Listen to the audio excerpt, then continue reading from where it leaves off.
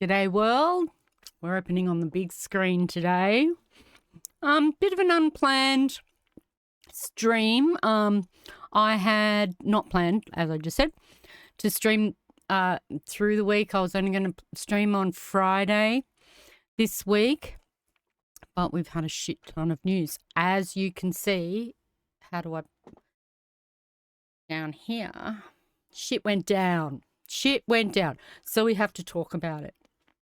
All right, and today's going to be very news heavy. I don't even know if I'm going to get into any gameplay at all today. So today is all about what's been going down. So let's get into it. Let's get into it. We're going to do a bit of exploration into sort of the causes and stuff because I was looking at this stuff earlier in the week. What am I going to show my stream? You know, this event happened, I'll add that one. And then that event would get superseded by another. And then that event would get superseded by another. And then now this is where we are. And so I reckon what we'll do is we'll go backwards. All right. To find out how we got to here. So Iran last night attacked Israel. Sent a barrage of missiles into Tel Aviv. However, it struck a military target, I believe a Mossad headquarters that is headquarters right there in the middle of all those civilians in Tel Aviv, and also hit an air base from my understanding. So, yeah, no civilians. Oh, no. Correction. I do believe one Palestinian was killed from some shrapnel or something, some debris that came off. So there was somebody that passed, but I mean, when we're talking about the most advanced military in the world and its ability to target its targets and not hit whole neighborhoods of civilians at the same time. And then we have Iran, who sends in apparently about 180 missiles into the center of Tel Aviv and only hits a military target. I don't know what to say. I don't know what to say. And, you know, we talk about, or we always hear from Israel about how Hamas are using the civilians as human shields. And recently, over the last week, and I talked about this last stream, and how Israel says, you know, Hezbollah operates out of civilian areas, and we saw all those stupid graphics that are just absolutely insanity. CGI, you know, they think that they can show us some CGI and that's somehow the evidence of missiles in people's lounge rooms, you know, just and saying that Hezbollah is operating out of civilian areas. And here we have a military base right in the middle of Tel Aviv, the capital of Israel. So I don't know what to tell you. Anyway, we're going to move backwards. So this happened last night. I was actually awake and it happened so fast. It was incredible. 1 minute I saw a headline that said US has intelligence or something that Iran was planning a strike. And I went, okay, I'm going to go over to Twitch, see if Hassan's going to come on or anything like that. I go over, Hassan's not quite on yet. I go in, I think it was Cine Marxism or someone. No, what was his name? I'll show you who I went and watched. Apparently he's a little bit controversial. This guy. See, all recent Ugopnik Twitch. It was pretty interesting, you know, like, and there was about probably 2,500 people in there before he finished. You did really well today. So it was pretty interesting. And so I went in there and hung out there for a little while till Hassan came on. So watched a little bit of that and went to bed because it was like 4:30 in the morning here in Australia. Yeah, that could be someone to go check out. A little bit controversial though, I hear. So, but you know, I gave him a follow. I thought it was pretty good stuff. Pretty good commentary and good reacting and stuff. And the community seemed on point. So anyway, so let's work backwards. We're going from the attack that occurred last night, and then we're going to look at what triggered that, and do a little bit of a history lesson on Hezbollah and stuff as well. So let's have a look. To the crisis in the Middle East now, and Iran has launched almost 200 missiles at Israel, targeting key military sites in widespread strikes. Benjamin Netanyahu is already vowing retribution. But Iran has threatened Israel with a crushing attack if it retaliates. The US says it's a severe escalation and comes as the IDF continues its ground offensive in Lebanon. John Paul Gonzo has more. From Tel Aviv to Jerusalem, across Israel's north and south. A major new aerial attack launched by Iran, avenging the killing of Hezbollah leader Hassan Nasrallah. Almost 200 missiles were fired at Israel, putting the country's Iron Dome defence system to the test. The majority of rockets were stopped, according to the IDF, but some still slipped through. Israel was given warning of the attack and, with help from the United States, managed to... Yeah, Iran sent through a heap of warnings beforehand that they were going to do it. This was a shorter warning than warnings they've given in the past. So apparently, they did a strike in May or something, and that strike they gave like a week or so warning. You know, we're coming, we're going to do this, and this is where we're going to hit. This time it was only a couple of hours apparently warning. So, but they did warn them, and they told them exactly where they were going to target. Limit its impact. But based on what we know now, the attack appears to have been defeated and ineffective. We stand with Israel, and we recognise her right to self-defence in the face of this aggression. Benjamin Netanyahu is promising a comprehensive response. Iran made a big mistake tonight, and it will pay for it, he says. The regime does not understand our determination to defend ourselves. In the moments before the attack, all we can do is hope that this was just a saving face thing. So last time Iran responded, they sent in a barrage of missiles. The majority of them were stopped by the Iron Dome again, which is the missile system from Israel that is like a self-defense system. It goes up and it blows up the missiles that are coming their way. And so they did that. That was in response to, I believe, the killing of... Oh, there was a couple of Iranian guys, I believe, that got killed, but also the killing of the Hamas negotiator, the main sort of political negotiator dude, and the diplomat, and Israel killed that guy, and I believe it was through assassination, in a foreign country, in Iran or something, and then. Iran responded with that barrage of missiles in May, but that was it. It was kind of like they have to show their people that they're going to respond, that they're going to do something about things. So it's like a saving face. And so hopefully that's what we're looking at here, and that things won't escalate further, but the rhetoric doesn't sound like it's really cooling off, you know. Last night, Iran said that, and there was 2 waves of rockets last night.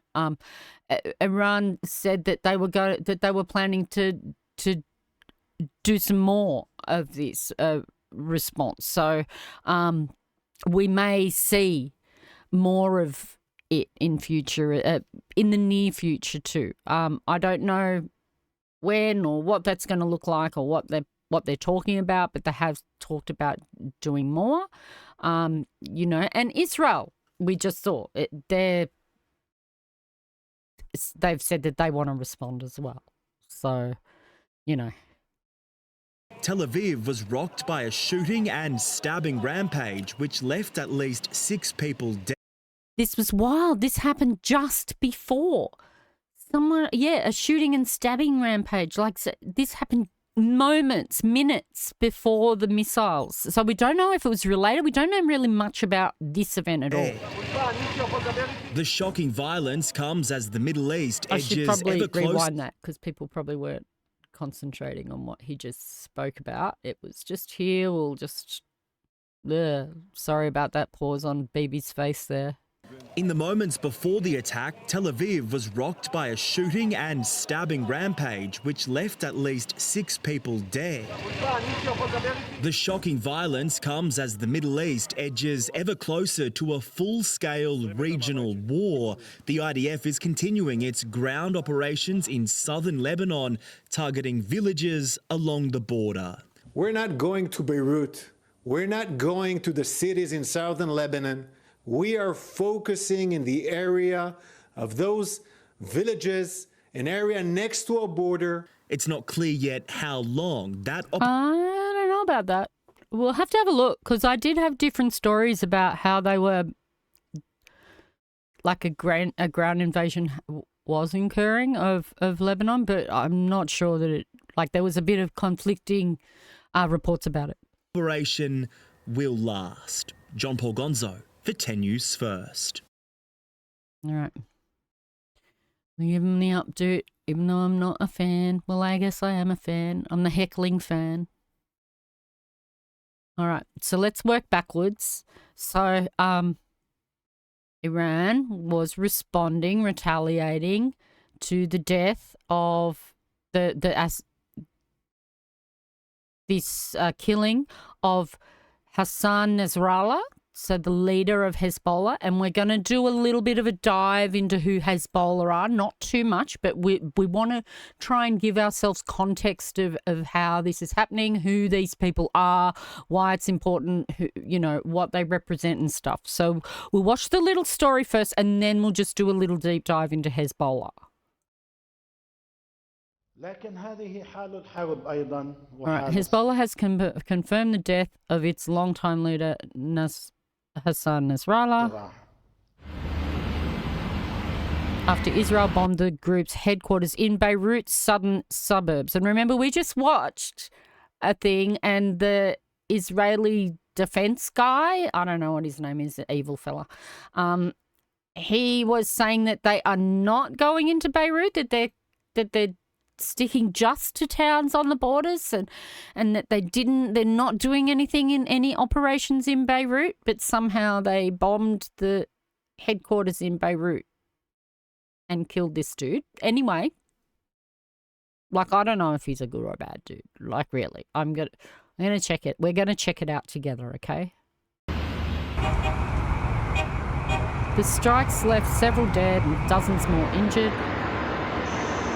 Footage shows strikes continuing throughout the night in the Da'iya neighborhood, while Israel targeted buildings that reportedly house Hezbollah. What, did that say weapons? Hezbollah weapons. No. We talked about this. הודענו רשמית על חיסולו של חסן נסראללה, ראש ארגון הטרור של חיזבאללה ב-30 השנים האחרונות. בתקיפה ממוקדת של חיל האוויר, אגף המודיעין ואגף המבצעים, אתמול בדאחיה שבביירות.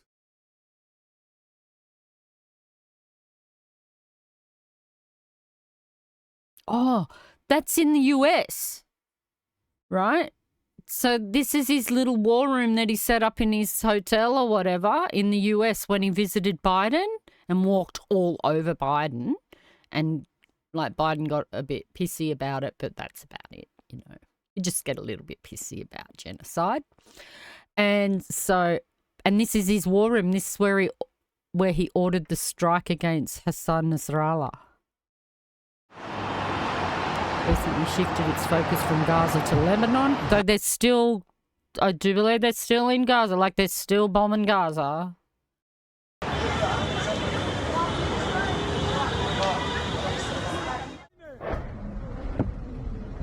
Yo, תראו כמה נפל פה. וואו. Okay. Alrighty. That one's from Guardian. All right. So I said we're going to do a little bit of a deep dive so we can learn about this guy. Let's find out. Or at least let's learn about Hezbollah. See,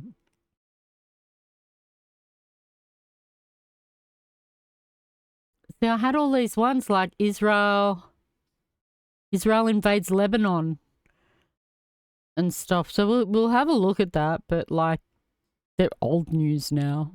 Like literally old news. And I was like, I do not want to be totally consumed on Friday by just so much news. So I thought I'm going to come in, I'm going to talk about this today.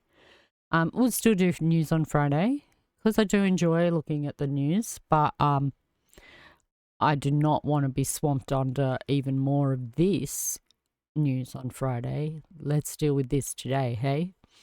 So Hezbollah, let's have a little read. We're going to just look at this introductory part. I know it looks a bit long, but we're going to get some historical narrative, okay? And we're looking at a pretty mainstream source here, all right? Wikipedia requires it to be, it requires everything to be sourced by very mainstream sources. We're looking at the normie view, okay? This is pretty much the normie view, okay? It's evidenced, this is what we're going to see now. Okay, Hezbollah is a Lebanese Shia Islamist political party. So what's Shia Islamist? Why isn't it going to pop up for me? It's is the usage of Shia Islam in politics. So I believe that's what they're under in no, I'm not going to say. Most study and reporting on Islamism has been focused on Sunni Islamist movements. Iranian Revolution. Okay, so it's a branch of Islam, I guess. So it's a Lebanese Shia Islamist political party and militant group. Well, all governments have got a military, but let's move on. Its paramilitary wing is the Jihad Council. Wait, that did not say that yesterday. Not part of the country's official or legitimate armed forces. It's like yesterday when I looked at this, it said its political wing is the Jihad Council. So that's a bit interesting. That definition has changed there. Hezbollah was led by Secretary General Hassan Nasrallah from 1992 until his assassination just a couple of days ago. Hezbollah was established by Lebanese clerics, so priests, primarily to fight the 1982 Israeli invasion of Lebanon. Now, let's read that again. Israeli invasion of Lebanon, okay? This was also called the second Israeli invasion of Lebanon. Let's note there who is doing the invading yet again, right? It adopted the model set out by Ayatollah Ruhollah Khomeini and after the Iranian Revolution in 1979. So since then, close ties have been developed between Iran and Hezbollah. The organisation was created with the support of 1,500 Islamic Revolutionary Guard Corps instructors, and aggregated a variety of Lebanese Shia groups into a unified organisation. Hezbollah articulated its ideology in a 1985 manifesto. So this is 3 years after the second invasion by Israel, right? In a 1985 manifesto published during the Lebanese Civil War, which 1975 to 1990 civil war, right, within Lebanon, which outlined the group's key goals. The expulsion of Western influence from their country. I mean, we don't want to be influenced by theirs. Isn't that something that we always go on about? We don't want that influence in our society, like we're somehow special and different to that. So they want the expulsion of Western influence from their culture and society.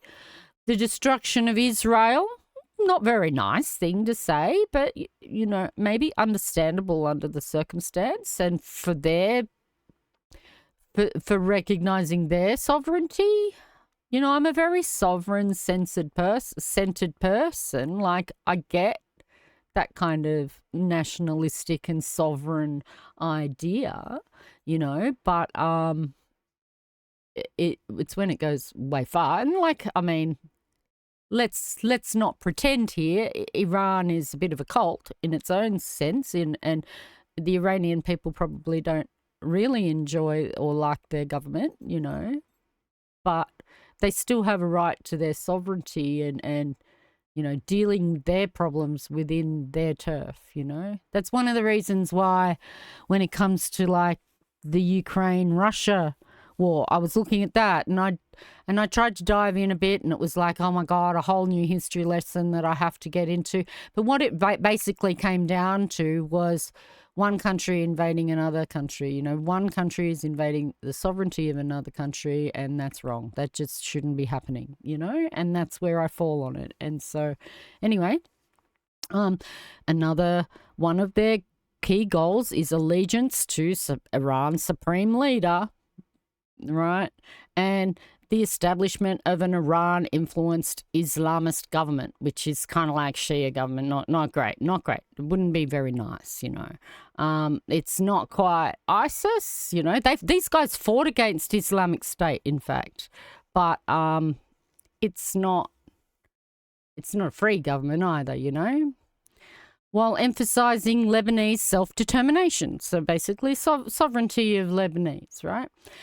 The group is believed to be responsible for the bombings of the US Embassy and American and French barracks in Beirut in 1983. And remember, Beirut is the capital, largest city of Lebanon. So they bombed the US Embassy. Not a great... Embassies are supposed to be like sovereign land, you know, like within another country's land. That's why you can't encroach on it. And what they did to Julian, where they went in and arrested him out of the Ecuadorian embassy, Julian Assange, you know, they've come onto another country's land, but that was with permission. But still, you know, like that's why he was able to hide in the embassy or able to take refuge in that embassy for so long, because it is sovereign land. You can't just go in there, right? So it's not a good thing.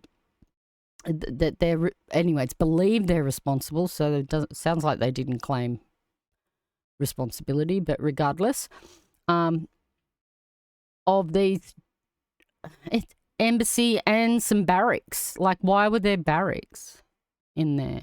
Who were they supporting? See, we're going to have to dive real deep if we're going to go into that. I'm not doing that, don't worry. As well as later attacks, including bombings and hijackings. And I think I've heard about like some plane hijackings that they might have done. Hezbollah also participated in the 1985 to 2000 South Lebanon conflict, an armed conflict that took place in Israeli-occupied southern Lebanon from 1982 to 1985 until Israel's withdrawal in 2000. Like, is this a separate thing to the 1982 invasion of Lebanon? Like, holy shit. It's why I don't support Israel, because they don't support they don't respect the sovereignty of other countries. Anyway, so they participated in the 1985 to 2000 South Lebanon conflict against the South Lebanon army. So it sounds like a bit of a civil war thing going on there. And Israel fighting the latter during the 2006 Lebanon war, also called the 2006 Israel-Hezbollah war, and known in Lebanon as the July War, and in Israel as the Second Lebanon War, was a 34-day armed conflict in Lebanon, northern Israel and Golan Heights. Golan Heights is part of Syria. Anyway, all right. Fighting the latter during the 2006 Lebanon War as well. During the 1990s, Hezbollah was also organised volunteers to fight for the Army of the Republic of Bosnia and Herzegovina. Okay. during the Bosnian War. All right, and they've got some interests aligned there, obviously. Since 2012, Hezbollah involvement in the Syrian civil war has seen it join the Syrian government in its fight against Syrian opposition, whose uprising Hezbollah described as Wahhabi Zionist conspiracy. And, you know, I'm kind of like, maybe they're right. I don't know, but I don't agree with that whole shit that went down in Syria either. A sovereign country, not our place to be getting involved, you know, not our place, not our country. Stay out of there. Anyway, now there's a whole civil war going on in there, and yeah, anyway.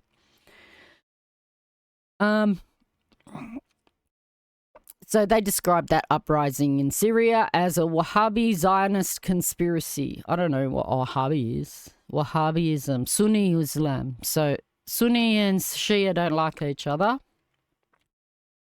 Obviously, between 2013 and 2015, I don't want to get too much into it. I don't know what sort of things I'm saying sometimes with those. I don't know much about Islam. So, you know, people are free to follow what they want. That's my opinion. But I don't know much about like the details of each. I wouldn't call them of each movement. All right, within Islam. Between 2013 and 2015, the organisation, we're talking about Hezbollah, deployed its paramilitary in both Syria and Iraq to fight and train local militia to fight against ISIS. All right, the Islamic State. All right, Hezbollah has been described as a state within a state and has grown into an organisation with seats in the Lebanese government. And we mentioned this last stream, I believe, that they are part of the Lebanese government. They're not separate from it. They have members that are part of the Lebanese government, part of their parliament. They have a radio and a satellite TV station and social services. So this is okay.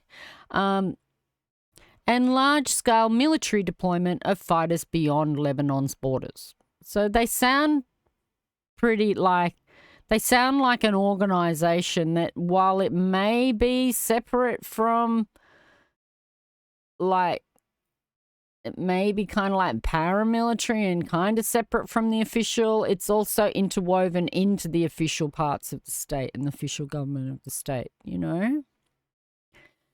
Since 1990, it has participated in Lebanese politics. Since 1990, so 34 years, it's been involved in the politics of Lebanon, right? In a process which is described as the Lebanization of Hezbollah. So it's gone back the other way too, where Lebanon has softened Hezbollah's stance, you know, and made it more come into their politics and become more cooperative, I guess. Later participated in the government of Lebanon and joined political alliances. After the 2006-2008 Lebanese protests and clashes, I don't know what these ones were, sit-ins in Lebanon, led by groups that opposed US and Saudi-backed government of Prime Minister Siniora. That's a whole other, like, this area, you know, this whole region has just never settled down.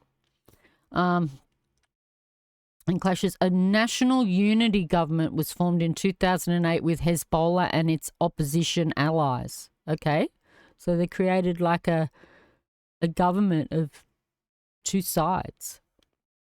In August 2008, Lebanon's new cabinet unanimously approved a policy statement that recognises Hezbollah's existence as an armed organisation and guarantees its right to liberate or recover occupied lands.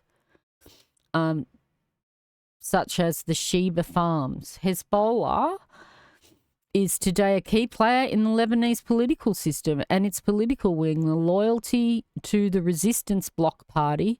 Oh, well, okay, so this is its political wing, the Loyalty to the Resistance Bloc. And what, okay, they hold 15 seats in the Lebanese parliament. Okay, remember this. Remember this. We're going to look at some Australian media about this. Remember this. that they are a key player in the Lebanese political system and its political wing, right? And that that its political wing holds 15 seats in the Lebanese parliament. Remember this. Hezbollah's support within Lebanon is limited, especially after being blamed for the 2020 Beirut port explosion. Wasn't that just a bunch of chemicals that were left in a warehouse? Has there been... What? That was just a bunch of chemicals that were left to, like, get hot in a warehouse. Anyway, okay, let's move on. Hezbollah's support within Lebanon is limited, especially after being blamed for that port explosion and the obstruction of accountability efforts. Maybe it was their chemicals.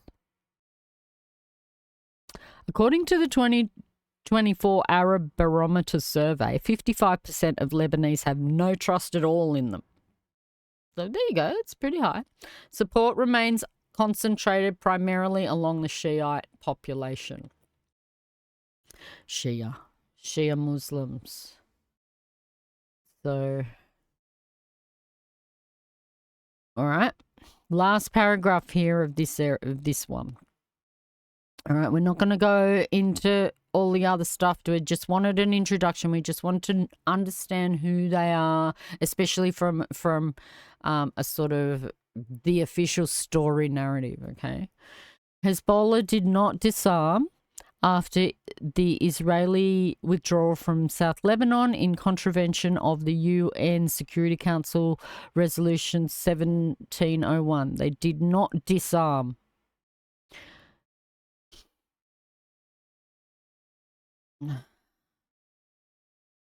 Why would they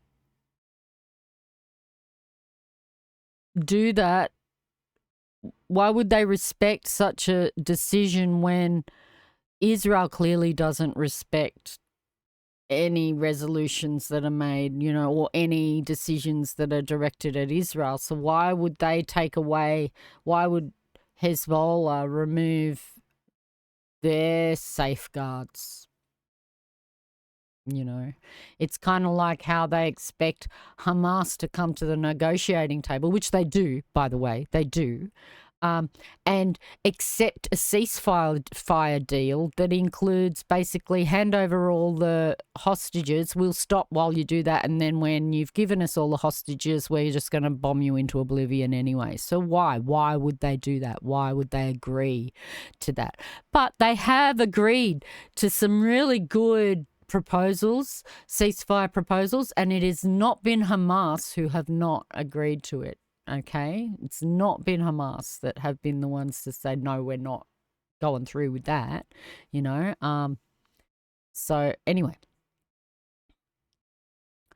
From 2006, the group's military strength grew significantly, with its paramilitary wing becoming more powerful than the Lebanese army. Okay. The entire organisation, or its military wing alone, has been designated as a terrorist organisation by several countries. Not all countries, several countries, including most Western nations. So I believe they are designated as a terrorist organisation in Australia. And let's have a quick look at the normie definition of that. Several national governments, 2 international organisations have created lists of organisations that they designate as terrorists. And so there's a bit of a definition for it. It doesn't really give us a definition of what a terrorist is, I guess. But so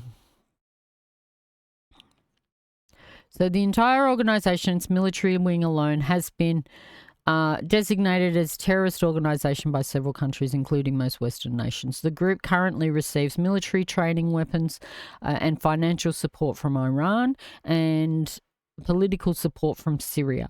Although the sectarian nature of the Syrian war has damaged the group's legitimacy, it maintains strong alliances with the Iran-led coalition of militant groups across Gaza, Yemen, Syria and Iraq.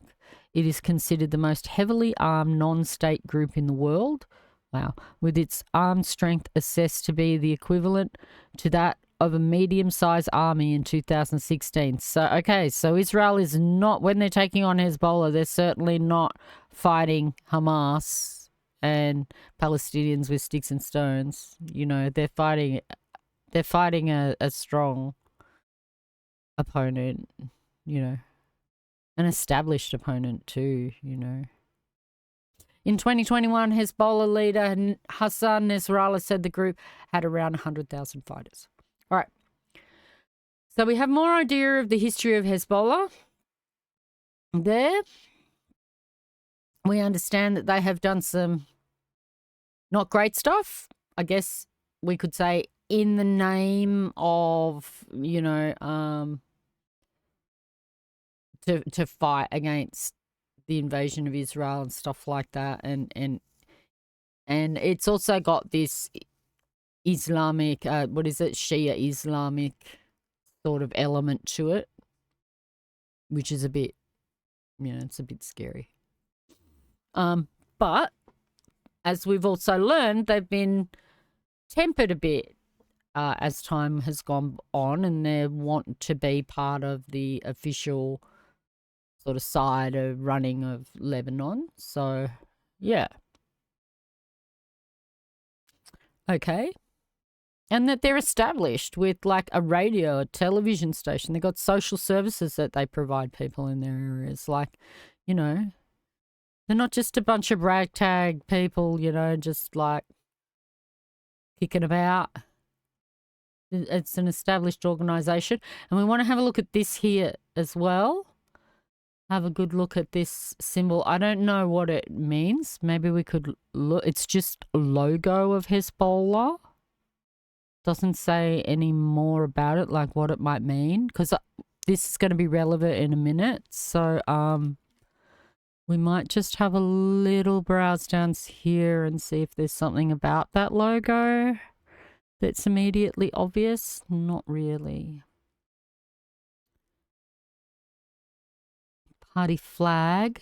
So it's okay. So it's the flag of the 15 members in the parliament too. Okay. All right. I don't know. It's probably in there somewhere, but I don't want to spend hours looking for what that actually the flag means. All right.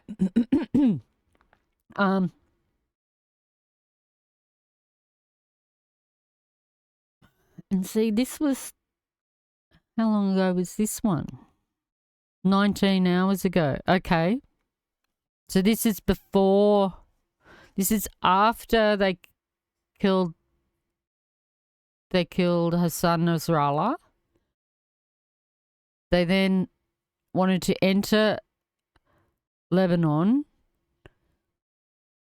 to try and track down the rest of Hezbollah, yeah? I don't know that I really want to watch this one because it's got...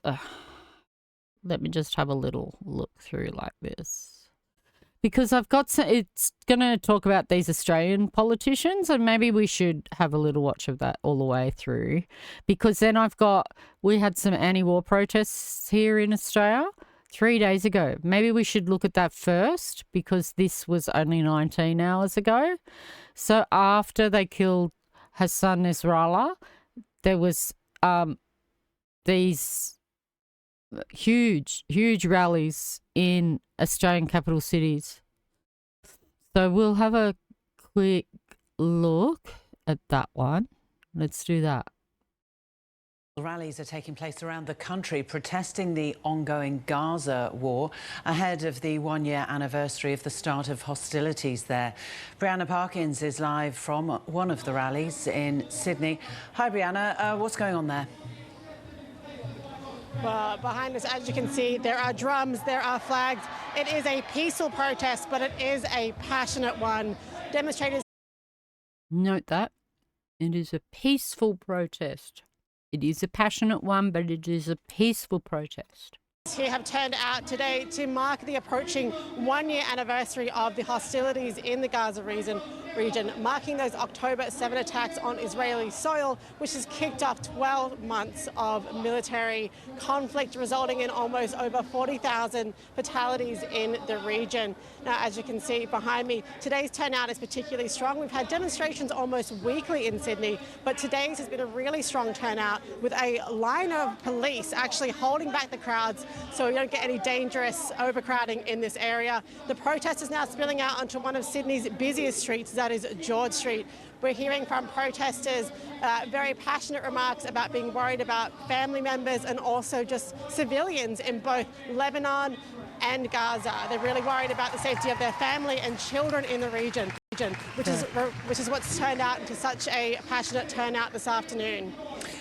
How would you say that the recent violence in Lebanon is affecting these protests? Well, as you can see behind me, the Lebanese flags almost outnumber the Palestinian ones. The cedar tree, a proud symbol of a proud Lebanese community here in Sydney. We have over 170,000 people with Lebanese heritage in the state, with many concentrated right here in Right, we have a lot here. I went to school with heaps of Lebanese people. the city. And we've seen from talking to protesters that the recent airstrikes on the capital, Israeli airstrikes targeting Hezbollah's longtime leader, have caused a lot of concern for family members and just children in the region who have been affected in those civilian casualties. We spoke to one mother, and this is what she had to say. We're here today for humanitarian reasons, nothing more. We want this to stop. We want children to stop dying. We want mothers to stop dying. We want people to go to school. We want them to finish school. We want people to live in peace. And that's the only thing we want. And I brought my kids because I want them to understand that they need to use their voices. Israel should stop bombing, stop all the bombing, stop all the shootings. They should let the countries go. Politics aside, there's been too many people who've lost their lives, and that should be the focus on everyone. It's children that are dying every day, innocent people that are dying every day. So we want the world to know what's really going on and who the real enemies are. Casualties have so far reached almost 40,000 in the region, with protesters promising to keep returning until a peaceful resolution is reached. That was a really good report.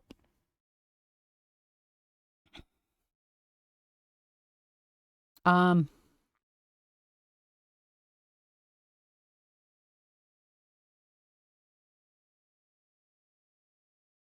just deciding which direction I want to go here because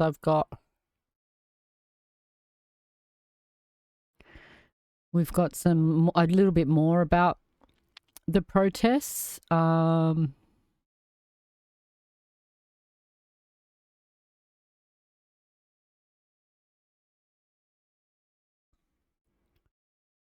Let's look at this one.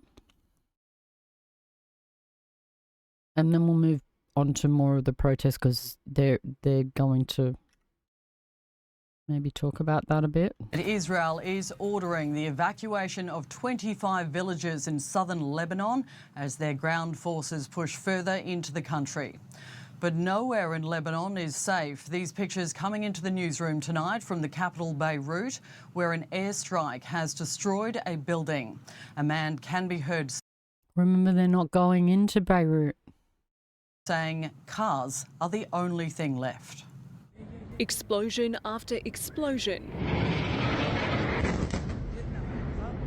Israel intensifying its assault. And they justify this and hitting the civilians and everything by saying that there's weapons in the houses, right? And then they show us some fancy graphic like that proves something, okay? Same story that we heard about Hamas and stuff like that, and we've already talked about this. You can't be letting off missiles out of your attic. It's not good for the lounge room underneath. On Lebanon, its offence no longer limited to so aerial that's not attacks. happening. Troops have now hit the ground in the country's south, which is of real concern to the families that remain there, predominantly vulnerable families who don't have the capacity to leave for Beirut. But Beirut is far from a safe haven. That's right. When you hit these areas, and even if you're telling people leave, even if you're warning people to leave and they say they warn them, they send them texts, they drop leaflets, whatever they do, and they send out these warnings to leave the area. Anyone that can is leaving, but it's the vulnerable people that are left behind, people that can't walk, people, the old and infirm, right? They're the ones that are stuck, right? And the poor that can't afford to just pick up and leave, right? So the most vulnerable civilians of the region are the ones that get hit. The capital continues to be peppered by coordinated strikes, some near the airport where commercial planes are, for now, still landing. This desperate father digs through the rubble, trying to find his family. Hezbollah has hit back, firing long-range rockets targeting an Israeli military intelligence base near Tel Aviv. The IDF tonight warning civilians in more than 25 towns in southern Lebanon to evacuate, continuing to claim they aren't the targets, but their proximity to Hezbollah is putting their lives in danger. But even before the grounding... So when are they planning to, like if Iran's warning that they're going to, bomb Tel Aviv, are they telling all the people? I guess they do tell them to leave. They tell them all to go into bunkers, and note that all these surrounding areas, they don't have bunkers like Israel have got bunkers. Like they have like a whole tunnel system of bunkers in Israel, just to put it that way. So, there's places for the civilians to go. Not that justifies, I don't want anyone dying, right? Normal people just want to live their lives. They want to wake up in the morning, go and do what they've got to do to survive and live, and come home at night, make dinner, look after their family, watch a movie and go to bed. That's what normal people want to do. Right? They're not interested in this shit. This shit is domestics between leaders, and we're all stuck in the middle of it. We all get stuck in the middle of it, right? And so any deaths of civilians, it's on either side is a tragedy. Is a tragedy because we're all stuck and we don't get a say. We don't get a fucking say. Oh yeah, I get to vote once every few years, and I have to be grateful for my right to vote that I have, and I am grateful for the right to vote. But I feel like it does nothing when something like this happens and I don't get a say, or something like AUKUS is designed and I don't get a say. I don't get a vote on that. What, I get to vote for shit or shit light where there's no real difference between their policies? That's the say I get? I don't get a say in this. No one gets a say in this. The civilians, the Israelis people, the civilians in Gaza, the civilians in Lebanon. We don't get a say. We just get bombed. Invasion. At least 90 people were killed in the latest attacks, according to Lebanese officials, Israel describing them as targeted raids. Tensions in the region exploding following the assassination of the head of Hezbollah. But Israel isn't only taking aim at Hezbollah and Lebanon, issuing this warning to Iran. There is nowhere in the Middle East Israel cannot reach. There's nowhere we will not go to protect our people and protect our country. There are estimated to be at least 15,000 Australians Nowhere. in Lebanon. Do you hear him? Nowhere they will not go. So there is no limit. And I just keep saying to people, they want Greater Israel. Greater Israel. That is what they want. And I'll show you what Greater Israel is.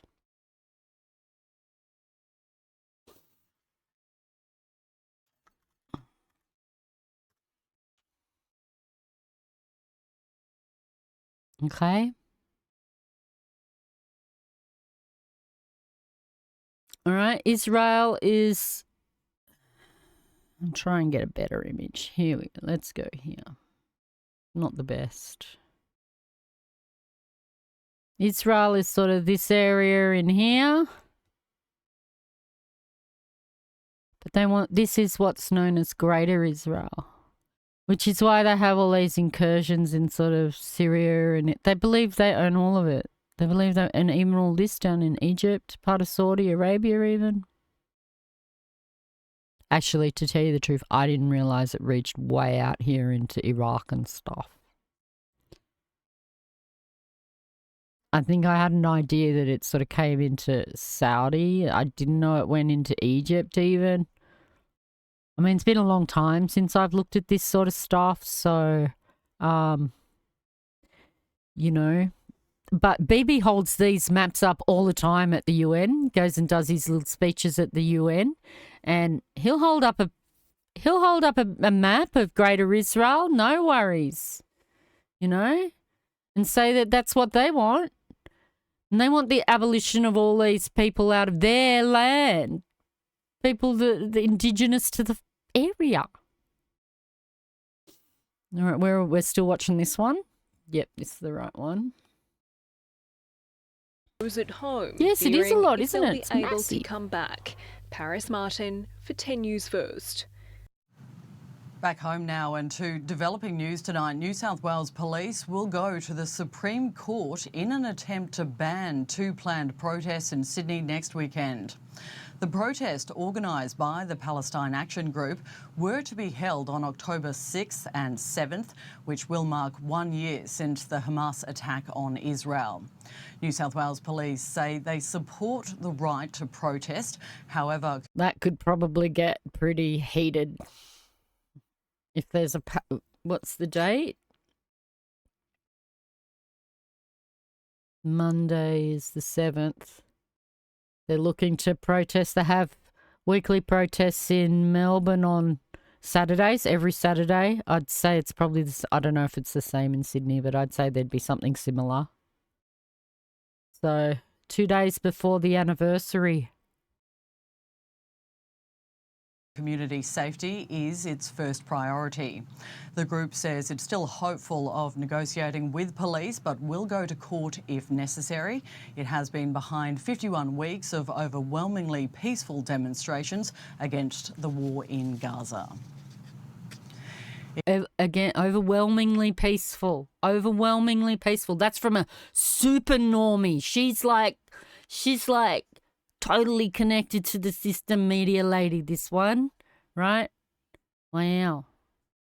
And even she felt obliged to point out that it has been mostly peaceful. It comes as opposition leader Peter Dutton is being accused of using rising tensions over the Middle East crisis for his own political purposes. Network political... I really don't like him. Okay, let's listen to this journalist. Editor Ashley Raper joins me now for more on this. And Ash, Peter Dutton's demanding that protesters carrying Hezbollah flags have their visas revoked. Yes. Thing is, they were probably born here. They were probably people that were born here. Ursula, the opposition leader called for it yesterday and repeated it today. Now, the Home Affairs Minister Tony Burke says he is prepared to cancel visas of protesters, but at this stage it isn't clear if any of those involved are on visas. He's also accused Peter Dutton of trying to raise the temperature in this debate when the... Protesting is not illegal. Protesting is a fundamental cornerstone of democracy, right? It's brought about significant progressive social changes throughout history. You cannot achieve that with like a nasty worded letter to your local MP, right? It is a cornerstone of democracy. It's a feature, like part of what makes it democracy, right? We might not agree with the cause of someone's protest, but we should always support their right to protest in a free democracy, you know. As a fifth generation Australian, right, the idea that people applaud anti-protest sentiment and that there's even some push, especially by the so-called like freedom-y type parties, you know, like the Liberal Party and the National Party, anti-protest sentiment, right? That is frightening encroachment on traditional Australian values. That's part of what makes Australia Australia. It's part of what makes democracy and the West the West. We hear about we're horrified when we see crackdowns on protests in Hong Kong or whatever, but this is acceptable? No, it's not acceptable to crack down on protest. It's not acceptable. It is anti-democracy. Government certainly doesn't want this debate escalated. It's trying to straddle messaging in terms of condemning and saying it's unacceptable, the flying of Hezbollah flags that we saw at protests on the weekend, but also... Okay, so they're worried about the flying of that flag that we were looking at, the logo of Hezbollah, because Hezbollah is designated a terrorist organisation, they consider that flag to be a hate symbol in the same vein, I guess, as the ISIS flag. A Nazi symbol, you know, the swastika. So they consider it in that same vein. Remember that Hezbollah are part of 15. They've got 15 members who use that same flag, that same symbol for their parliamentary wing, the parliamentary wing. Okay, their government wing. So we're going to look at more into all this commentary that our government ministers had to say about this too. And I think they do a little bit of a deep into it. They do some here. Let's have a listen. Trying to show that it understands the hurt within the Lebanese community in Australia. Well, there's no place for mourning a terrorist leader. It's unacceptable for the Prime Minister of our country not to stand up for our best interests. Parliament. Lebanese Parliament. They're mourning the death of the leader of Lebanese Parliament. Like, they're of that party. I don't want to give any equivalents here. I'm sure you can come up with them yourself if we were looking at our own parties. Peter Dutton wants to do is use this for his own political purposes. Fear-mongering, division. She's right. There are still thousands of Australians in Lebanon, and the government is repeating its calls for them to try to get on to commercial flights and leave while commercial flights are still flying. Now, the Prime Minister has also said that the government is exploring options to help get people out, but at this stage, things like charter flights or boats haven't been announced. Ursula.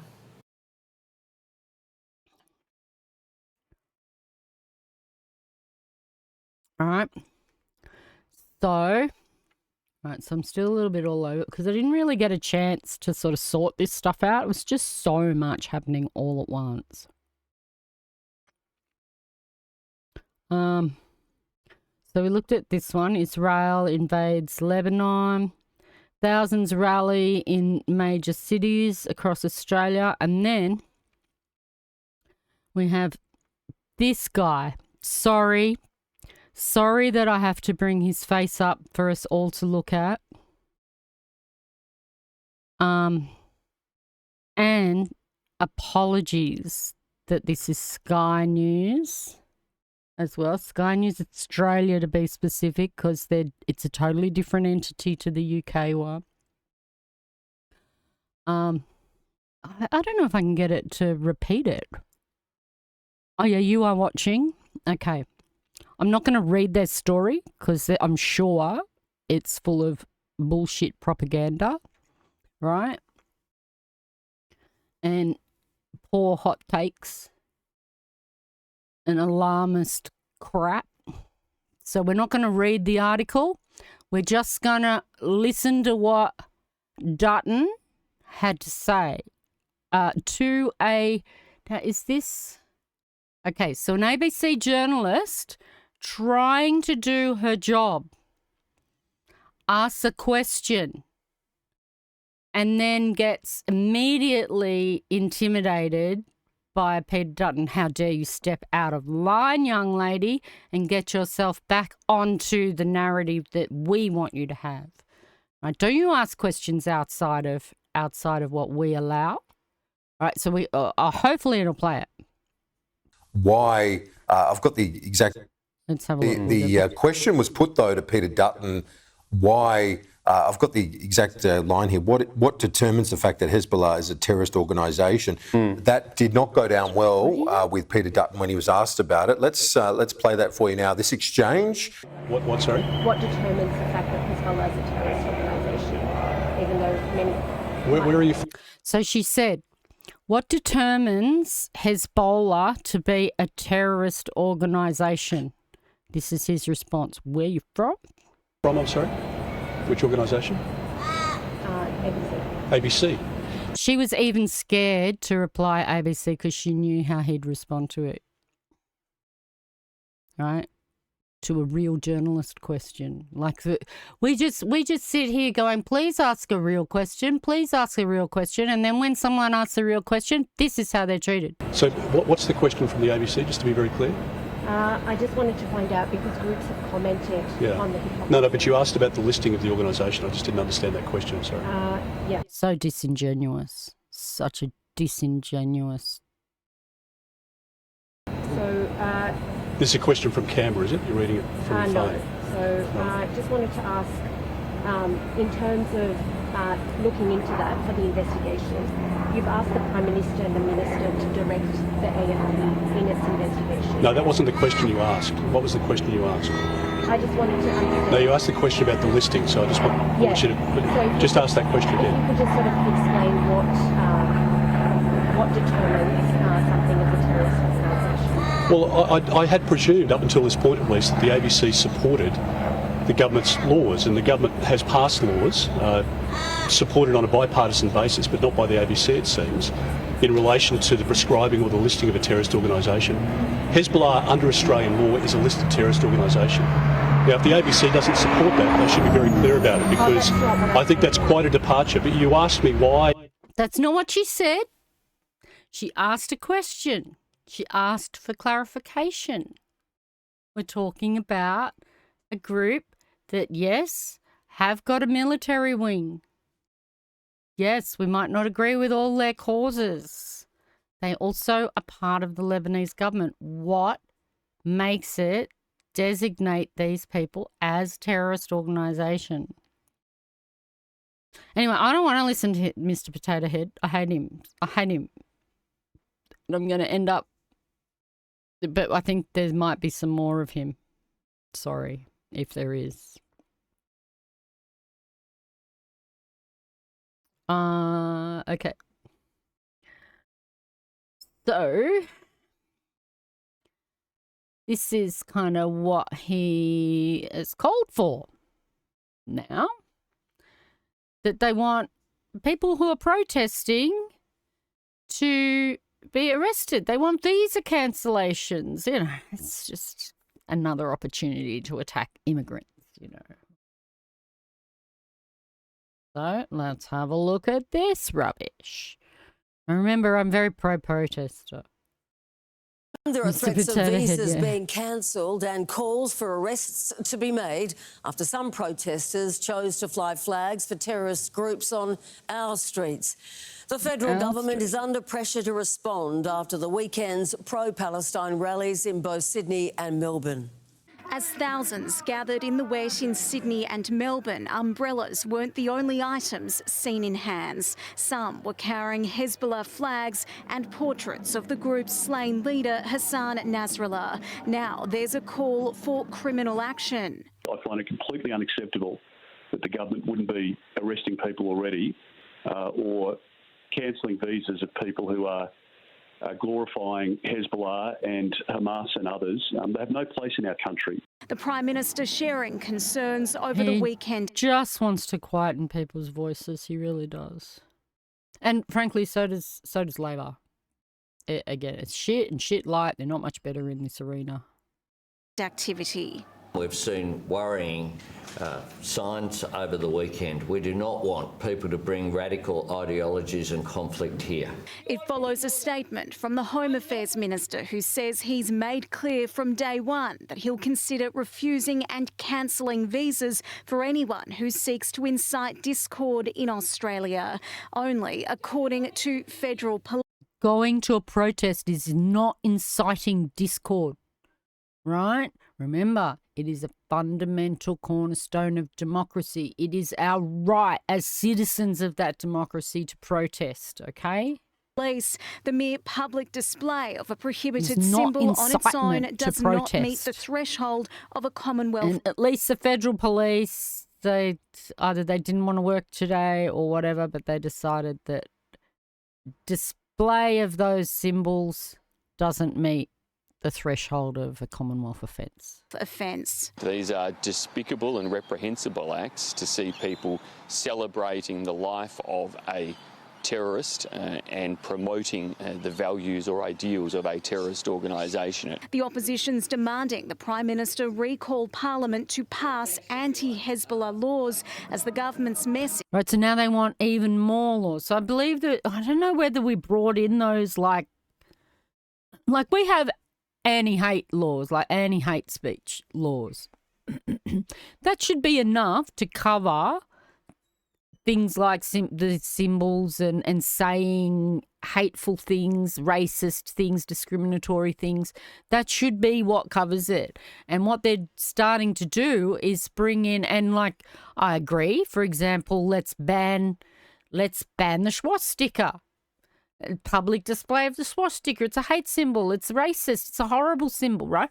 I get it. But once you start, then you go down the road of now the next one that needs to be banned and the next one that needs to be banned and the next one that needs to be banned. We have a law that covers hate speech, and that should do the job. That should be enough. We should now be taking individual things and choosing these individual things that need to be pointed out, because we're just going to have a massive long list of things that are just banned, not allowed. And then we'll never be allowed to talk about anything either, right? It's still an important discussion that these people are trying to have. It remains this. Any support for a terrorist organisation should and will immediately draw the attention of our security agencies. And they're watching as October 7 approaches, marking 1 year since the Hamas raid on Israel. Alice Hogg for 10 News First. And note, just like any of the other creators that have been on, if you say anti-Semitic shit or whatever, or you celebrate any of this stuff in my chat or my comments on YouTube, I will delete them. I am not going to allow that sort of material to stay on my content. All right, I'm not trying to quieten alternative voices, but I will not have inciting speech, like actual inciting speech, or hate speech, you know. Basically, that's what's illegal, you know. But if you are sharing your like an actual opinion, that's different. But if you want to express horrible thoughts about other people, nations, or you know, things like that, then I will remove those. So just a heads up for people on that. I believe they call it no Fed posting, please. No Fed posting on my stuff. Okay.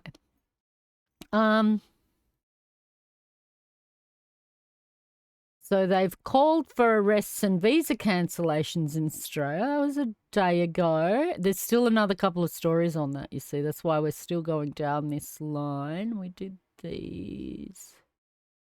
Iran launches missile attack. We've done all of those. And so lastly, on those protests, it looks like they're going to go ahead. This story came up just before I started the stream, so I figured I may as well wait and watch it with y'all. The organisers of a pro-Palestine protest have vowed to continue with their October 7 demonstration in Sydney, despite New South Wales Police trying to block the rally through the Supreme Court. Lachlan Kennedy has more. The organisers of two pro-Palestine events this coming Sunday and Monday have slammed the decision by New South Wales Police to go to court to obtain an order to stop their events. The Palestine Action Group has called the move from the New South Wales Police Commissioner outrageous and I mean, I get it. It's going to get quite heated, but it might get quite heated. I hope it doesn't, and I hope that people stay peaceful. But, often the police, they'll go there, they push some buttons to make sure that it does get heated. But I guess we'll have to wait and see. Let's not anticipate. I have to stop anticipating everything. Huge attack on their democratic right to protest. Police, for their part, issued a statement last night saying they're not convinced the two events, a protest and march on Sunday, then a candlelight vigil on Monday, could proceed safely. Organisers say, though, they've only been told of this through the media and it won't proceed safely if they're not given permission. That's how I think that's what I think would happen. Like, I'm not going to any of this stuff, but I reckon if they don't give them permission and it has to go ahead, like they just decide to go ahead, then of course that's going to be problematic. And then the police are going to come in, try and crack down on them. People are going to respond, and it's going to be horrible. So,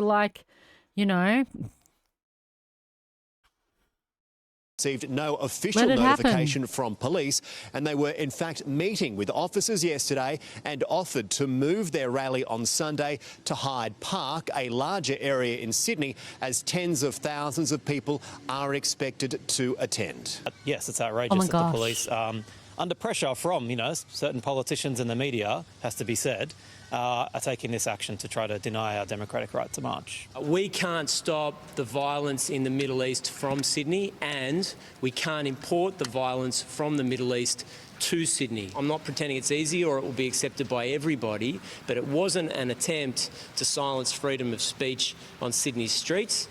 While there will be court proceedings this week, the Palestine Action Group says regardless of the outcome, they will be proceeding with their events, a mass rally on Sunday afternoon and a much smaller, they say, candlelight vigil on Monday night to mourn and remember those lives lost. They say as the war intensifies and expands in the Middle East, now more than ever, it is important they have the right to protest the conflict. I mean, yeah, how else do you express,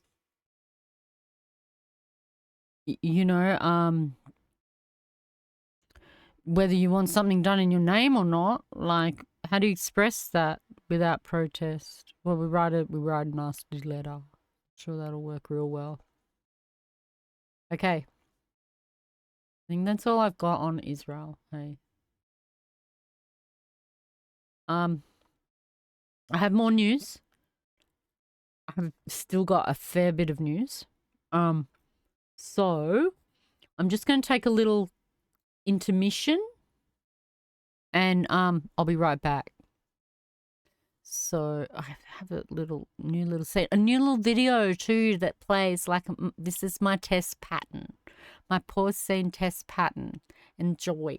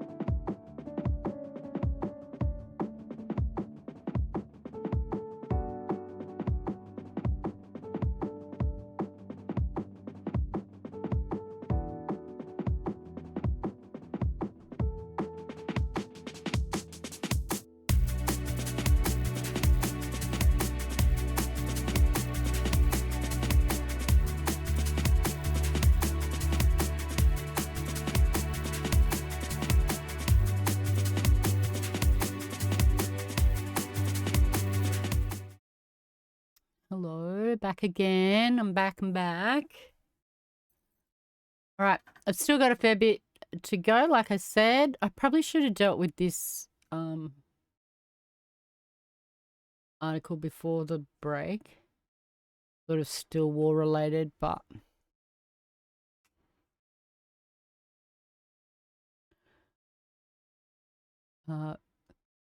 Ukraine and Russia. Just some really emotional footage, really. So it looks like something's happened here. We'll have a look at that as well, hey? This was 7 days ago, but it was just really... just shows how we're all kind of victims of the circumstance that these wars bring about. And this one shows compassion in action, you know, our humanity. So there's no like gory footage, but it is very emotional footage. Ukrainian drone tries to kill this Russian soldier, and then it comes back, well, the operator sends the drone back and instead saves the life of this Russian soldier. So Ukrainian Frontline Battalion has filmed its drone-led rescue of an injured Russian soldier. Steiger flies back to the place where the occupier is hiding. So actually, I remember I had to sort of rewind. They might repeat it again, but this is the initial strike of the bomb. And he was, I believe, under that covering there.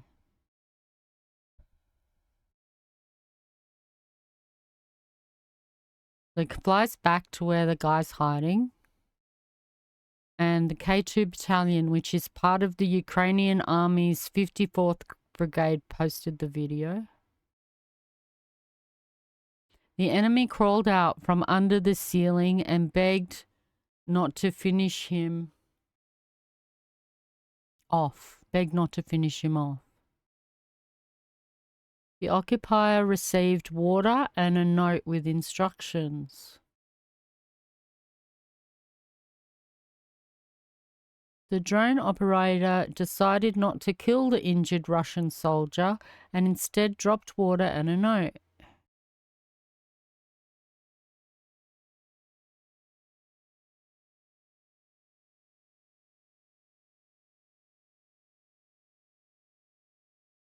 The note said, "Follow the drone on top of the trenches." I mean, that would take a lot of trust. I'd be like, I don't know about climbing out of the trenches. Mind you, the drone's like got him in his sights anyway, but yeah.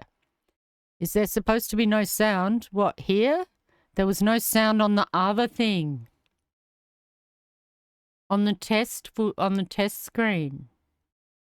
I don't know why it disconnected from that media source. It's a bit weird. Anyway.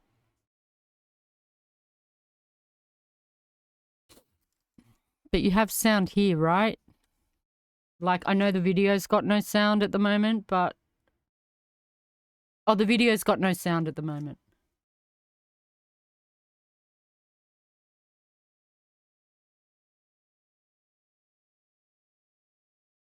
Sorry, I was super hungry, and I didn't think about that before I started the stream. Alright. So the memo said, follow the drone on top of the trenches.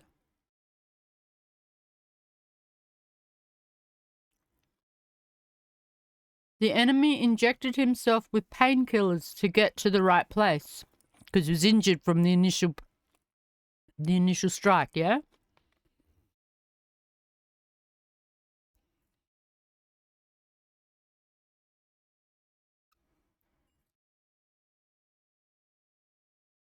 The soldier is then led across no man's land to a Ukrainian trench.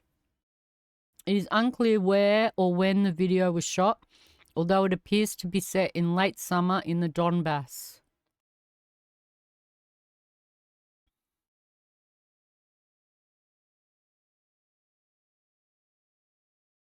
During the surrender, the enemy fell several times into sinkholes to rest. The occupier asked our soldier to give him some time for a smoke break. He's pretty badly injured. The video appears to be part of a sophisticated recruitment for the K2 battalion. I saw something else about that, but I let the video go. But about like a whole lot of Russian soldiers or something that they were recruiting, like that the Ukrainians were recruiting.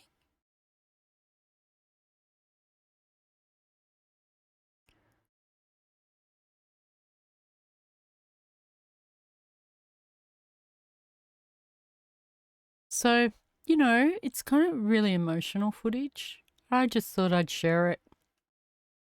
I know it was from 7 days. There's actually a full video that's released from like them, like actually through the Ukrainian group. How we took a prisoner with a drone. It's about 12 minutes long. You can go watch that. Did this one instead, just so that we could see it. And, you know, I found it incredibly emotional footage. But this just popped up on our sidebar while we were looking at that one. So we'll just have a quick look at this. Moscow troops have raised the Russian flag above the buildings in the frontline town of Voleda. Like, not their country. Get out of there. They go, oh, yeah, we're just going in there to clear out the Nazis. Not your problem, Russia. Get out of there. Go deal with your own Nazis.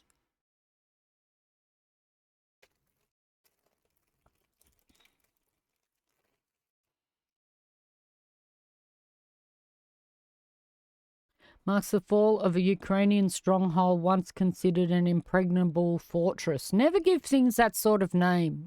Unimpregnable. You know. Once considered an, or whatever, you know, unsinkable.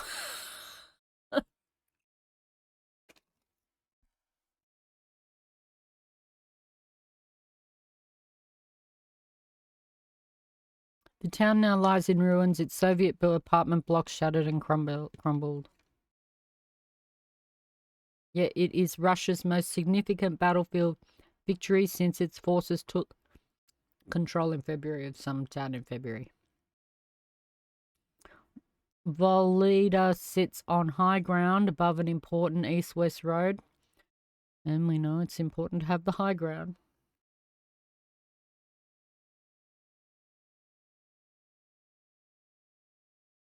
Which could be used as a launch pad to attack other Ukrainian military transport hubs.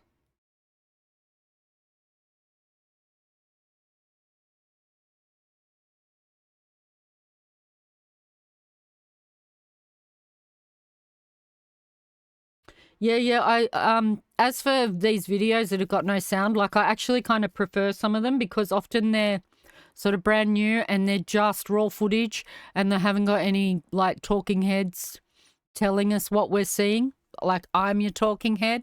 And so, yeah, so I do sometimes prefer to put up that, well, probably primarily I would prefer to put up that sort of raw footage that we get and where they just sort of tell us the facts of what's happened and then we talk about it, you know? Anyway.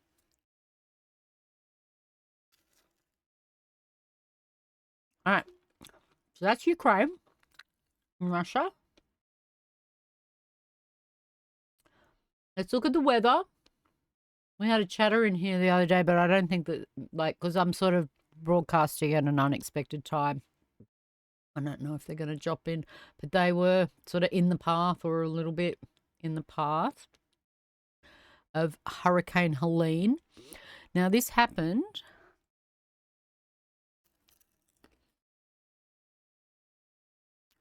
I'm an Australian streamer, surprise, shock, surprise, in North Carolina. North Carolina.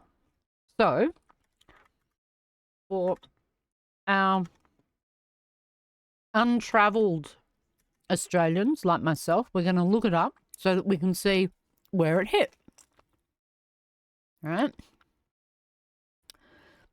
So,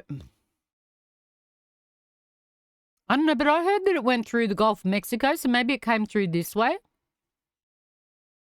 But I would think it would hit off of the coast here. I haven't seen any footage of where it actually comes in. So this is sort of where it hit. This region, both these regions, South Carolina and all that, I don't know if it came across this way. I was of the understanding that it came across the Gulf of Mexico.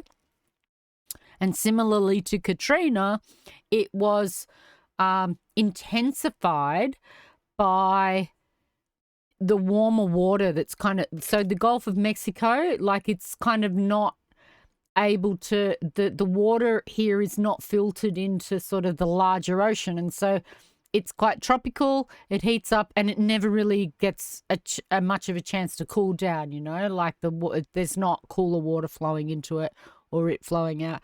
And so this becomes quite hot over the summer, and it makes hurricanes intensify, like heat in the water intensifies hurricanes, which is what happened during Hurricane Katrina, and it came across in here and was quite devastating. Well, they say it came across the Gulf of Mexico, and that intensified the strength of this hurricane. So Hurricane Helene. This is an unprecedented storm, and it's causing us to have an unprecedented response. This is the city of Asheville in the western mountains of North Carolina, 2,000 feet above sea level and hundreds of miles away from the nearest coastline. But such was the force of Hurricane Helene that nowhere in its path was safe. We are surging search and rescue teams to help rescue people who are still stranded but can't communicate because cell phone service is down. As many as 600 people are still on the missing list as search teams fan out across the state, navigating the world. A day ago. So we're still, a day ago there were 600 still missing, I don't know. First flooding to hit the region in a century, with thousands of downed trees, power and mobile outages, and hundreds of closed roads. The power of water, man. Power of moving water. Not the hurricane that causes most of the damage, it's the water that comes after the flooding. It's indescribable. I don't know, it just was covered in litter and trees and mud, and it's stinky, and it was all the way up the street up here. It just looked like the bottom of a river. And this is the surface of Lake Lure, an hour below the mountains of Asheville, now an apocalyptic stew of rubble and debris after Helene ripped through the state. That's why you don't swim in flood water. All right? Don't swim in it. Don't drive your car through it. If it's flooded, forget it. Right? Because it's got all that shit inside the water and it's moving at pace, and people go and swim in it where it's also gross, right? Dirty and got, you know, disease and everything, germs and everything in it. But there's also lots of debris that can wipe you out.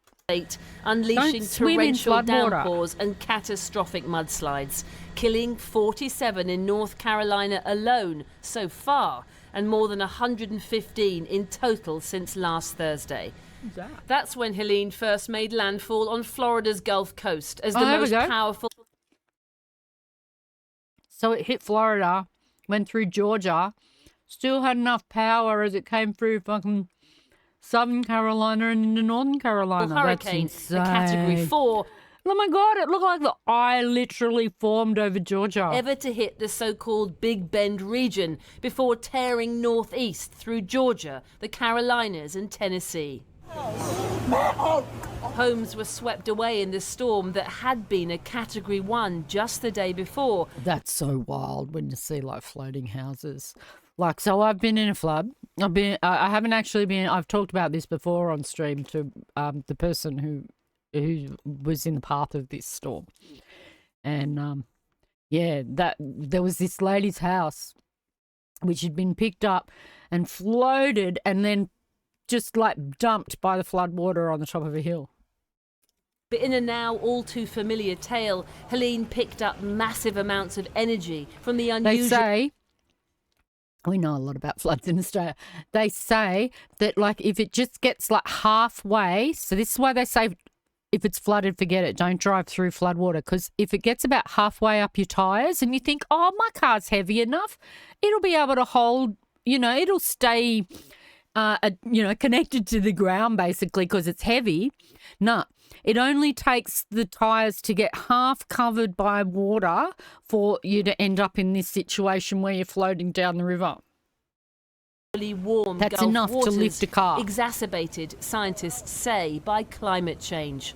The result was a 350-mile wide, devastating storm with wind speeds up to 140 miles an hour at their peak. And have you reached out to President Biden about federal relief efforts? No, I haven't reached out to him. No, I think he's sleeping right now, actually.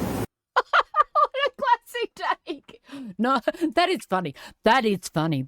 He'd make a good comedian sometimes, I think, No, I haven't reached out to him. I think he's sleeping right now.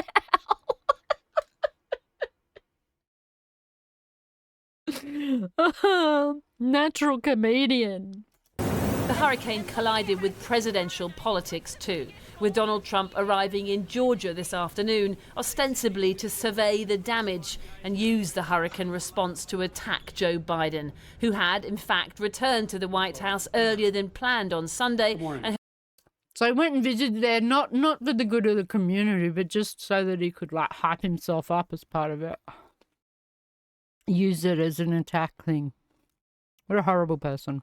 Had already addressed the devastation in earlier remarks. I've directed my team to provide every available resource as fast as possible to your communities to rescue, recover, and to begin rebuilding. Biden says he plans to visit storm-ravaged areas this week as Vice President Kamala Harris cut short a campaign trip in Nevada to return to Washington, D.C. to be briefed on the crisis. This is the second powerful hurricane to hit parts of America in just over 2 months. And many predict scenes of devastation, not just on the coast, but deep into the country, could become the norm as rising temperatures from human-induced climate change take their ever more destructive toll. Mm-hmm. That's right. Storms and everything. It's just going to get more intense. And even though, like seasons are all getting fucked up and all out of whack, and the plants don't know what's going on, the birds don't know, the animals don't know what's going on, everything's getting confusing, and the storms are just going to get more and more intense, and fires are going to get more intense, and then you're going to see climate refugees, and that's going to be a problem. We're already seeing climate refugees. That's wild. So they didn't really they kind of lightly mentioned it, but didn't actually talk about it. But the reason that sort of they brought up about the response that Biden had offered was because Trump made a claim that Biden had not sent any government response, that he hadn't tried to contact, I don't know, is it the mayor or the governor? I don't know. But he hadn't tried to contact anybody in charge of Carolina, North Carolina or whatever. And this was after the governor had already, I think it's the governor, had already said that he'd talked to Biden and that Biden had provided what he'd asked for and said, if you need anything else, let me know. So it was all a bit weird. And then, and I've got a copy of this. So we're going to go through it a little bit, just for those people that maybe don't, that subscribe to what Trump says, but there was FEMA was sent out there, okay, to assess the damage. Parts of Georgia before she moved into North Carolina on Monday. So, they're out there. I don't know how great a job they're doing, but they are there. And he said that they weren't there and They are there. So that was one thing that Trump said. I don't want to read the whole thing. So, he declared a major disaster for the states of Florida and North Carolina, allowing survivors to immediately access funds and resources to jumpstart the recovery. People in 17 counties of Florida and 25 counties in North Carolina, including the Eastern Band of Cherokee Indians, can now apply for assistance with FEMA. You've got on-the-ground response effort. We've got some interagency support efforts. So they're out there, right? They haven't ignored it. They're out there. So don't listen to Trump telling you that there was no response, because there wasn't, right? Because there was a response, right? He was not telling the truth. Okay? But for anyone in the area that is seeking relief, you can go to this website. I'll post it in the chat. I don't know how many is watching.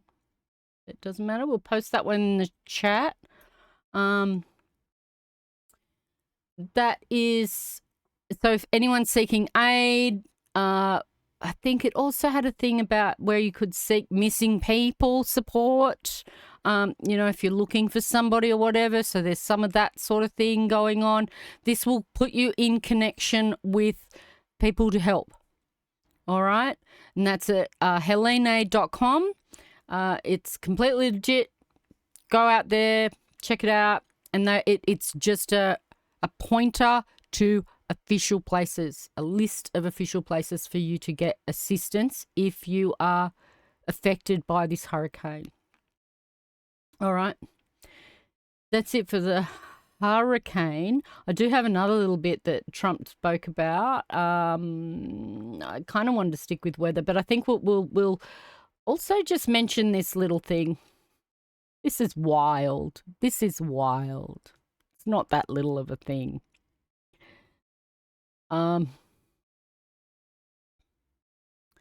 Just a snippet of one of Trump's hot takes again, like a hot take from Trump in one of his rallies or whatever. Is that a rally? Might have been at the same rally where he suggested there was no hurricane relief out there. But anyway, let's check out what Trump has to say about dealing with crime in America if he comes to power. The liberal left wants to destroy him, and they want to destroy our country. You know, if you had one day, like one real rough, nasty day with the drugstores as an example, where when they start walking out with, she created something in San Francisco, $950 you're allowed to steal. But they have to be taught. Now, if you had one really violent day, like a guy like Mike Kelly, put him in charge, Congressman Kelly, put him in charge for one day. Mike, would you say, he's right here, he's a great congressman. Would you say, Mike, that if you were in charge, you would say, oh, please, don't touch them, let them rob your store. All these stores go out of business, right? They don't pay rent, then the city doesn't have money. It's a chain of events that's so bad. One rough hour, and I mean real rough, the word will get out, and it will end immediately. End immediately. It'll end immediately. He's talking about crime. He's saying, and the way this is getting framed everywhere that I've seen, so I may as well jump on that bandwagon too, the purge. Donald Trump is suggesting a purge. That's right, the horror movie, The Purge. He wants one violent day where the police are out there, where their powers aren't limited because somehow the immunity that police have is not doing that already. And that they will go out there and have one tough, violent day where the police deal with the crime. He is suggesting a purge. It's quite that's the guy. That's the one they want. So I just wanted to play it. I really don't have much to say about it. I think that everybody knows we watch horror movies for fun, not for reality, so that we don't have to do that in real life, isn't it, bro? It's so stupid. So it's Norman Finkelstein here. Call it a fantastic moron. Anyway, so we were talking about the weather, so let's just get back to the weather again, just quickly. So we've had Trump's hot takes on the hurricane, like I'm sure he would have done a great job if he was in power. Whatever. And here we have a warning for Australians for the coming summer. With no meaningful rainfall for much of the state since December, and after a relatively dry winter, authorities are warning of a dangerous bushfire season ahead. The conditions are dry, the risk is there, and we ask people to start that preparation now. The biggest concern is in the state's southeast, where conditions have been unseasonably dry. This is a part of I think they're talking about South Australia, but this is relevant really in a lot of places in Australia. We've had a bit of rain though around here. A state where it is typically very waterlogged this time of year. They've typically had great rainfall through winter, and that just hasn't eventuated. So there's a lot of standing timber down there, there's a lot of scrub. The seasonal outlook for the remainder... Mind you, if you have a lot of rain, which is good, you want rain, but that causes growth, of course, which is more fuel for the fire. I don't know. It's a great cycle, the cycle of nature. Spring and early summer in SA is neutral, with no strong indications either way as to if it'll be hotter or cooler, drier or wetter. This is because our climate drivers, the El Niño or La Niña or Indian Ocean Dipole, are all sitting around a neutral or a very weak phase. And while it is true that we hope for rain to come throughout the remainder of spring, if that doesn't eventuate, we will face a potentially very problematic summer. Residents in bushfire-prone areas are urged to get their bushfire action plan ready now, prepare their property and ensure they have fire breaks in place around their home. These are tangible steps that people can start now and maintain during summer that will make a real difference in the event of a fire, and will make a real difference for our firefighters when they come on scene to help protect properties and lives. The only thing that presents a bigger risk to loss of life and property during a bushfire than dry conditions is complacency. A message to heed on the eve of another potentially dangerous summer. Harvey Biggs, ABC News. I don't know, crossing my fingers that this La Nina, that I've seen some reports that a La Nina is going to come in, so it looked like we're actually going to perhaps miss another hot summer here in Australia. That just makes the summer following, and that's just going to be explosive. I was expecting that would be the case last year, and then I don't know, the El Nino got sort of tempered by some other thing I can't remember now that kind of lessened the heat waves and stuff. So we didn't have a particularly over the top hot summer last year. Of course, then it's like, okay, that means this year is going to be just deadly. But they're talking about that the El Nino has already passed, and I mean, that's how fucked the weather is, it's all over the place. And that the La Nina is going to come back in. So, I mean, sort of crossing our fingers, but at the same time, that creates a situation where you've got more rain again, we're going to have flooding, and then that creates more growth for bushfires when we do have heat each year. And that was the end of that video. It was from the ABC, Australia's national broadcaster, that one. Okay. It's all the weather. All right. Couple of entertainment ones. Well, I think we'll deal with this one first. Chris Christopherson, pretty sure he used to hang out with Dolly Parton and stuff. He's a long time is it around country music superstar. has passed away. A legend. 88. So, yeah, let's have a little watch.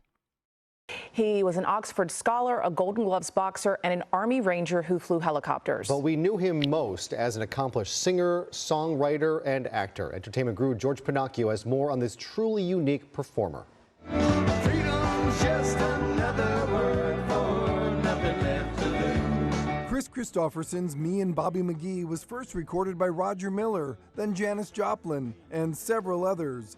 But Christopherson wrote it. Christopherson wrote several songs for other singers, but he would also sometimes record them himself. I sing that including song. For the Good. That one's in my busking repertoire. Times. Bill Nash sang it in 1968. Christopherson had it on his debut album 2 years later. For the good time. I don't do that one.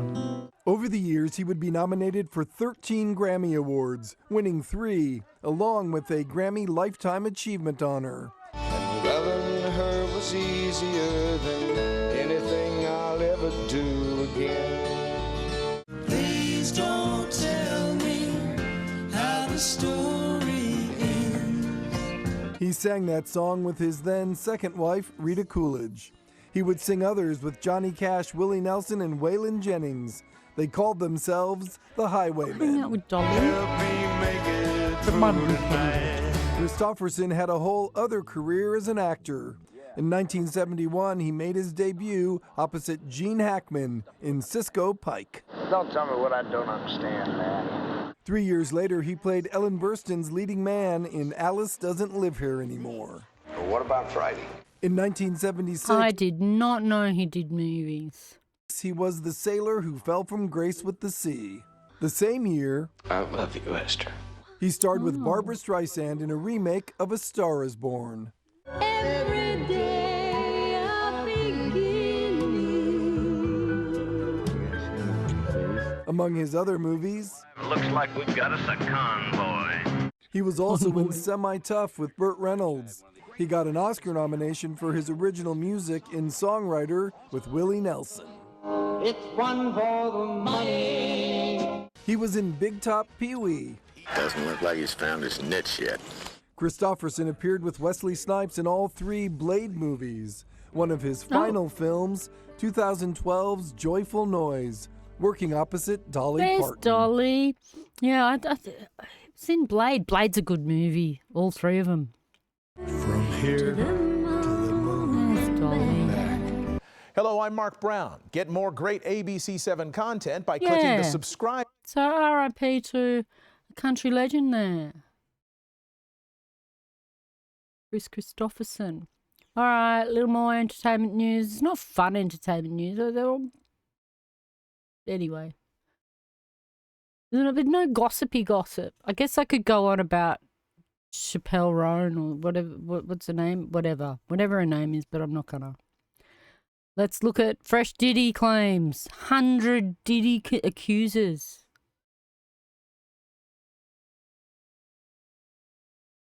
The biggest secret in the entertainment industry that really wasn't a secret at all has finally been revealed to the world. The wall of silence has now been broken. This was filmed on a potato. No? And victims are coming forward.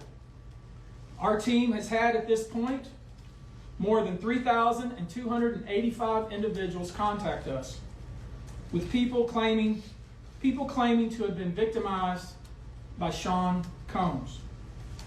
After vetting, we now represent 120 individuals who intend to bring civil claims in civil court against Sean Diddy Combs. The victims are from more than 25 states. The majority are from California, New York, Georgia, and Florida. I don't want to focus on the ages of these victims. When you talk about the ages of the victims when the conduct occurred, it's shocking. Our youngest victim at the time of the occurrence was 9 years old. What the fuck? We have an individual who was 14 years old. We have one who was 15. 25 of the 120 individuals who are plaintiffs in these cases were minors at the time of the acts complained of. The time frame of the acts complained of is very wide. The conduct at issue spans from the years 1991 all the way till this year, 2024. If you wonder why there are so many alleged victims, that's your answer. We're talking about more than 25 years of this type of conduct. 30 years. 30 years. More than 30. Wow. Who's going to be locked up for a while? Just dealing with that. All of that. You know what?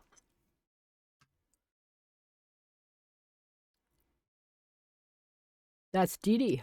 All right, Diddy news. Okay. And we're not at the end yet. We're not at the end. Okay, I want to watch Assange's public statement. We might do it at the end. I might have a little gaming session and then do it. Thing is, it goes for an hour and something. So, I don't know that I've mentioned this on stream yet, because Assange was released from Belmarsh prison in the UK a bit before I started streaming. So I don't know that I've really mentioned this. This is a huge, one of the things that is very important to me was because I believe in transparency and government transparency, and I believe that the erosion of trust in government can obviously cause an erosion in society, and that's what we're seeing now. Because the government's got itself in a position where it hasn't been transparent, where it has locked up whistleblowers, where it has lied outright in order to go to war, where it has done so many things to negate our trust in it, that will then cause deterioration in society, because we can't even trust the people that run society. Okay? And anyway, so I've always been a huge supporter of WikiLeaks, Julian Assange. There's other websites like Cryptomy and stuff that I support that have the same sort of thing, like do the same sort of thing. But Assange was locked up for, well, not locked, he locked up for 7 years in Belmarsh. I don't know, it was pretty bad for a long time. And it was 14 years all up with the time that he spent at the Ecuadorian embassy and under house arrest before that. And then the time that he spent in Belmarsh prison. He was released, I don't know, what date was he released? Let's look that one up. I think it was July.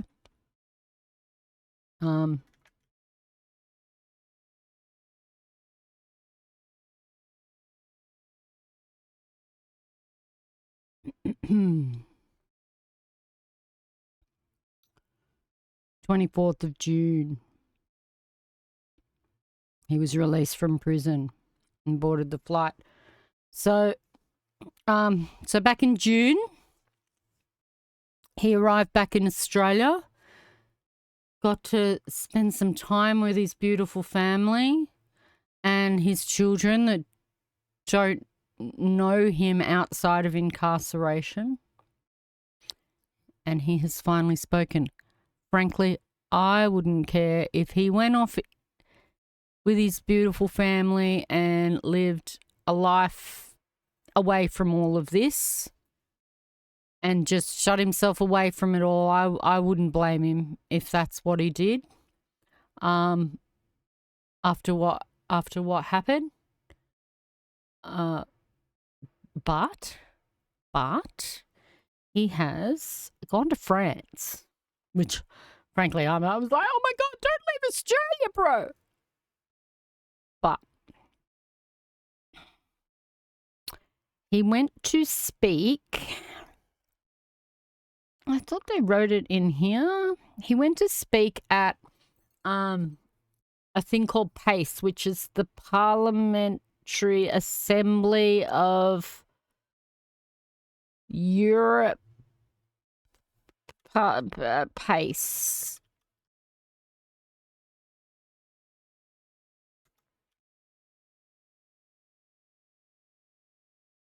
The Parliamentary Assembly of the Council of Europe, a 46-nation international organisation dedicated to upholding human rights, democracy and the rule of law. All right? So he went to speak at a PACE conference where they were where they're investigating his incarceration. This is the news report about it, and we'll get to see a couple of clips of him speaking, but I'd really love to watch the speech. Some of the things he said, I need to watch it again. I couldn't wait. I had to watch it. But I need to watch it again because, you know, he's such an intelligent man and he makes such important points for our democracy that I think it's worthy of a second watch to catch everything that he says, you know. So let's have a little look at the report. We'll move on. We'll finish off with the news. A few more Australian stories and a science story that I've got. Two science stories, actually. But we'll just watch this news report for now, and then we will look at his speech later on. I reckon we should do that today. Back on European soil. When last here, he was behind bars. The WikiLeaks founders at the Council of Europe in Strasbourg to give evidence to the human rights body, which is investigating his detention and battle to avoid US extradition. I want to be totally clear. I am not free today because the system worked. I am free today after years of incarceration because I pled guilty to journalism. It was his first public appearance since returning to Australia a free man. Journalism is not a crime. It is a pillar of a free and informed society. Mr Assange spent over a decade fighting espionage charges for publishing classified US documents, including a 2007 video of a US helicopter gunship killing civilians and 2 journalists in Iraq. Mr Assange was holed up in London's Ecuadorial embassy for 7 years before his arrest by UK police. He spent 5 years in London's high-security Belmarsh prison. The experience of isolation for years in a small cell is difficult to convey. It strips away one's sense of self. But was freed in June after striking a plea deal with US authorities. More than 120 journalists have travelled from around the world to be here for this hearing. It's clear there's still a lot of interest in what happened to Julian Assange and what he has to say about it. The Council of Europe has expressed deep concern about his treatment in detention and his conviction. It will continue debating the issue for another day before preparing its findings. Mazoe Ford, ABC News, Strasbourg. He's a hero. He's a hero. And when we watch I don't know, I've got so many big hopes for his voice, you know. He has such an important voice.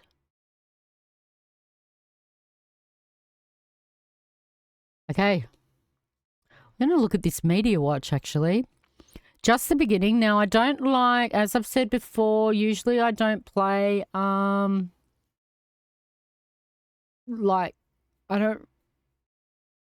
find this is sort of like a creator in a way. Like, I'll watch some of their news reports and we can look at those, but I don't want to play necessarily content. And this is kind of along those lines. So I really encourage everybody out there, make this part of your regular viewing.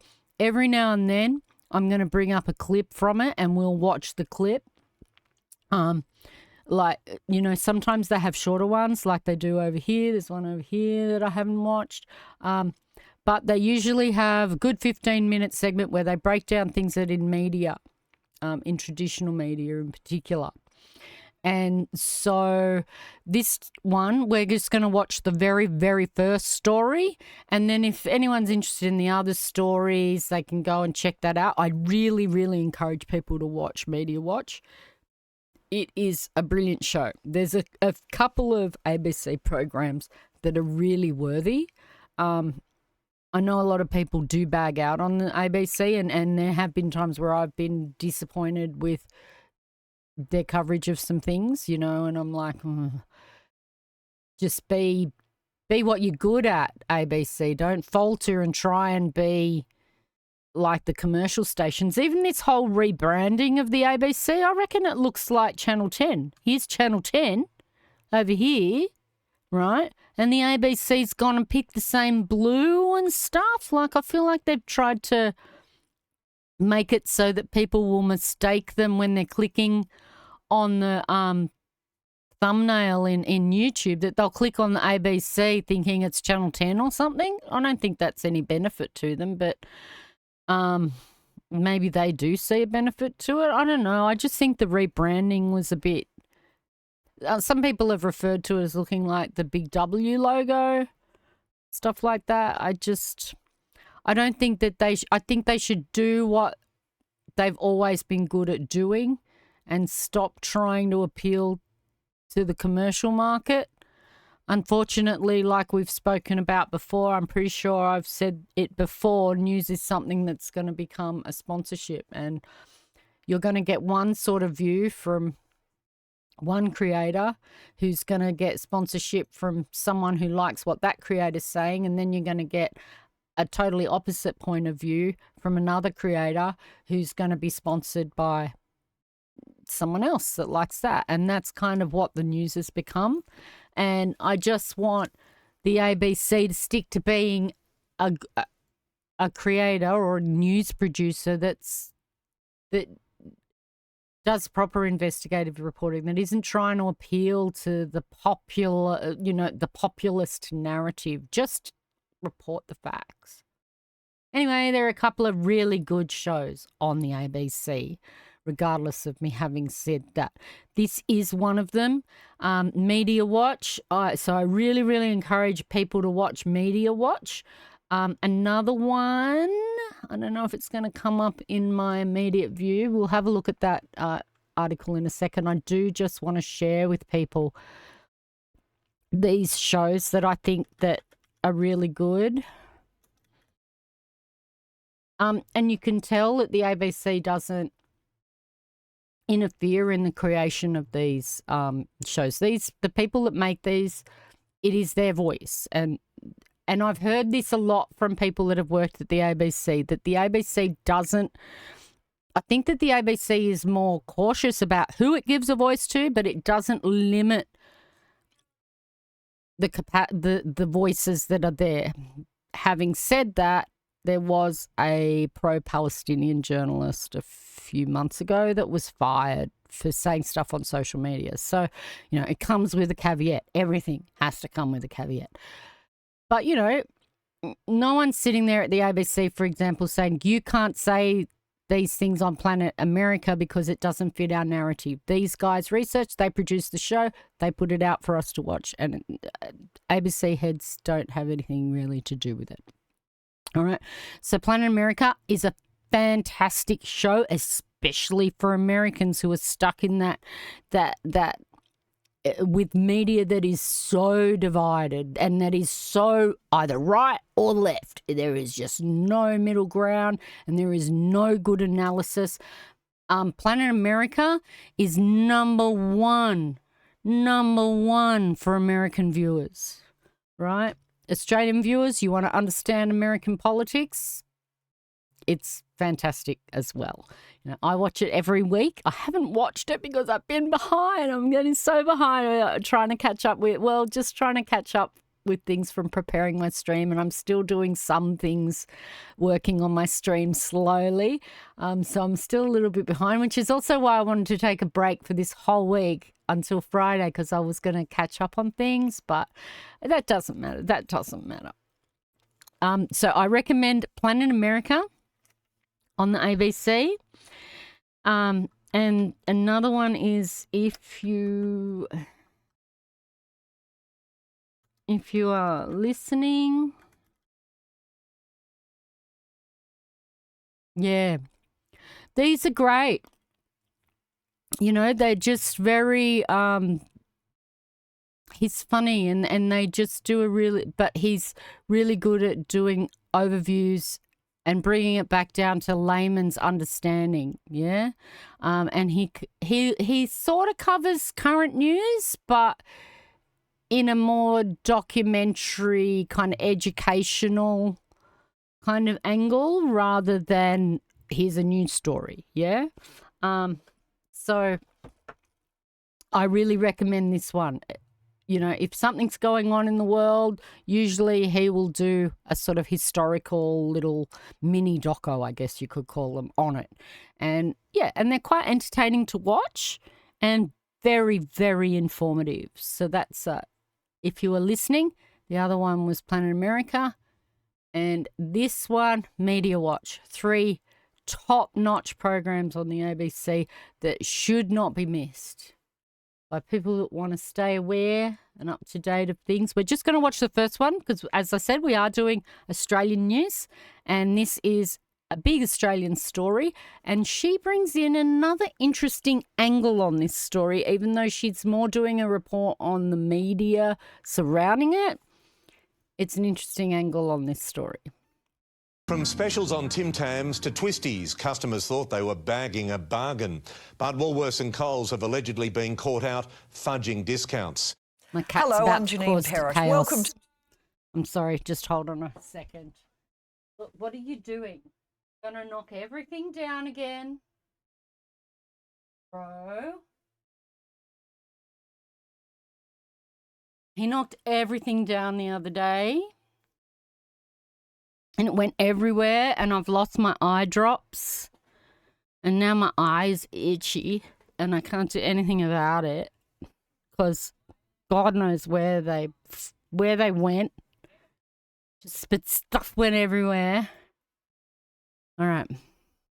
Let's go back to Media Watch and to a scandal that came as a shock but hardly a surprise. Coles and Woolies ripping off customers with fake discounts on more than 500 products. The consumer watchdog now taking the supermarket giants to the federal court, alleging they've been artificially inflating prices so they can artificially discount them. The price discounts as promoted were misleading. The corporate watchdog slamming the ongoing prices dropped and down promotions as deceptive. And this king hit on the reputation of Coles and Woolies, who I don't know if we talked about this already, and about the ACC. I think we did. ACC. Oh, yeah, I remember having to say that. ACCC. Yeah. So they were marking things up for a short period of time, 21 days or something it was, and then they'd mark it down a bit and go, oh, down. Controls 67% of sales nationally, splashed across the front pages. Paying the price. Clean up in every aisle. Coles, Woolies faked discounts. But if you thought it was traditional journalism that exposed the sneaky tactics of the supermarket giants, think again, with the ACCC boss praising online sleuths for kickstarting their investigation. We tracked social media and saw on X, Reddit and TikTok that hundreds of consumers were reporting prices that they did not consider were genuine. With Reddit users posting clues. I mean, I thought the ACCC just went in there and did their shopping and went, oh, this is shit. But they were reading Reddit. Like these Whatever more works. than a year ago. Anyone else noticed Woolworths raising then lowering their prices just so they can whack a big prices dropped tag on the shelves? Frosty Fruits went from $5 to $7.50 down to now $6. I went and bought milk the other day. It's gone down 15 cents. Might report to the ACCC. Major supermarkets hoodwinking shoppers in a cost of living crisis is a great story for the media to investigate. But few, if any, did, with Yahoo News writing up that post in June last year. while raising the same issue based on social media complaints a year earlier. Right? So they were reading Reddit, they were reading about this stuff, but they went, this is the news these days. We just read Reddit and report what Reddit's saying, but we don't actually go and investigate and do like some actual investigative reporting. No. So they just let Reddit just like make these posts. They were like, cool, we'll just steal the story, but didn't go and actually investigate it. It wasn't until now the ACC reading Reddit, they're the ones that, not the media, that brought this to the ACCC's attention. Coles accused of manipulative price tag tactic. Should be illegal. But while angry shoppers smelt a rat and vented online, the commercial TV networks were doing what they do best, pumping up the supermarket majors with some primetime PR, like this joyous celebration of the Coles Down Down promotion on 7's 6 p.m. news last year. The weekly bill is about to become more affordable. Coles dropping the price of 500 products as part of its Great Value Hands Down campaign. Plus thousands of specials every week. And on Nine's A Current Affair, which makes a living off shaming dodgy businesses, it was rolling out the red carpet for the same big red hand the ACCC now calls misleading. Tomorrow we will be bringing back the big red hand. Australia, we've never been more excited because... And as part How's that for a news story? We're bringing back the down. We're bringing back the big red hand. Well, just be fucking hell, man. Why are you sharing an advertisement on the news? Of that, we will be reducing the price on over 500 products. With The Current Affair giving the Coles CEO a generous 6 minutes of airtime as its reporters strolled the aisles to talk up the great offers. And how's this for a probing question? So it's half price and you've got 64 dishwashing tablets in there. That's right, and it's a really premium dishwashing tablet option, this one. We've criticised 7 and 9 for years over this shameless supermarket puffery pretending to be news. And in April last year... They've pointed it out so many times, like just them doing like stories on morning news and stuff just about, there's a sale on or whatever. They've been tracking this for years. We called out this shocker. Big announcement this morning. Yeah, Coles is slashing prices on some of its most popular items with more than 300 products marked down. And the news I wonder if Coles paid for that. Big. Coles has given Sunrise special access. Here's reporter Tamraba. After which we were treated to a ridiculous 4-minute extravaganza about how Coles is making some major changes to keep the ingredients even more affordable. Cost of living is the #1 issue on our customers' and our team members' minds. That Coles executive was the only person interviewed as product after product whizzed past. And laughably, when we asked 7 to defend it, we were told it was a major news story. If Media Watch seriously has an issue with reporting on one of Australia's biggest supermarkets dropping prices in a cost of living crisis, God help us all. God help us all indeed. Now, not all these egregious examples were caught by the limited ACCC investigation, but it has put a question mark over just what was a genuine special, with the watchdog saying... The discounts were, in fact, illusory. Let's be clear. Obviously, a key reason the supermarkets get these fawning stories is because they're top 10 advertisers, helping keep the networks afloat. But as we've long argued, we'd all be better off if commercial TV left the ads for the ad breaks and the journalism for the news. Which brings us to the ABC. And so we'll leave that there. If anyone wants to watch more Media Watch, you can check it out on YouTube. They also have an iView where you can watch all their episodes as well. All right, as I said, I don't like to play too much content like that sort of reactions. I would rather that people go and watch these things themselves. But an occasional one here, like just part of the thing, I think that's okay. We're doing pretty good there. I have got one that when we do our little misinfo session one day soon in the future, I have another one from them that I want to play. So really worthy to go see them. Go watch those sort of videos.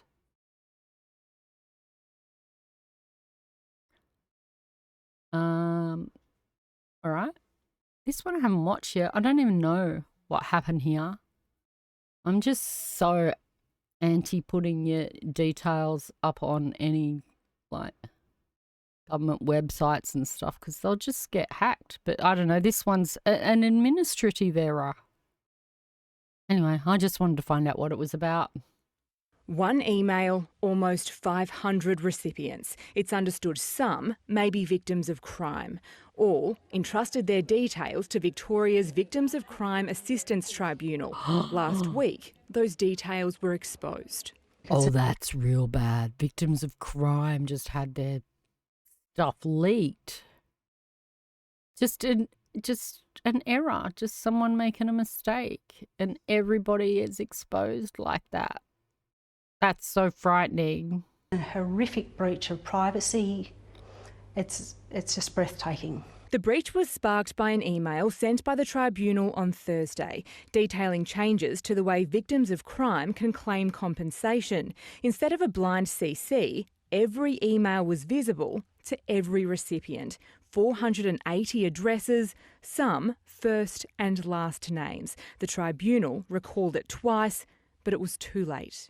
How is your client feeling? He's very frightened. Rachel Story has advised her clients to change their email addresses, but many have already received unwelcome messages. The tribunal will have to engage someone to independently review what's happening here, given the size and the scope. Court Services Victoria told the ABC while the email didn't contain any sensitive information, the tribunal apologised unreservedly for the error.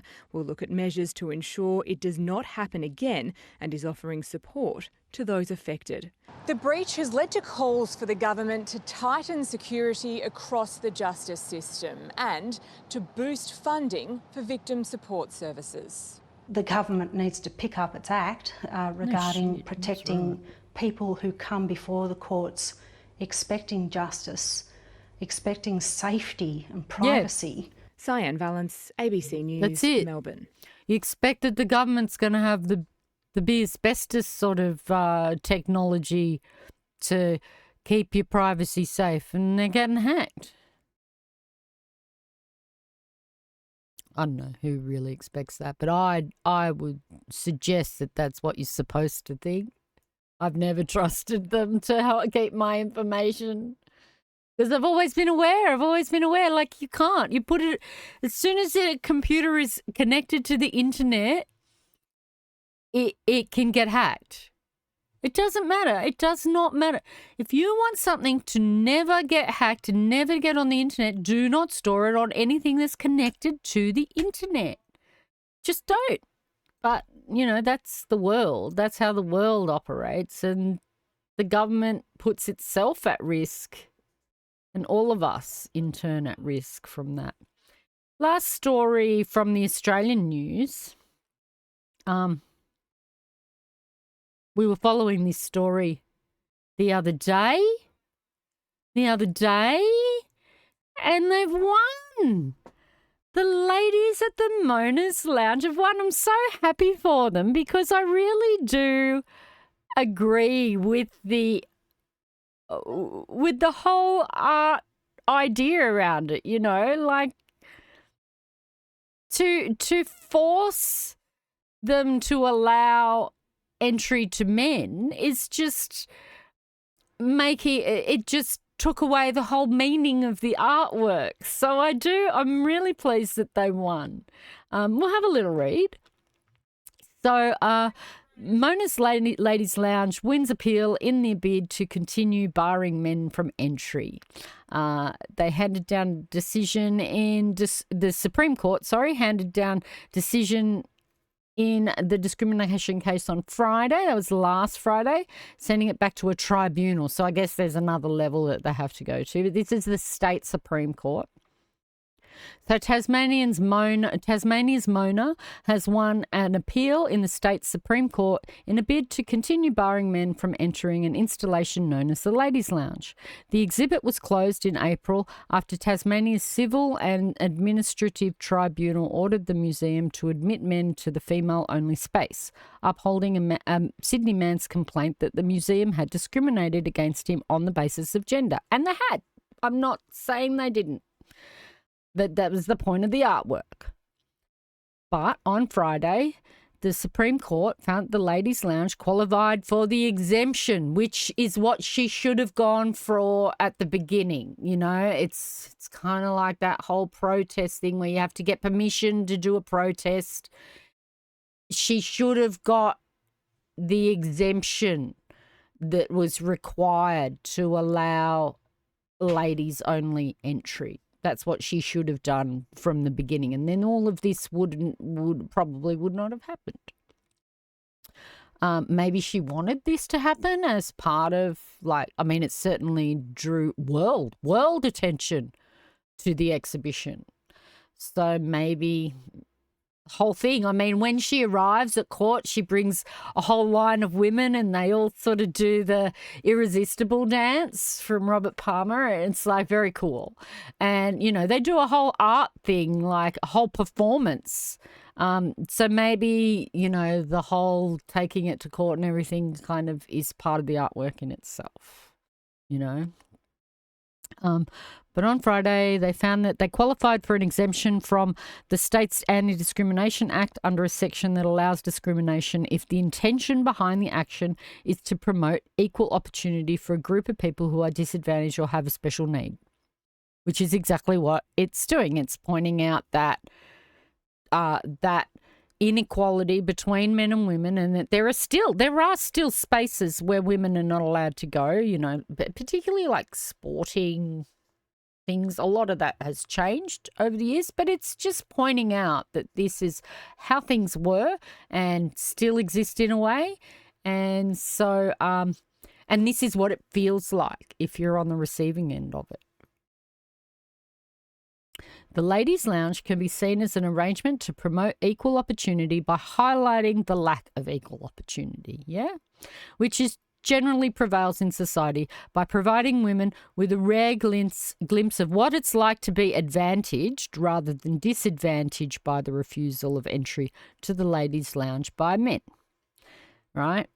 So the tribunal had made several errors of fact and law, including the mischaracterization of what the Ladies' Lounge was designed to promote and how that was intended to be achieved. And the judge said that when quashing the 9th of April decision and sending the case back to the tribunal to be reconsidered. This is her arriving. Oh, whatever. Realise your business vision sooner. Can we silence the ad? Apply for a business loan with Prosper, with fast approvals and funding possible in hours. Passion takes you far in business, but funding takes you further. See? So they do like a whole performance, a theatrical thing with it.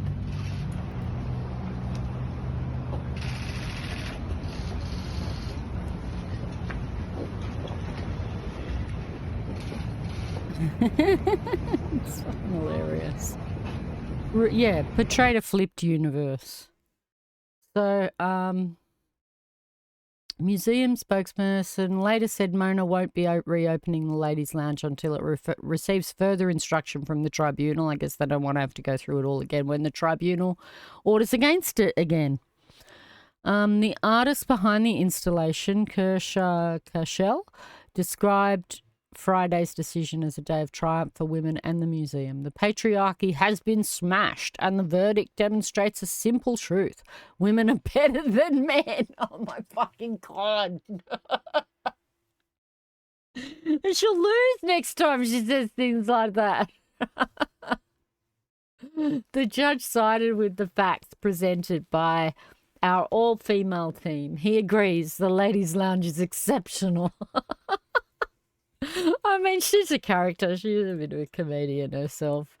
Mona's lawyer, Catherine Scott, successfully argued during the 17th of September hearing that the Ladies' Lounge was an artwork that existed to highlight and challenge inequality that exists for women in all spaces today by providing a flipped universe where women experience advantage. All right, we'll end that there. They're hilarious. I love them. I love them. All right. That's the last of the Australian news stories. We'll come back after a little bit of gaming, maybe. I reckon I need to like get my head out of some of this and maybe do a little bit of gaming, and then come back and watch a son's public statement. It was really moving and it was really, really informative. But now this news, everyone came up everywhere, all over the place.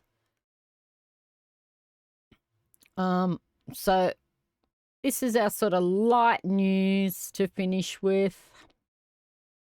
Everyone was reporting it. These two stories have like slightly different footage and slightly different information about it. So we're going to watch them both. I'm so scared that my cat is going to knock over this thing and it's just going to be chaos. Mostly because I'm streaming that I'm worried. He took out my monitor. He took out my monitor the other day. Like, okay. So we're getting a second moon. You know, it's not going to be what we think, though. Like, hi, I'm Jeffrey Kluger, editor-at-large and space writer for Time magazine. And this week, the coolest space story comes not from my computer, but from that of my colleague who has written a piece about Earth's newest moon. And we are getting a second moon. For 4.5 billion years, Earth got by on the one moon that we know. But from September 29th to November 25th, we're going to have a second moon. Now, it's much, much smaller than our original moon landings, It's only 10 maybe. meters or about 30 feet long. And it cannot affect us. It can't affect the tides. You won't be able to see it, but astronomers and so we're not even going to be able to see it. know it's there. The way we got it was a little bit of gravitational jujitsu. The new moon comes from a cluster of asteroids called the Arbuja asteroid belt. Those asteroids were created mostly by collisions with big asteroids and our large moon, which sent up a lot of ejecta and rubble into space. That rubble flew out away from the moon and got captured into its own earthly orbit. The short time this rock will remain circling the Earth has a lot to do with its velocity. In order to maintain an orbit around the Earth, a rock has to move just slow enough that it doesn't reach what's called escape velocity, which allows it to rip away gravitationally and fly back into space. The new moon is moving too fast to be held in an Earth orbit, and as a result, we'll only have it for about 8 weeks before it rejoins the Arjuna asteroid belt. The new asteroid, which will become a moon for a little while, is part of a group of objects in space called near-Earth objects. NASA has cataloged about 28,000 of them, and they are defined as any asteroid that moves within 27 million Look at them all. Look at all the little blue dots. Can we up the resolution? It probably won't make any. You can see all those little blue dots. I can see. You can see them. Come on, cat. Okay. Careful. Come on. Come through. Go. Dude.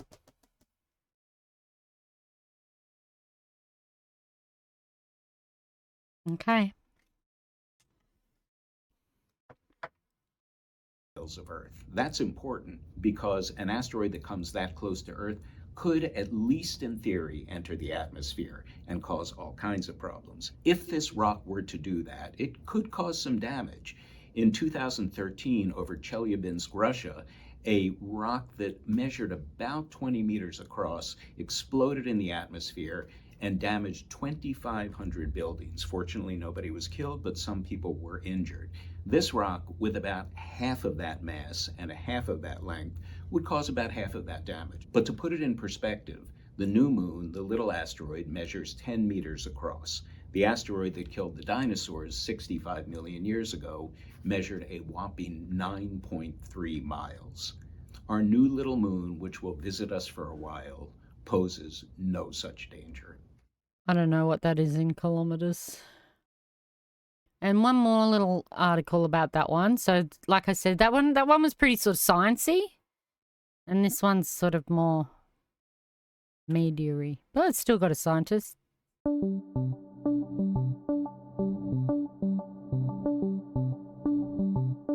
This object, it's called 2024 PT5. It was discovered on August 7th.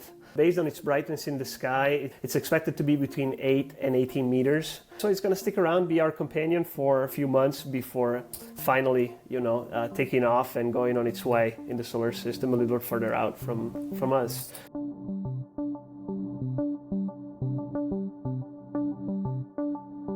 I'm not sure that qualifies as moon, but okay.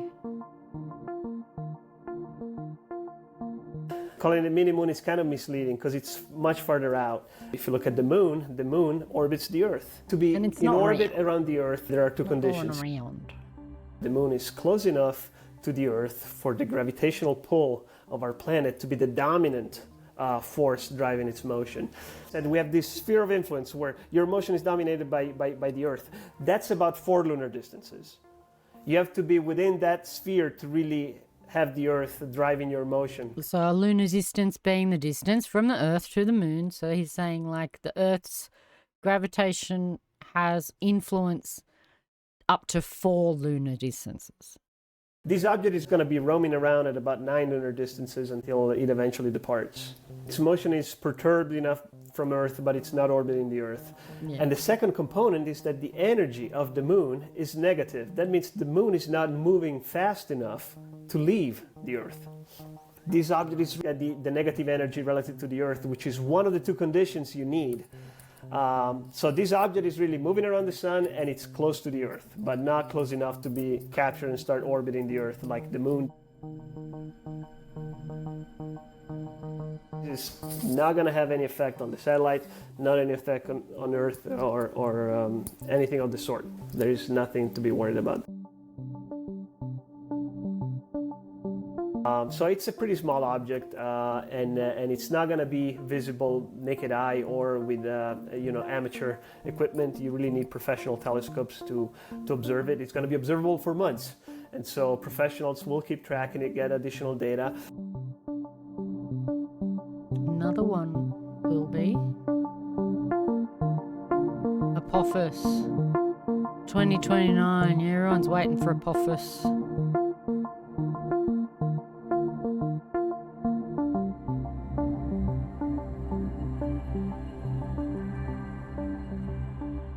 Okay.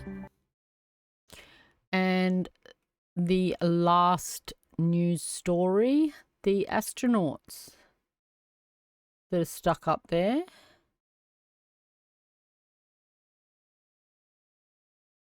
Sunita Williams, Butch Wilmore. They are being rescued by SpaceX. See, so SpaceX can do good things. I just doubt that Elon really would have had much to do with that. 2 stories about this and then we'll move on. G'day, welcome back. Well, the mission to rescue 2 astronauts stranded on the International Space Station is finally underway, with SpaceX launching a crew overnight to bring them home. Live to US correspondent Tim Lester. Tim, when will the Dragon capsule arrive? Hello, Nat. Shervo. Expect to dock with the International Space Station in just over 90 minutes' time, ending the 25-hour journey from Cape Canaveral. This really the first half of a 2-stage rescue mission. SpaceX taking up its Dragon capsule with just 2 astronauts aboard, not 4. Those 2 will then spend the ordinary 6-month rotation, and the return journey that brings home all 4, so includes Butch Wilmore and Sunita Williams, won't be until February next year. Think about that, an extraordinary stay in space. Oh, I thought they were going up there to get them now. So this is just the original plan. This is the original plan, and they're going to bring them back in February. For 2 astronauts who thought they were going for a week and will finish up doing more than 8 months, all because Boeing spacecraft, the Starliner, its bid to be part of this ferrying astronauts struck numerous problems, not least some leaking of gases and also thruster problems, so much so NASA said they weren't going to risk bringing astronauts back on it. It came back safely, but competitor SpaceX has got the job of ferrying them back. The first half of that mission today, the second half way out in February. Guys? Right, so they're basically hitching a lift back with the other mob. Okay, thank you, Tim. Kinda, I guess. Probably the same information, but let's have a look. 5, 4, 3, different footage. 2, 1. Lift off of Crew 9, now soaring to the International Space Station. Stage 1 Alpha. Stage 1, propulsion is nominal. Copy, 1 Alpha. Those 9 Merlin engines now providing 1.7 million pounds of thrust, propelling Falcon 9 and Crew 9 and continuing to get good calls from teams here on the ground. Crew mission. Power, telemetry nominal. Onboard Dragon and Falcon 9 with good callouts from mission control that everything is looking good. Cut off ahead of the first and the second stages, and then we'll separate from one another. On board were NASA astronaut Nick Hague and Russian cosmonaut Alexander Gorbanov.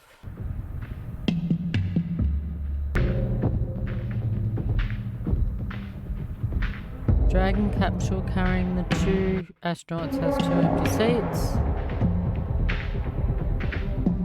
Docked at the International Space Station after a 28-hour journey. It takes 28 hours? 72nd expedition to the International Space Station, and they'll remain at the space station for about 5 months. Alex and I had a smooth ride up here, and so first off I just want to say thank you to the teams that got us ready to fly Freedom to the station, and it was a awesome ride.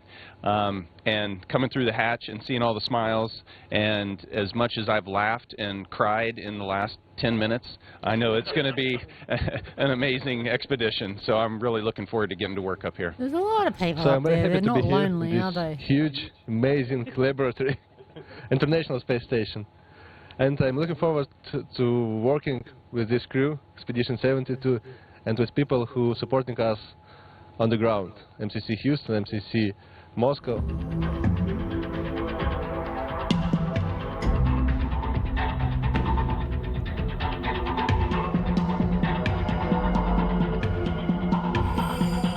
Welcome to the International Space Station, and Nick, welcome back home to the International Space Station. It's great to be here with bringing the 72 back up to 11.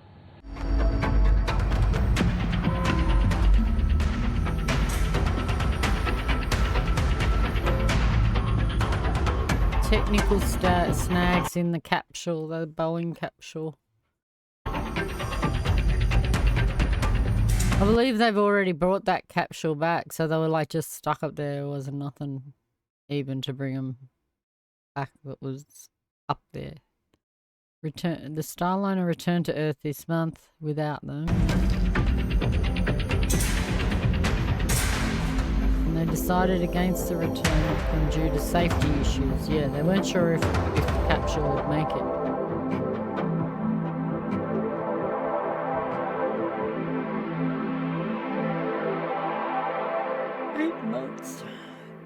I don't think that's the longest stay. The longest stay in space.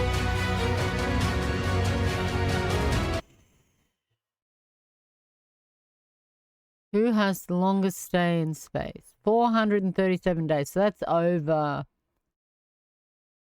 that's over a year. That was planned. These people only went up there for a week. Okay. I think that's the end of the news.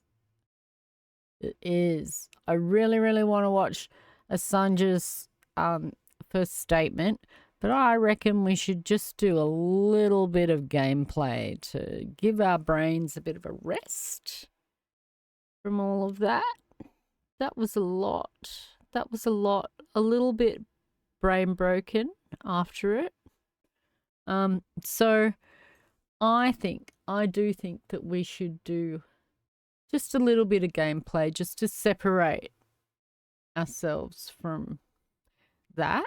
And then we can watch the speech, which I actually found was quite positive. Like Assange describes a little bit of what he went through, and so it's a little bit sad, but I actually found that some of the stuff he said was just really interesting. And I just feel like I would love to watch it and perhaps share my commentary on what he says as we watch it. I don't know what to play. I don't think I want to play Fortnite. I don't need to do any Save the Worlds today. So I'm like, that's when I don't have a daily, I like to sort of take that break from Fortnite. And I wanted to leave my last American Truck Simulator journey. I still need, for my event, I still need to go to Jonesboro. Jonesboro? I don't know how you say it. I still need to go there, but I want to leave that till Friday. And because then maybe I could also do a little bit more driving around after I do that and things. So I'm not wanting to play American Truck Simulator now either. How about a little bit of pinball? What about pinball? Let's play pinball. All right, we'll see how if I can set this up. Go over to this scene.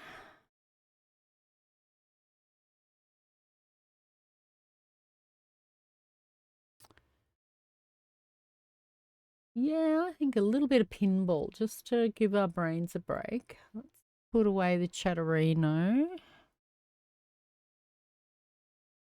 And what did I have in that? Oh, I see nothing.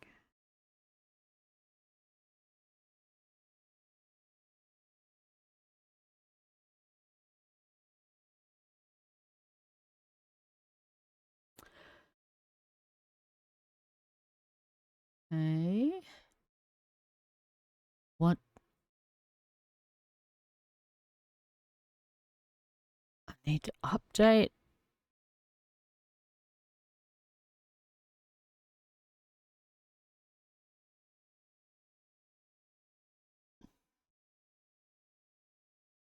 Well, the event's still on. We know the event still goes to like the 17th of November or something.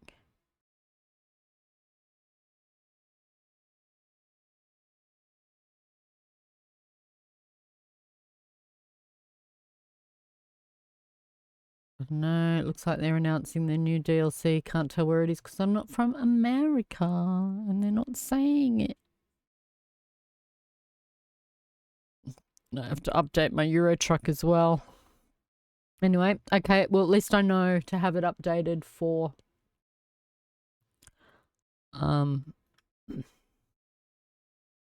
Friday. I'm actually going to put up the pause scene. I need to go make a tea, something to drink.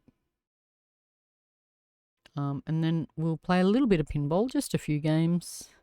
What is this? Earth Shaker coming to Pinball FX. What? A 1989 pinball. Oh. We missed this event. I played a little bit of it, but for the most part, it wasn't on for long enough, I thought. All right, so I'm going to go and make a coffee, and then we'll come back. We'll play some pinball. Let's do that. All right, be right back.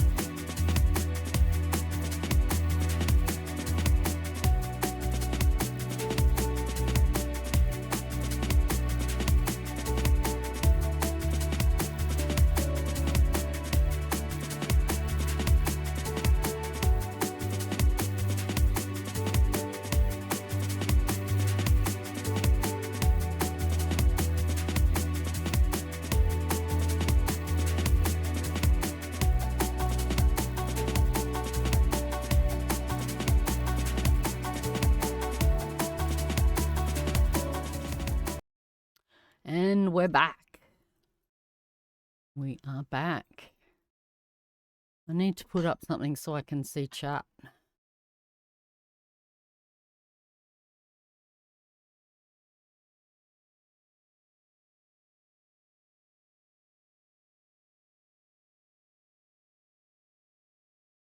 Okay, there you all are. I can see you all now.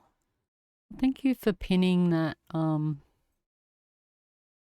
aid link.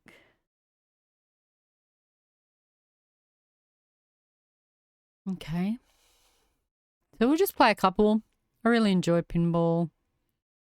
It's a classic game, and they do a great job of emulating them. Especially these classic tables. Let's go play. See if I can move that. Remove that.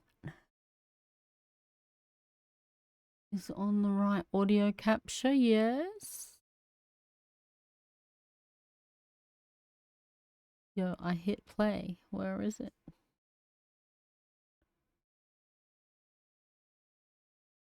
Here we go.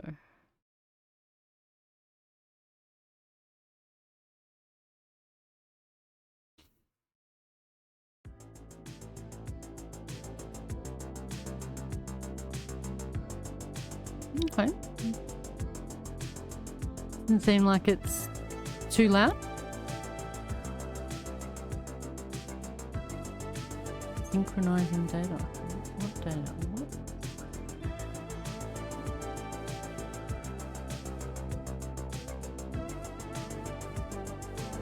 Oh, I've got to think about what I want to call it. The stream. Explores world news. Taking a brain break with pinball. I won't bother putting a game or anything. We'll just leave it on just chatting. I'm not going to add any different tags because we're just sort of taking a break. It's not really about the gaming today. So we don't necessarily want to attract like people that are looking for gaming content. We're just taking a brain break for our own sanity.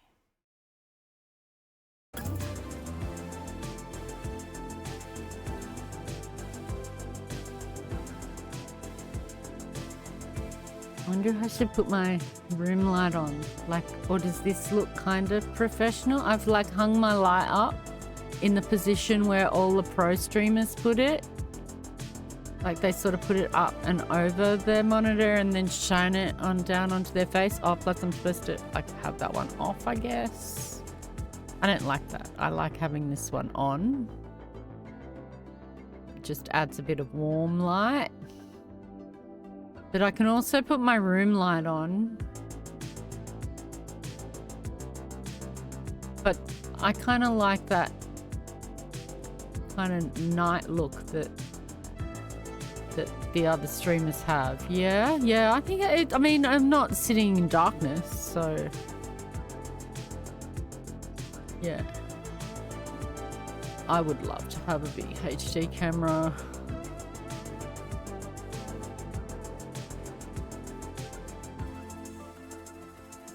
But then again, maybe having a HD camera that can see all my faults would not be great. All right, let's play. We've got so I love this game. This is Pinball FX. They recently, well, they made a pinball. No, it's not that recent, but see, I have this like love-hate relationship with Zen Pinball, who make this pinball game, and I have bought like the original Pinball FX2 and then Pinball FX3, and I bought it on my mobile, and I bought it on my Android, and I bought it on Steam, and then they updated and they put out Pinball FX2. The thing is, it's not like they were bringing out a new totally different pinball games. It would be the same pinball games, and you'd have to buy them then for the upgraded pinball machine thing.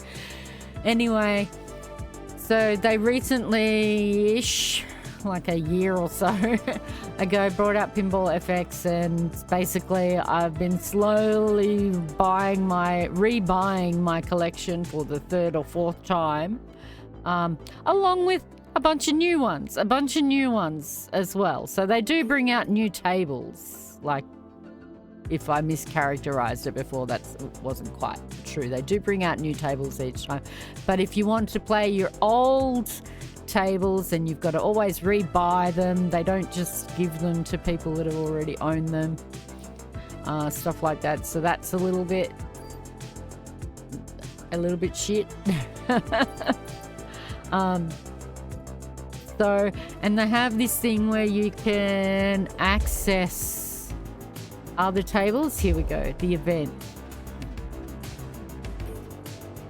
Oh, we should play this, because I haven't played the Xena one and I want to buy the Xena one. Oh, and Terraforming Mars. 1 day left. Try and get up there. We will not. But I'm going to play those. For sure. I thought I got a bronze one in the last cup. I only still have one bronze trophy. Everyone be sad for me. Be sad for me. I did not get a trophy in the last cup. Requires table purchase or pinball pass. What? I thought it was free. We can't play them? I thought you could play them. We can only play Flips Challenge.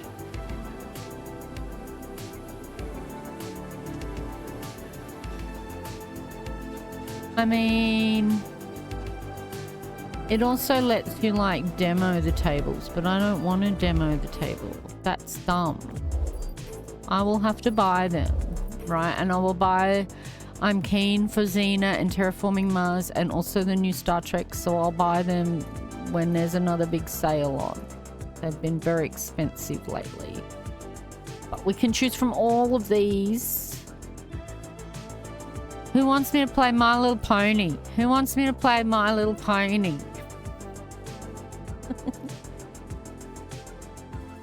I actually went and bought this one after playing it in one of those free tournaments, right? So I got to play it and I was like, this is actually really fucking fun.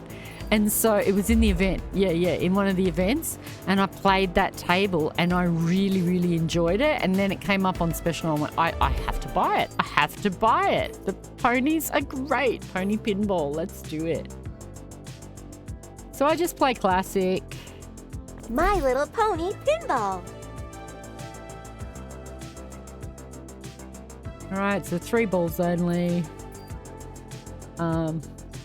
Realistic table physics, all that sort of stuff. Just classic, that's all I play. And I play on controller. The experience isn't that much different on keyboard. It's not too bad. All right. I forget what the skill shot is. Launch the ball with Pinkie Pie's party cannon. Time your launch with the scrolling display to instantly receive the targeted reward. Oh yeah, I remember. Okay. Well, we can't see the display. Maybe if we go like this. Oh, here, it's this display up here is the skill shot. Okay. Does it not? I nearly fucked it. Okay. How does it work? Alright, that didn't work. Oh, maybe it did.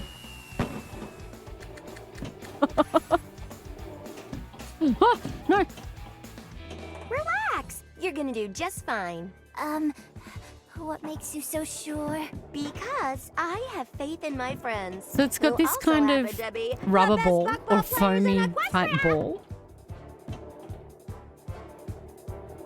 Well, hello there, Mr. Ball. Hey! This game And it behaves differently. Like you can feel that it feels different. Like it's pretty wild. This is so exciting! All right! Well, hello there, Mr. Ball.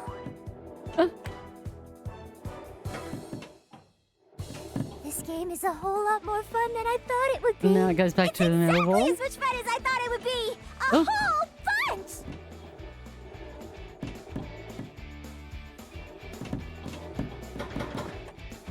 Oh, kick back. So that's how it works.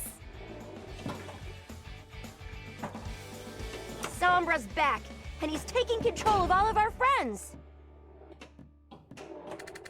Hold on to your hooves. I am just about to be brilliant. Is that the original voice actors, do you reckon? Equestria. Like, does it sound like the voice actors? I mean, I wouldn't be surprised. All the Star Trek ones use the voice actors. Can you get me some chocolate chips? Mmm, juicy.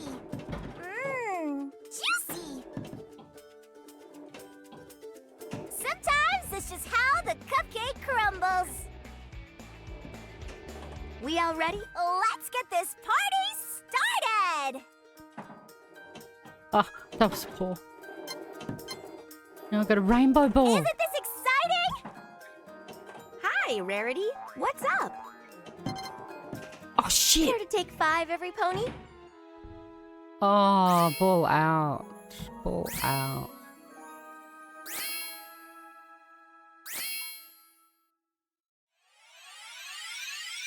I find it a really rewarding table.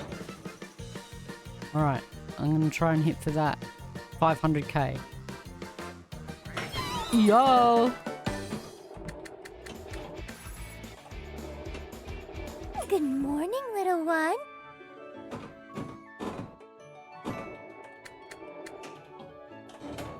Shoot again. Yeah. Is there anything else we can Straight do in for the you? pocket. Understanding And again. begins with listening.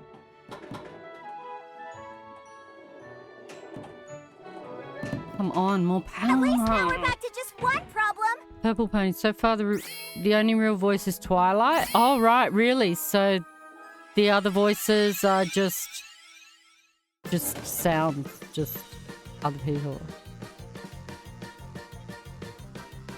Got it, 500,000. Great! And we can sort of do a little bit of tilting. Oh, shit. Shoot again. They don't sound like them at all.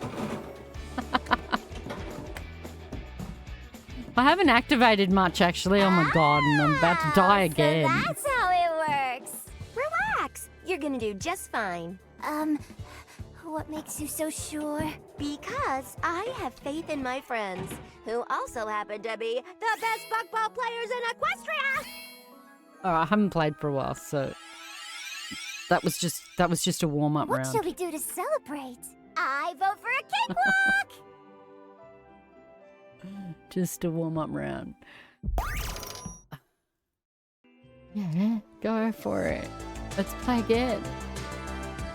Well, I know that was not satisfactory.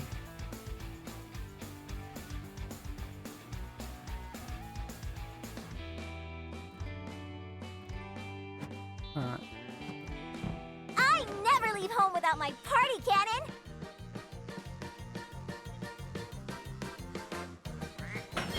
Got it. Got it. The ponies are too distracting. No, well, maybe.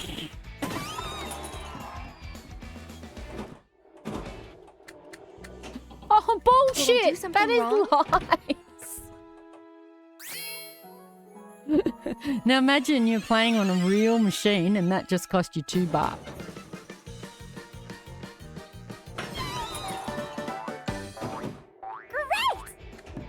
Oh, just. No.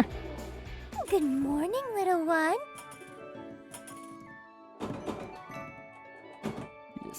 Just slightly tilt the table. Slightly. Who wants a feather massage? Is there anything else we can do for you? I keep forgetting that. There's a flipper up the top there, and I keep forgetting it. Oh, do you want more juice? You're gonna love it here, little gecko. What is it? Not fluffy enough? Who wants Like a that. feather massage? Got it. Where did it go? Oh, I hope I can trigger a multi-ball because they're pretty awesome. Oh, do you want more juice? Did it? Okay. I think that's two lock Every adventure balls. is heart-pounding, but so rewarding. Relax! You're gonna do just fine. What makes you so sure? Because I have faith in my friends, who also happen to be the best buckball players in Equestria! Hey! This game is easy! All right! Well, hello there, Mr. Ball. Hey! This game is easy! Well, hello there, Mr. Ball. Ah! Go team! This is so exciting! Oh, I'm on a roll. I just jinxed myself, and it went over. This game is a whole lot more fun than I thought it would be. It's exactly as much fun as I thought it would be. A whole bunch! What do we do, Twilight? Oh. No. Okay. For Equestria! Significantly better game than the last one. So that's how yeah. it works. I don't think our plan is working. Swear to God, I jinxed myself. Main modes. Main, as in horse's mane. Okay.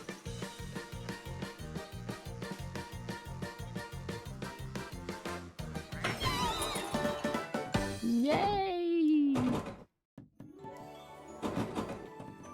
Great! You can't beat us if we never give up. Relax. You're gonna do just fine.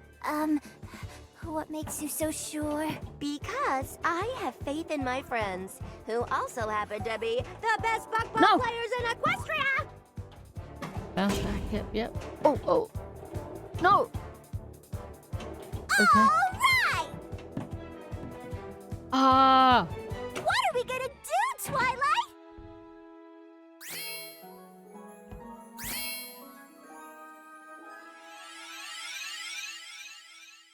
What shall we do to celebrate? No.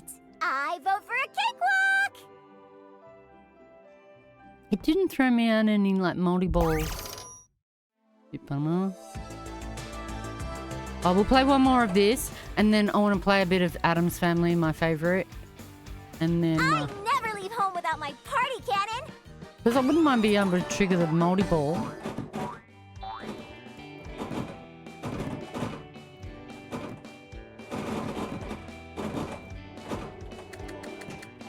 Oh my God.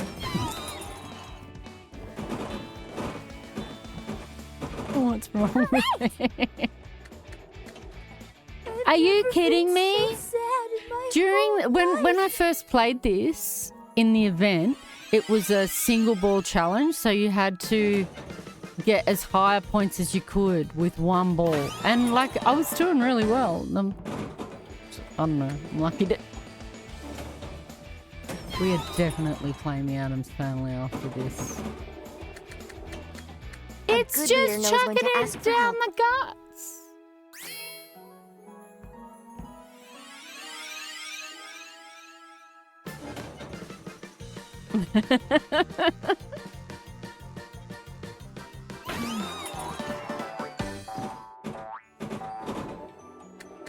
No. Oh yes, I got it. Let's get this party started! The first one I've hit on my third ball, and that was the first time I've hit the actual ball.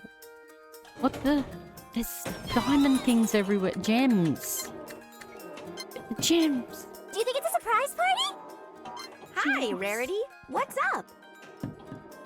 Oh, No. so that's how it works. Shoot again, come on, yes. Isn't this exciting? If you say so. work, everyone. That was low scoring. That one was bad.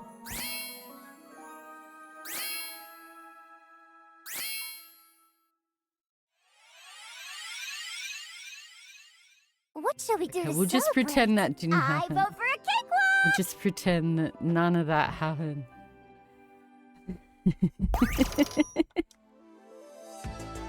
Let's go and play Adam's Family.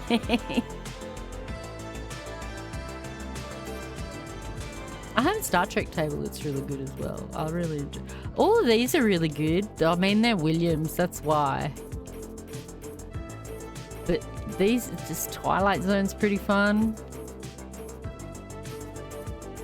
They're such good tables. But let's play this one. The bestest pinball in the world. Wait, where was I? Where was I on the list? Man, I've gone down.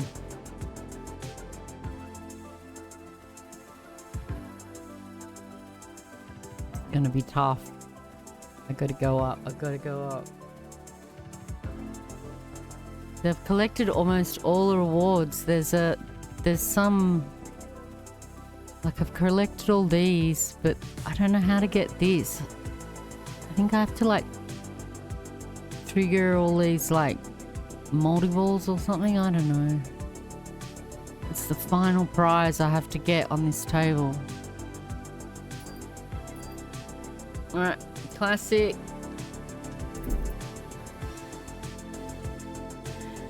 This table they used to have down at my local like takeaway shop. And they also used to put it in they used to put it in like nightclubs. Yeah. And I spent about $300, I estimate, like, playing this pinball machine. So yeah, but it was yeah, a lot of money. It was kind of, I wouldn't say out of its time, but like it was just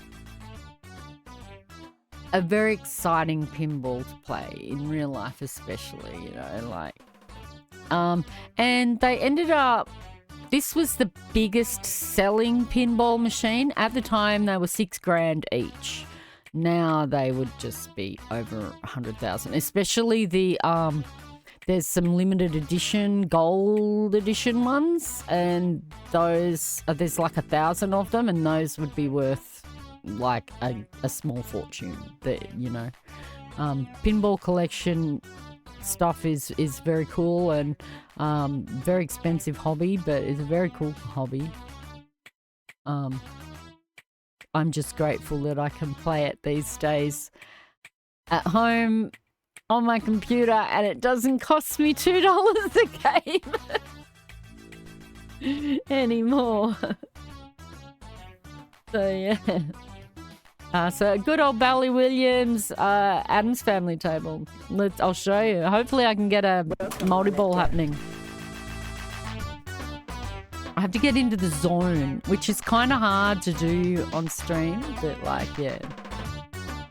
I'll get more used to it as time goes on. I'll be able to like fully get into the zone, I reckon, in future, but for now I'm still like a little bit distracted by the fact that I'm streaming, I guess. So anyway, let's see how we go. I hope I can improve on my score. I was up like 200 and something on the high score list. I can't believe I'm down at like 1,000 and something. That's just, I'm very sad. All right, sorry. There is a very exact spot in which gives you the skill shot. And I missed it. Have a nice swim. Go, man.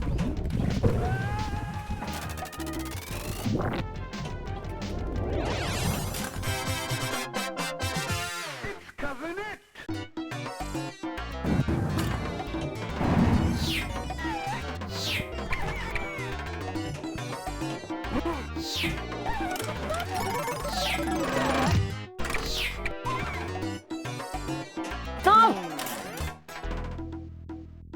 Down the guts. I am not showing off my pinball skills at all today.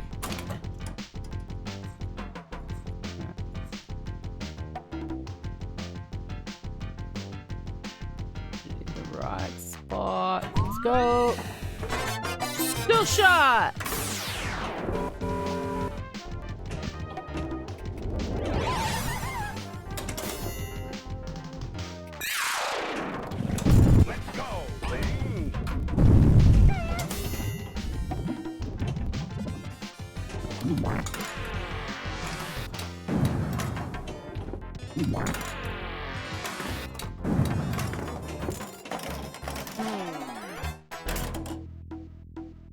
There was hope there for a moment. There was hope.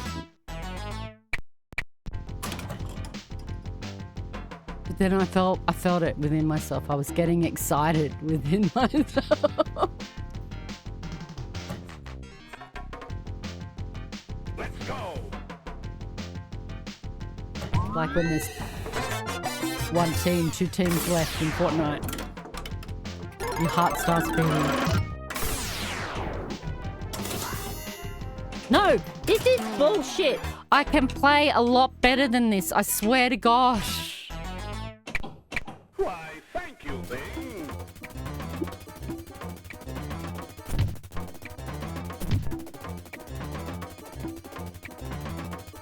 Rest in peace.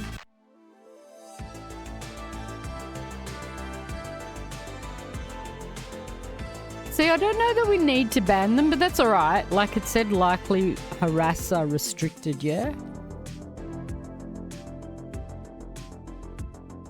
That's what it says to me. I don't know if you can see the same things I can see. But I'm guessing if they get through the other bot, like that one did, then I'm guessing like a ban is the way to go. So what I did though, I'll let you know what so the bot, if someone posts a link like that saying buy viewers or something, so yeah, no, well that's right, and I don't want, they're not here to be a viewer, yeah, they're not here to view me, like, so they're not a real viewer. But so I got into the bot and I like checked out and put I unbanned all the people that we'd banned, or bots that we'd banned, whatever it was, and then set more restrictions on the Stream Elements bot so that hopefully it won't even allow people to make those posts, or it'll deal with those posts before we even action them. And so I'm guessing if they get through, then that's kind of like a clue that we then should action it, because the bot, but I'm not sure exactly how it works. So yeah, I mean, another way I could deal with it is to put it on followers only, but I really don't want to do that because I don't agree with that. That's kind of like blackmailing people. You can't participate in my conversation unless you follow me. So you don't want them to come back. Yeah. What I've got the bot doing is it gives them a temporary ban, and it just gives them a timeout actually, and then it gives them an auto warning as to what they've done wrong, and if they repeat offend, the auto timeout gets longer and longer and longer. So that's just something to consider as well, that you may not need to ban them exactly. But I don't know, because it got through the bot, I don't know if the bot said anything to the likely harasser restricted person, or whether that's the bot doing that. Is that the bot doing that? I don't know that either. Maybe that's the bot doing that, and it sent them a message that we can't see, which is, you know, you did this wrong. But I'm guessing if they get through to the point where we can see them like that, that the bot hasn't worked on that particular person. I don't know. And I had to mod the bot too so that it could take these actions.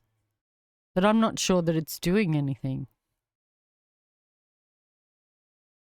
I mean, it doesn't matter if we ban them because, like you said, they're not going to really come back other than to drop more shitty spam links. So, you know, what's the point?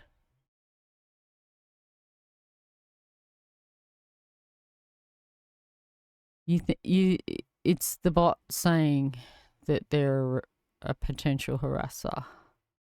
So that is the bot. But then why isn't it actioning it with the reply that maybe we can't see what it replied?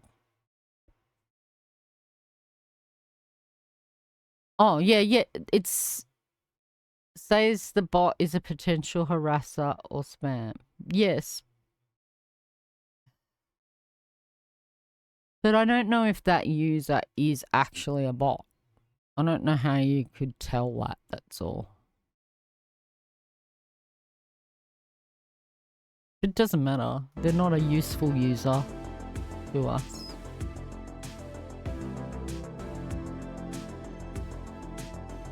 Okay. I'm going to play some more. Yeah, I don't know, but then you would think that the moderation bots would be set up to like ban them straight away when they're like that, but they don't seem to be. That they're like, it's sort of like the default is timeouts and stuff like that.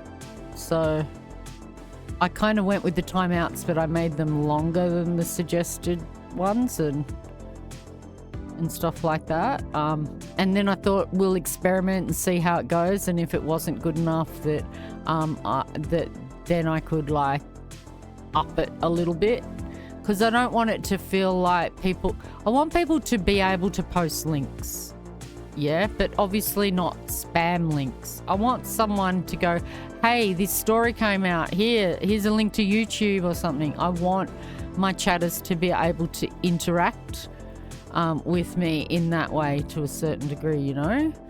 And so I want it to allow links through, and it should anyway, like, because I have like a level thing. You have to follow me to be able to drop a link. Like, well, maybe not. Sure, I said that you had to be a follower to drop a link, but it's dropped, but that bot, well, that pivotal dropped a link.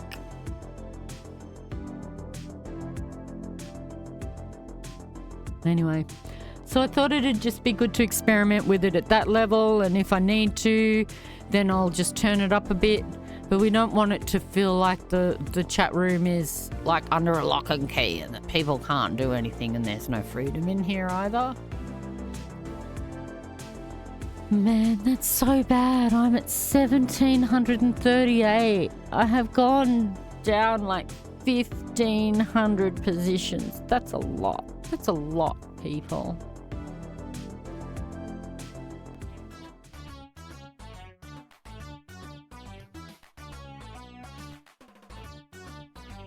$1994. No, that's when they produced the additional special collectors units. See, it shows you this info at the bottom.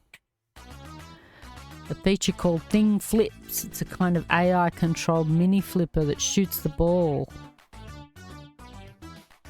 Cloud Topper.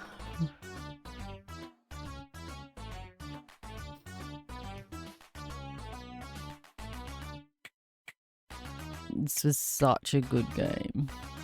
1992, there we go. 20,270 units were made. And then the additional 1,000 special collector's units. Welcome, Annette.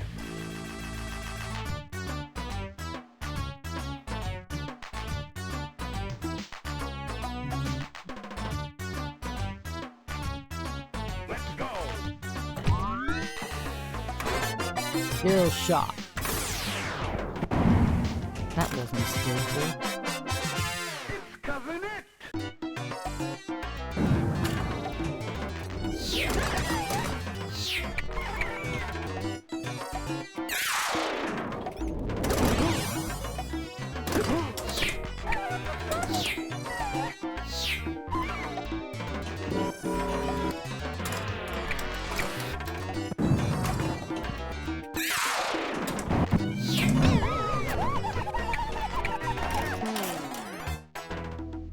makes me so sad when it does that. Goes down the middle. Look how far apart the flippers are.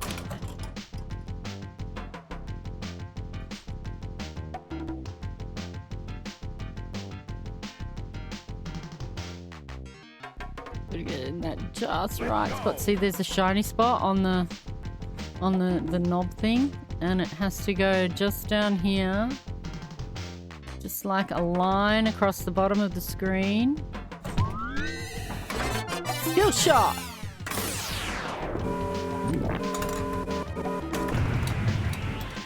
Good show, old man. Fuck.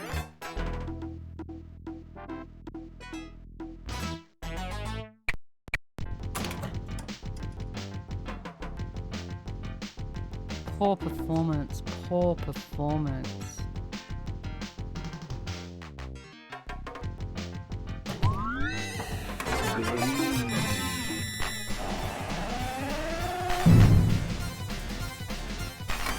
Why, thank you, Bing. Ball lock the motor ball.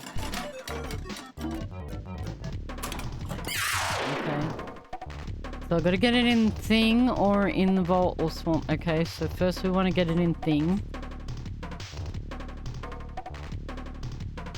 Let's go. Done. That's the spirit thing. Lend a hand.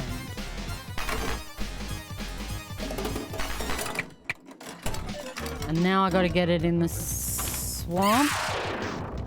No, in the vault or the electric chair. Okay. We'll still go for the skill shot. Points is points.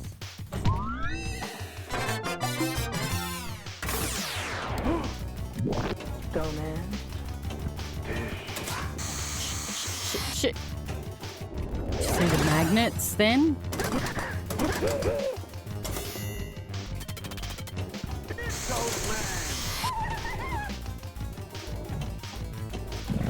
Let's go, Bing. Well played, Bing. You're really on the ball. No. Not this.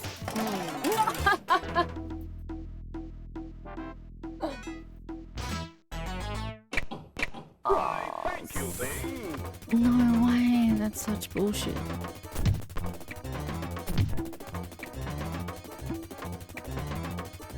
Rest in peace.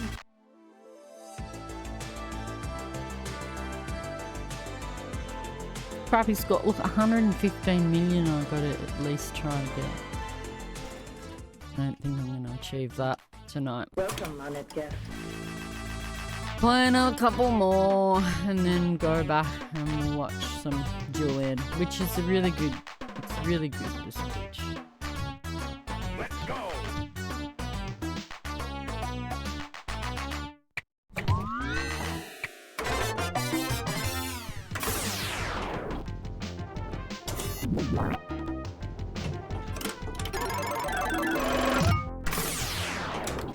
I'd really like to show you his multi-ball today.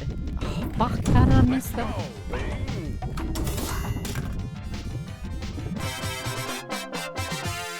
Cousin it.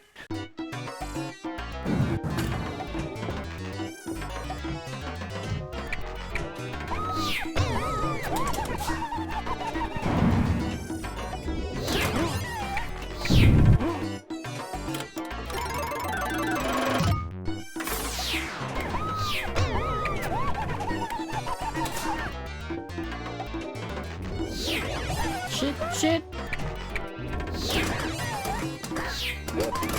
Ball moving so fast. I'm done. Oh. 13, almost 14 million cousin it bonus. Was that my third ball? Oh, that was only ball one. Okay.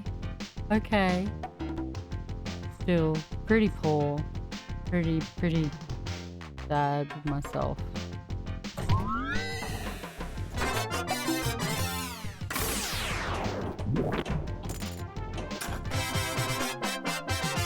Raise the dead. Out to the cemetery. Come on, everybody.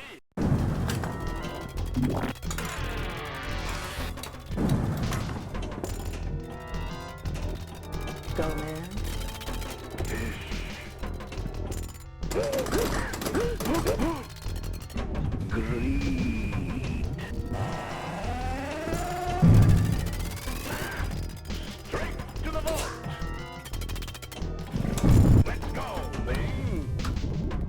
No! Fuck.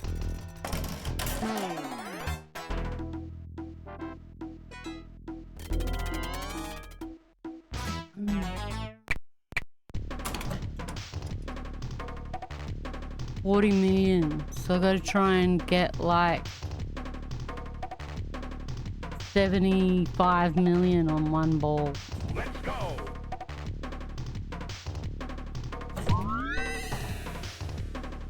Without having gotten a skill shot or anything.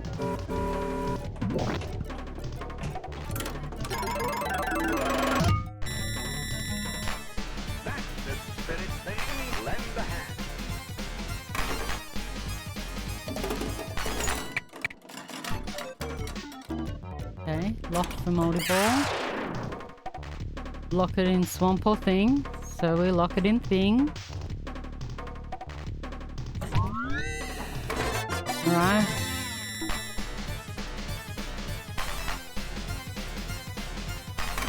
Why, thank you, Bing.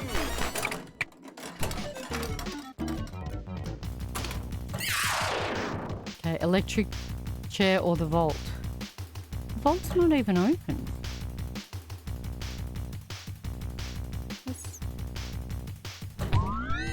Yes, it is, I see.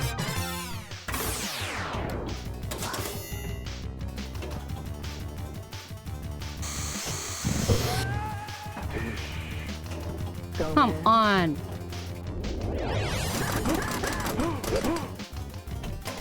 This is not very representative of how well I can play pinball, I swear to God. And now I'm addicted. Now I have to play again. 20 free match. It doesn't even give you that. Because they're all free.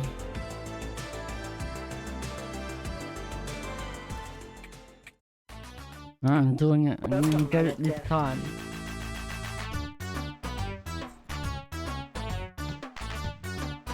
I would at least like to surpass my score that I... What? Have a nice swim. My high score that I currently hold.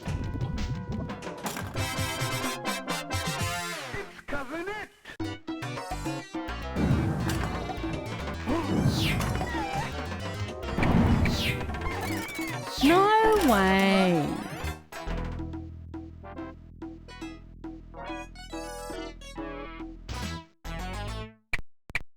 Demonstrating very little ball control.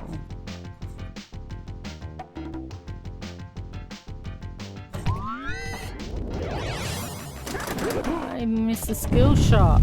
It's not boding well for this game. I feel like I just want to let the next ball just fall straight down the guts.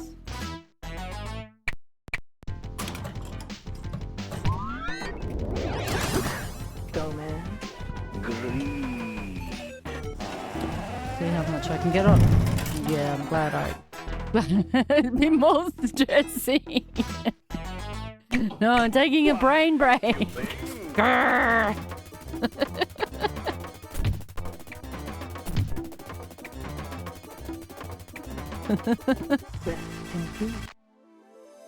Go again. Welcome, honored guest. Right.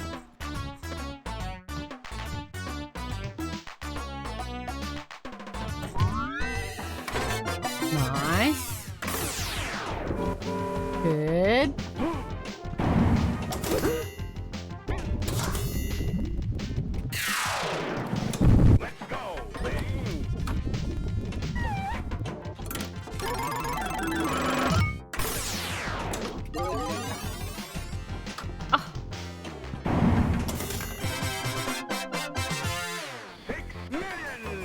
Nice. No.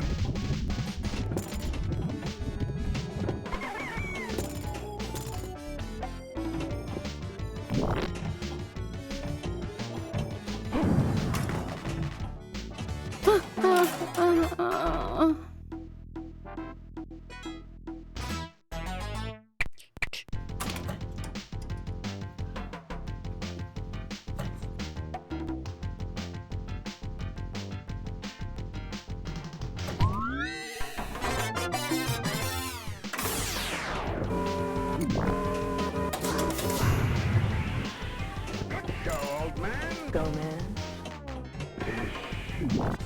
No. Oh, okay. Go into the chair.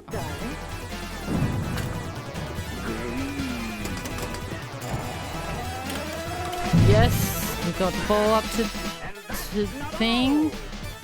I think I triggered a quick moldy ball.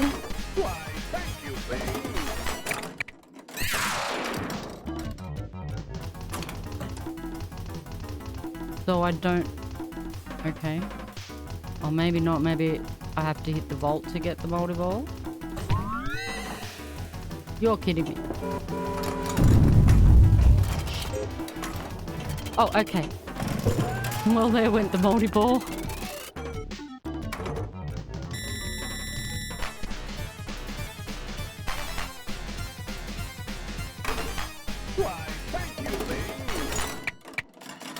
Okay. Vault, swamp, or thing. Alright, so thing first.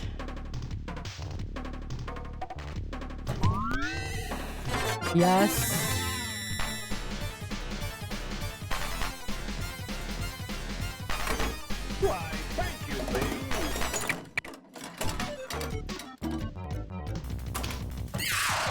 Electric chair or vault, okay.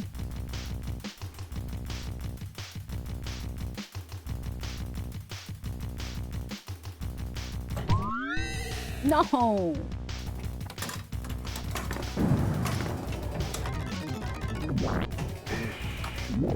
Go, man. Got it in the ball! Got it in the chair! I got it in the chair! Here it comes!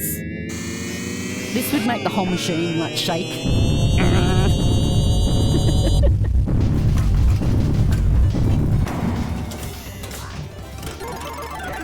No!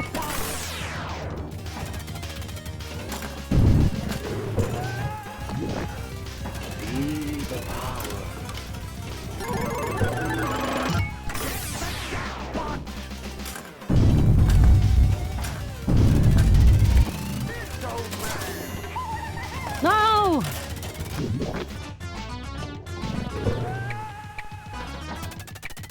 That was fun. Well, at least she's got to say, oh, damn it.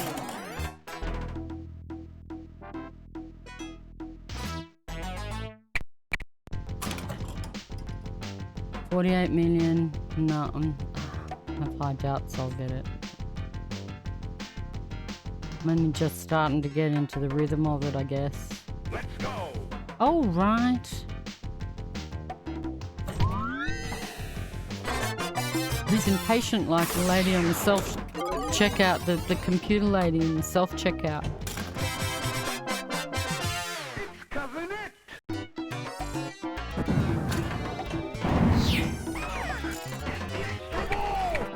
Oh, I'm trying, mate. I'm trying.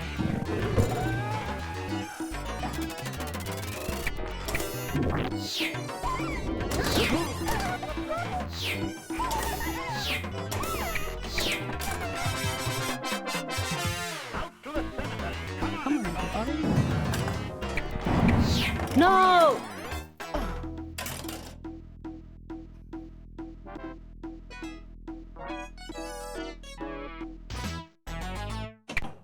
Why, thank you, Bing. 65 million.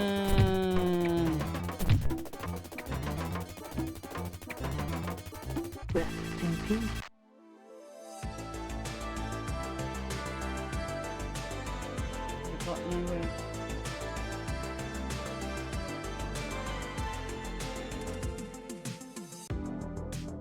Oh well. I'm keen to watch Julian Assange's speech. Had a little brain break. And play more different ones another time. Maybe when there's an event on, because I'll try and keep my eye out for events that maybe let us try these other tables. But if I don't get the table, obviously, before then, because I would love to try the Xena table. That would be so good. And they also have like a season, like it has this season thing. I don't know where. Maybe it runs here. Yeah, see up the top and it says like underwater season. How do I get to it? And you can win like things to decorate your profile with and stuff and decorate your pinball room. So, yeah. But I kind of have already decked all that out the way I want it. As you can see, you can put like your prizes and things. Pinhole, there we go. And I have like spacey carpet. Some things on my right shelf. There's all my Addams Family stuff. And then that one's from the Twilight Zone, I think. And then I'm still completing the Star Trek table. And there's my Addams Family poster over on the right-hand side. It is cool, isn't it? And you collect them. And then in the tournaments, oh, and on the other side, wait a minute. I'll try and my left shoulder. These are just prizes for playing the game, the like pinballs, and when you reach certain milestones, you win these prizes. Yeah, that's My Little Pony ones at the top, though they don't look like they show very well up there. Maybe I could swap them, put them on that shelf. But then you have like this other part, the tournament room. And I was talking before about the events, and that's where you win. No, go back to the tournament room. Okay. And that's where you win, like, how do I get in there? Like you win these cups and stuff, and then you can put them on display in your tournament room. Oh my God, it's just so annoying. And yeah, you can put other items there as well and stuff, but it's pretty cool. I mean, that's really all that changed. No, they did add special effects to the pinballs, but the pinballs suck with the special effects because the special effects get in the way. But this is kind of what they added with FX3, and it's like unnecessary in a way. Like, I don't need all this stuff. Like, it's fun and it's cool, I guess, but I don't need all that to play pinball, you know?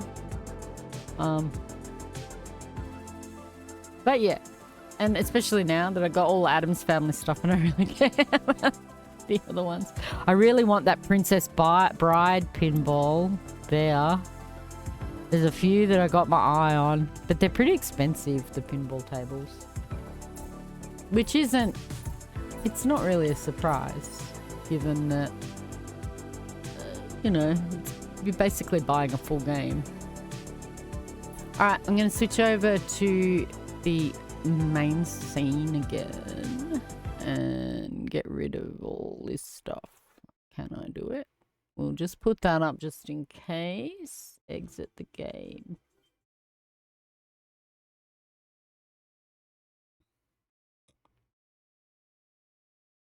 Alright. Okay, I know it's been a really long stream today, but that was kind of the aim. And that's why I say to my mods, if you want to do something else, you're quite welcome to.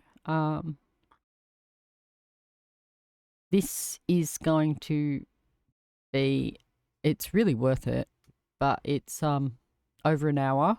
So the speech itself is about 24 minutes.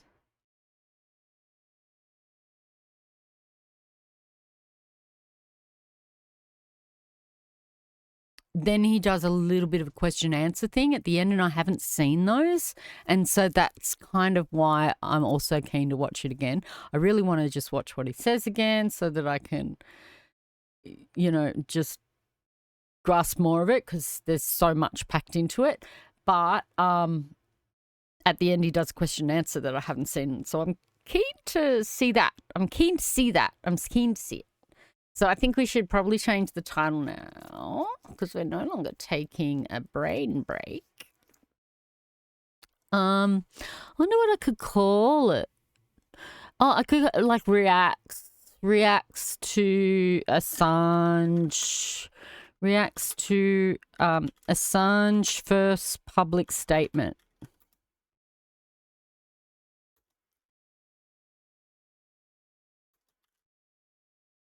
Since release. I don't know if I should even bother write. I could write that. G'day, Horror Freak. Nice of you to join us today.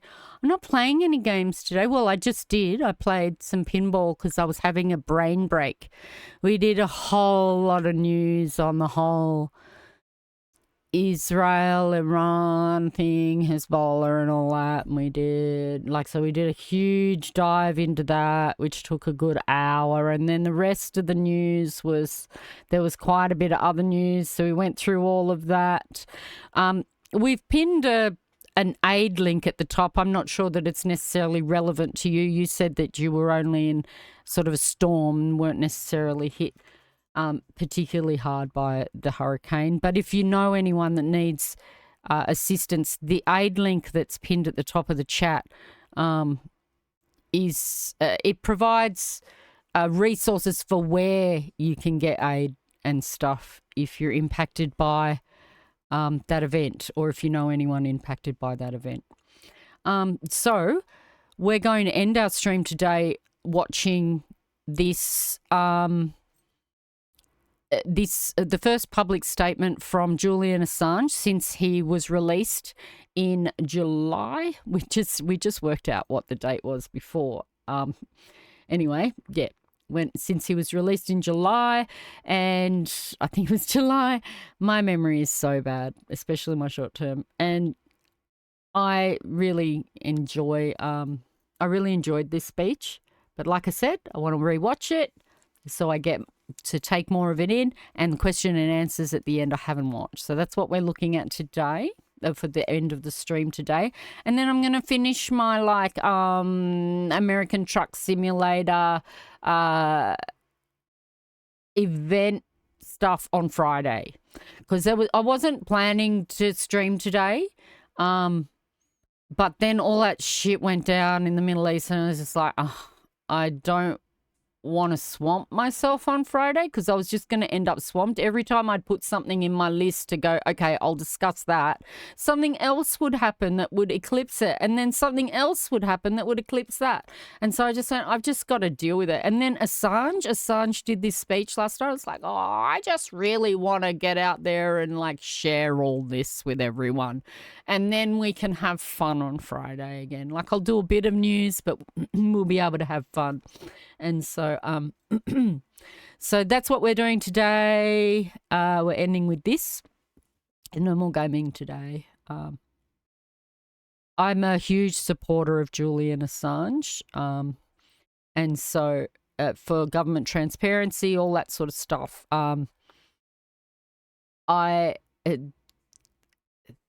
think that there's a lot of nuanced debate around him, and it's because his story has been around for a long time that there are people that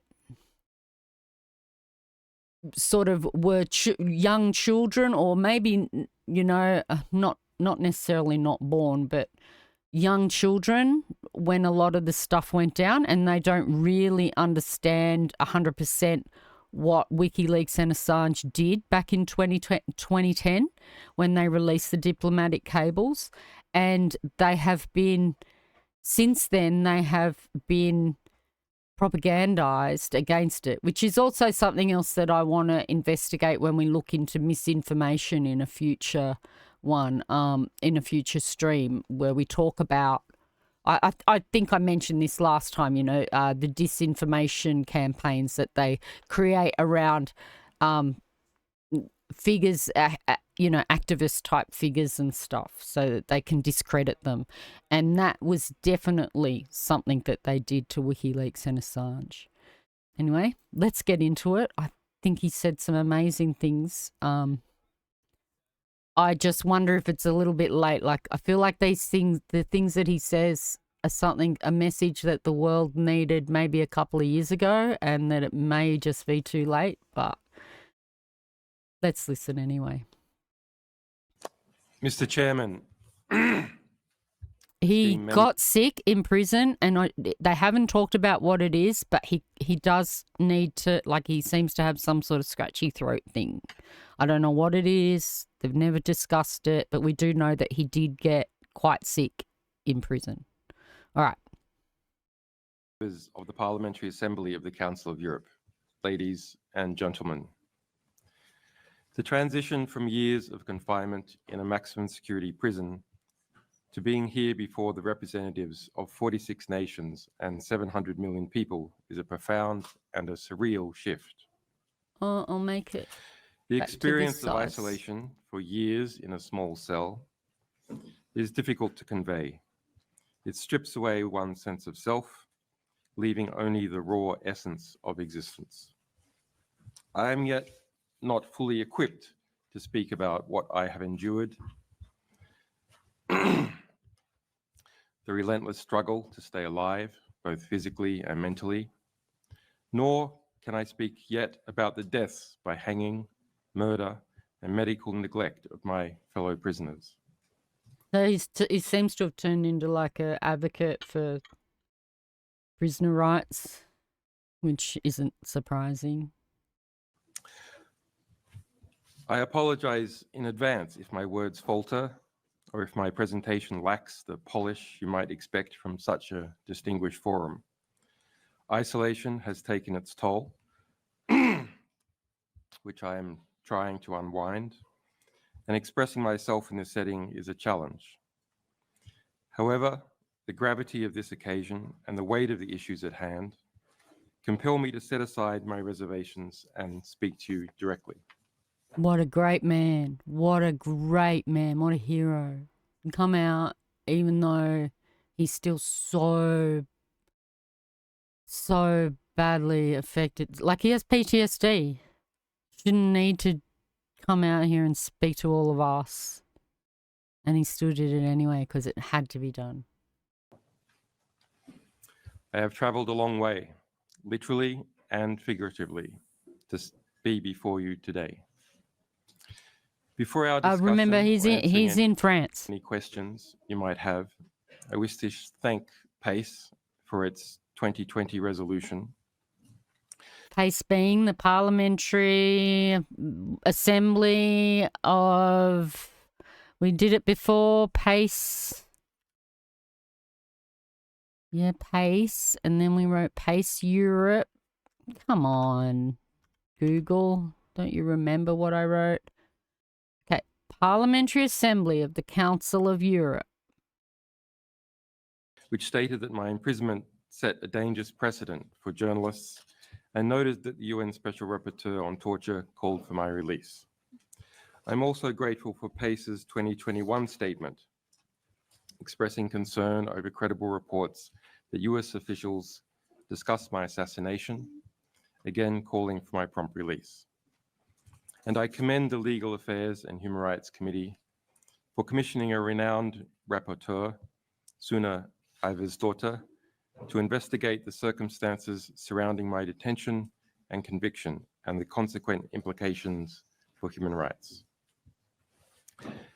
However, like so many of the efforts made in my case, whether they were from parliamentarians, presidents, prime ministers, the Pope, UN officials and diplomats, unions, legal and medical professionals, academics, activists, or citizens, none of them should have been necessary.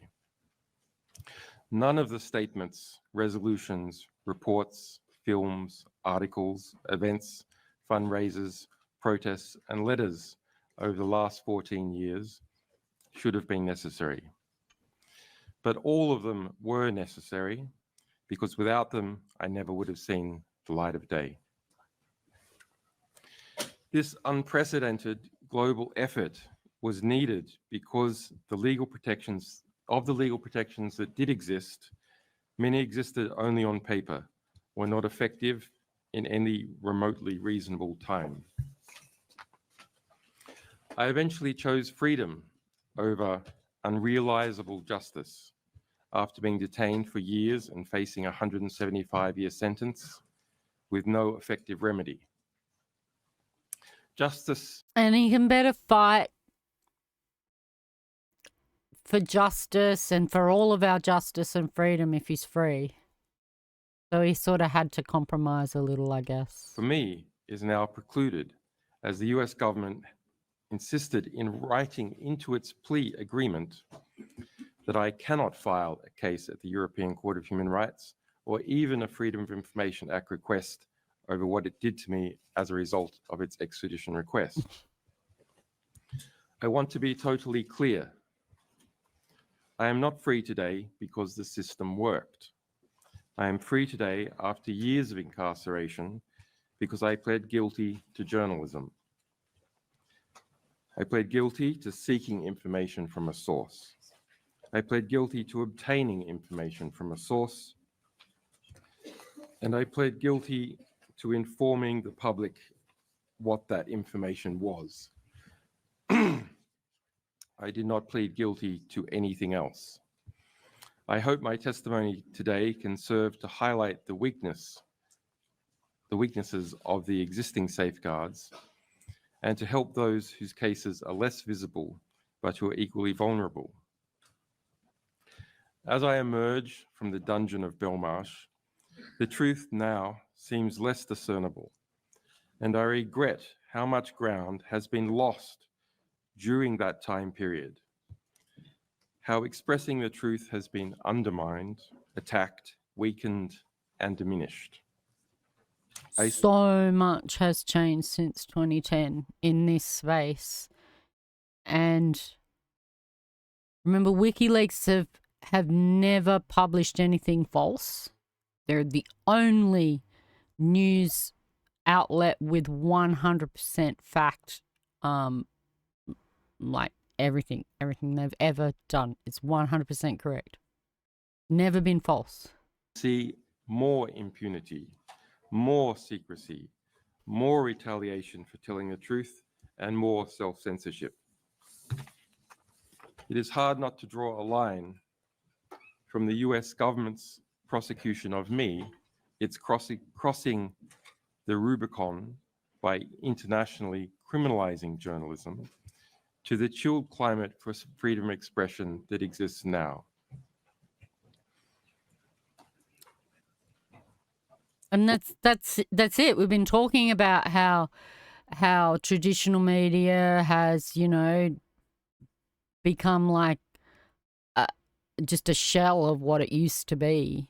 And I guess part of that, like we said, is that it's become like this sponsored thing, you know, and they can't get money. They got to survive. They need money to survive. And so sponsorship then starts influencing the news, you know. And so truth has taken a kind of hit from that, you know. When I founded WikiLeaks, it was driven by a simple dream: to educate people about how the world works so that, through understanding, we might bring about something better. Having a map of where we are lets us understand where we might go. Knowledge empowers us to hold power to account and to demand justice where there is none. We obtained and published truths about tens of thousands of hidden casualties of war and other unseen horrors, about programs of assassination, rendition, torture, and mass surveillance. They exposed the illegality of the Iraq War and all of that went down. They exposed it just layer upon layer. We revealed not just when and where these things happened, but frequently the policies, the agreements, and the structures behind them. When we published Collateral Murder, the infamous gun camera footage of a US Apache helicopter crew eagerly blowing to pieces Iraqi journalists and their rescuers, the visual reality of modern warfare shocked the world. But we also used interest in this video to direct people to the classified policies for when the US military could deploy lethal force in Iraq, how many civilians could and how many civilians could be killed before gaining higher approval. In fact, 40 years of my potential 175-year sentence was for obtaining and releasing those policies. And that was like based around the fact that, like, I believe from my recollection, it's been a long time since I dived into it. 50 civilians to 1 terrorist was kind of acceptable numbers. Like killed. Like they could kill 50 to 1 terrorist. The practical political vision I was left with after being immersed in the world's dirty wars and secret operations is simple. Let us stop gagging, torturing, and killing each other for a change. Get these fundamentals right, and other political, economic, and scientific processes will have space to take care of the rest. I guess it was a bit utopian to have that dream. WikiLeaks' work was deeply rooted in the principles that this assembly stands for. Our journalism elevated freedom of information and the public's right to know. It found its natural operational home in Europe. I lived in Paris, and we had formal corporate registrations in France and in Iceland. Our journalistic and technical staff were spread throughout Europe. We published to the world from servers based in France, in Germany, and in Norway.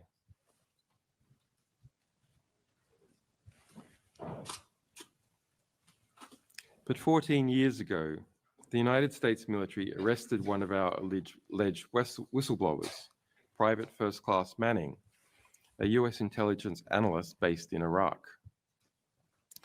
The US government concurrently launched an investigation against me and my colleagues.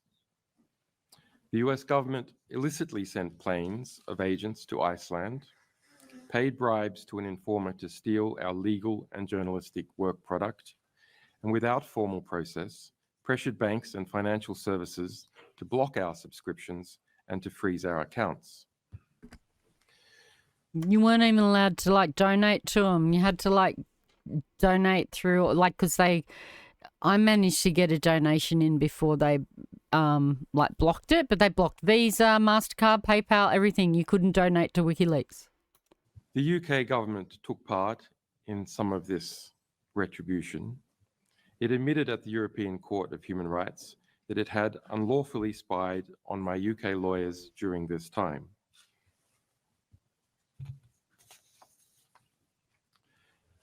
Ultimately, this harassment was legally groundless.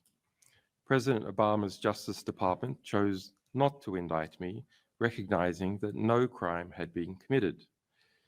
The United States had never before prosecuted a publisher for publishing or obtaining government information.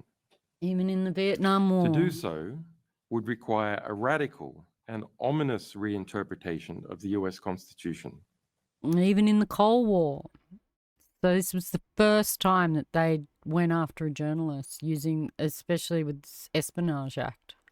In January 2017, Obama also commuted the sentence of Manning, who had been convicted of being one of my sources. However, in February 2017, the landscape changed dramatically. All right, note that date, February 2017. So Trump got in 2016. This is kind of important because a lot of people gave up their support for WikiLeaks and for Julian Assange when he released the emails for the DNC. Now, those emails revealed that the DNC were doing underhanded tactics to ensure that their chosen candidate was the one that ran as their primary candidate. So, and this is where the whole Bernie thing, like Bernie Sanders and everyone feeling betrayed. Okay? Julian Assange didn't do this, right? WikiLeaks didn't do this. The DNC did this to themselves by committing something that they shouldn't have done in the first place, by doing something that they shouldn't do in the first place, by trying to rob the Democrats of their true candidate, that people that followed the Democratic Party, that they wanted to have as their leader. They wanted Bernie. No one wanted Hillary, right? Hillary was tarnished product. Up, down, all around. Tarnished product. Trump was wiping the floor with her, right? The whole lock her up thing, it was working, right? Because, yes, the system was broken and just the status quo was just to go to war more and more and more. It didn't matter which side you supported. And so Trump came along and it was like, oh, this guy's going to upturn the apple cart, you know. He's gonna like, I don't believe that he was ever going to drain the swamp or anything because he's part of the swamp. But I do believe he was going to bring chaos. He was going to take away the status quo that everyone was just kind of meandering along with. And WikiLeaks revealed what the DNC did to Bernie, that all those people felt betrayed. Now, they either didn't vote, right? They went and voted for a third party like Jill Stein or something, which in America is useless because you don't have any, you don't have preferential voting. So it really is a two-party system.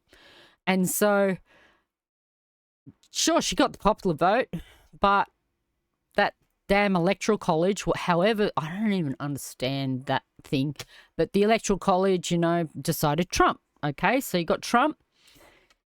Now, everybody says that WikiLeaks and Assange, or not everybody, a lot of people say WikiLeaks and Assange helped Trump to get into power by releasing that material about the DNC.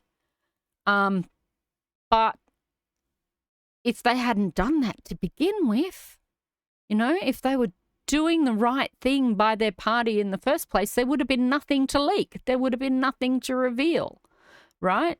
Telling the story, don't shoot the messenger, you know, and that's basically what people do. They shoot the messenger here. And now he's going to talk about 2017. And this man, he never picked a side, neither side. He's always been pretty centrist, actually, you know. But yeah, he's going to talk about what happened after 2017. So at this stage, he's talking about where Obama had commuted the sentence of Private Manning, and Private Manning was free, and he was talking about, and I don't know why he didn't do it either, right? Why Obama didn't pardon Assange when he had the opportunity and the power to do it. There's a lot of things I don't understand why the Democrats don't take their chance when they can, you know, like putting a member into the Supreme Court back when Obama was in power, rather than capitulating to the Republicans going, no, there's an election coming, you can't put in a new Supreme Court member. Now we're at this stage where the Supreme Court is so wildly, you know, right wing, and it's been weighed heavily on that side and on the conservative side, and so the Democrats missed their chance again, right? So anyway, so people dirty with him, you know, he's not pro-Trump either. That's what I'm saying. He's not pro any of these guys. President Trump had been elected. He appointed two wolves in MAGA hats, Mike Pompeo, a Kansas congressman and former arms industry executive, as CIA director, and William Barr, a former CIA officer, as U.S. Attorney General. By March 2017, WikiLeaks had exposed the CIA's infiltration of French political parties, its spying on French and German leaders, its spying on the European Central Bank, European Economics Ministries, and its standing orders to spy on French industry as a whole. We revealed the CIA's vast production of malware and viruses, its subversion of supply chains, its subversion of antivirus software, cars, smart TVs, and iPhones. CIA Director Pompeo launched a campaign of retribution. It is now a matter of public record that under Pompeo's explicit direction, the CIA drew up plans to kidnap and to assassinate me within the Ecuadorian embassy in London, and authorized going after my European colleagues, subjecting us to theft, hacking attacks, and the planting of false information. All right, that's Trump under Trump's presidency, so he ain't no Trump fan. So people that think he is. My wife and my infant son were also targeted. A CIA asset was permanently assigned to track my wife, and instructions were given to obtain DNA from my 6-month-old son's nappy. How the fuck is that? This is the testimony of more than 30 current and former US intelligence officials speaking to the US press, which has been additionally corroborated by records seized in a prosecution brought against some of the CIA agents involved. The CIA's targeting of myself, my family, and my associates through aggressive extrajudicial and extraterritorial means provides a rare insight into how powerful intelligence organizations engage in transnational repression. Such repressions are not unique. What is unique is that we know so much about this one due to numerous whistleblowers and to judicial investigations in Spain. Yeah, it was done in Spain, all that stuff that revealed it. What the CIA had been doing to Julian. This assembly is no stranger to extraterritorial abuses by the CIA.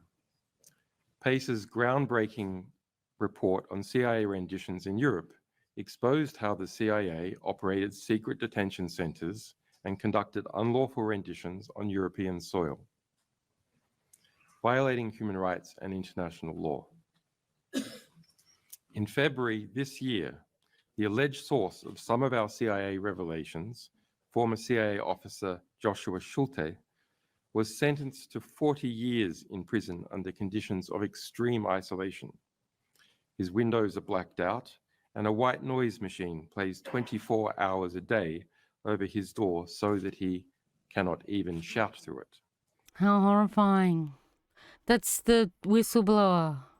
The CIA, like their own CIA man. They've got him locked up and they've put like a white noise. These conditions are more severe than those found in Guantanamo Bay. So that if he screams, he can't be heard. What a nightmare. Who thinks of this shit? Who's the psychopath in charge that thinks of this shit? But transnational repression is also conducted by abusing legal processes. The lack of effective safeguards against this means that Europe is vulnerable to having its mutual legal assistance and extradition treaties hijacked by foreign powers to go after dissenting voices in Europe. In Michael Pompeo's memoirs, which I read in my prison cell, the former CIA director bragged about how he pressured the US Attorney General to bring an extradition case against me in response to our publications about the CIA. So those Indeed, were separate leaks he's talking about there. That was separate to the ones that he like the ones that we're talking about, the US cables from 2010. The CIA leaks were something else. Yeah, Vault 7, CIA hacking tools, all the stuff that they could do. Like you just said, like to get into your fucking telly and stuff like that. So, yeah, all still there, all primary documents so you can look for yourself. You don't need someone else's idea of what it says. You can look it up yourself on WikiLeaks. acceding to Pompeo's requests, the US Attorney General reopened the investigation against me that Obama had closed and rearrested Manning, this time as a witness. Manning was held in a prison for over a year, fined $1,000 a day in a formal attempt to coerce her into providing secret testimony against me. She ended up attempting to take her own life.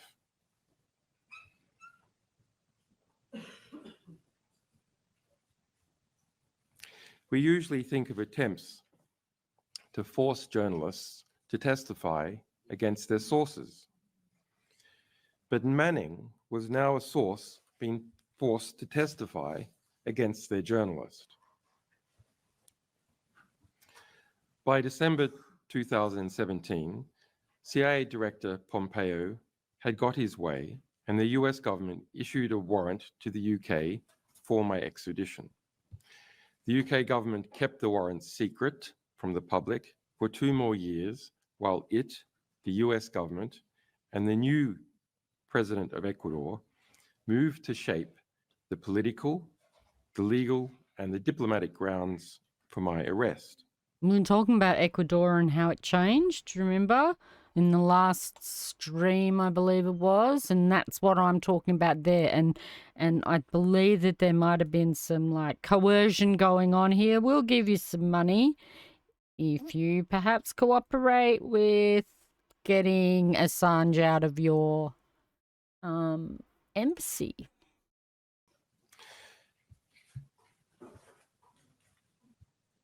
When powerful nations feel entitled to target individuals beyond their borders, those individuals do not stand a chance unless there are strong safeguards in place and a state willing to enforce them.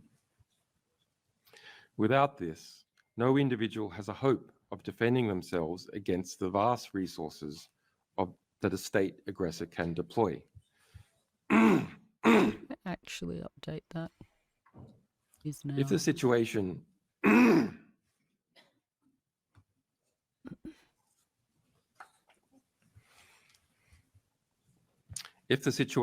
were not already bad enough in my case, the US government asserted a dangerous new global legal position. Only US citizens have free speech rights. Europeans and other nationalities do not have free speech rights. But the US claims its Espionage Act still applies to them regardless of where they are. So Europeans in Europe must obey US secrecy law with no defenses at all as far as the US government is concerned. An American in Paris can talk about what the US government is up to, perhaps. But for a Frenchman in Paris, to do so is a crime with no defense, and he may be extradited just like me.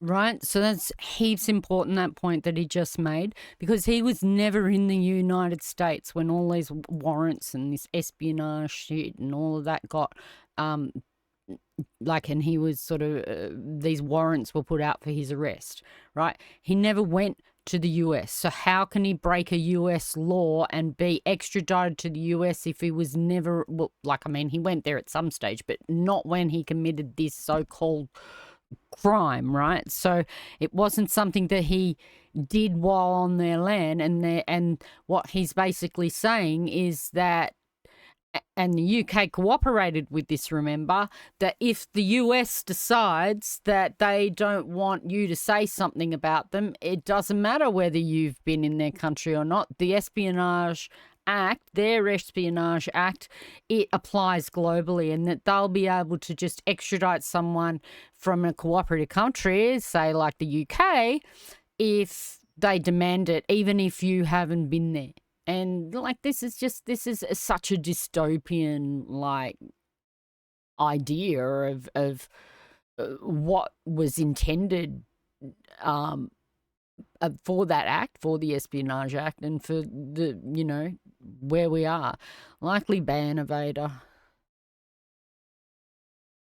So they're still getting through. I wonder if there's any been that have these bot things. I wonder if there's any that have been like stopped. It says they're restricted.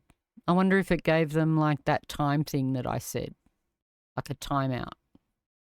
So maybe we should just leave it and see rather than hitting them with the ban straight off. Just see how the bot responds to it is all I'm saying. Because we have the power, we can delete them if the bot doesn't work. Right? So what he's saying is that basically US law applies to everyone everywhere all over the world, and if they want they can, all the time, and if they want they can extradite someone even if you haven't been there. So Americans don't have to follow our laws, but we've got to follow theirs, is what they're basically saying.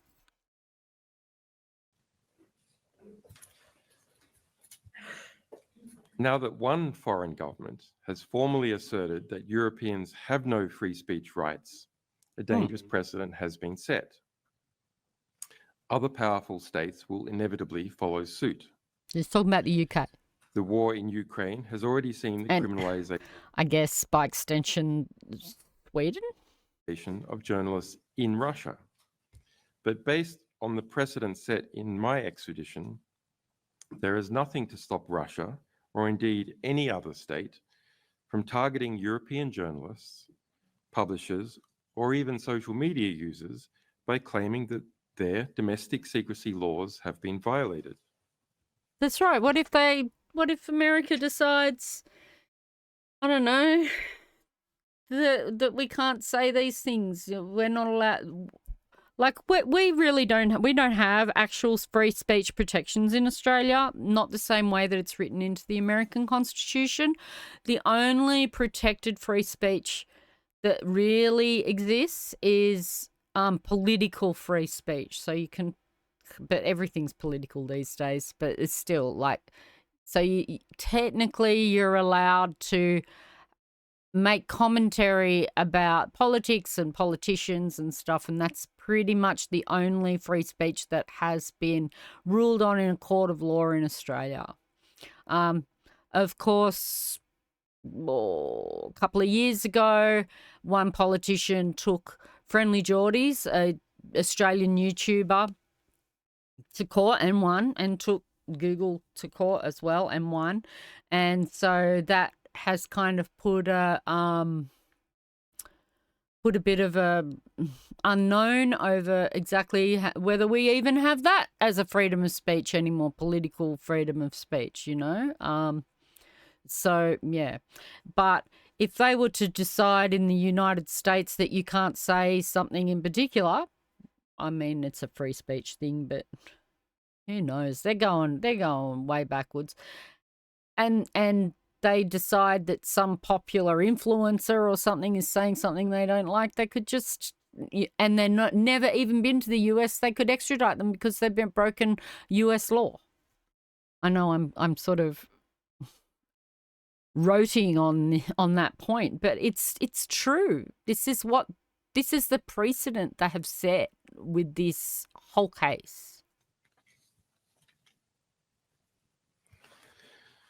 The rights of journalists and publishers within the European space are seriously threatened. Transnational repression cannot become the norm here. As one of the world's two great norm-setting institutions, PACE must act. The criminalisation of news-gathering activities is a threat to investigative journalism everywhere. I was formally convicted by a foreign power for asking for, receiving, and publishing truthful information about that power while I was in Europe. The fundamental issue is simple. Journalists should not be prosecuted for doing their jobs. Journalism is not a crime. It is a pillar of a free and informed society. And he is a journalist. He's an award-winning journalist, and he was an award-winning journalist before all of this. Don't let anyone tell you otherwise.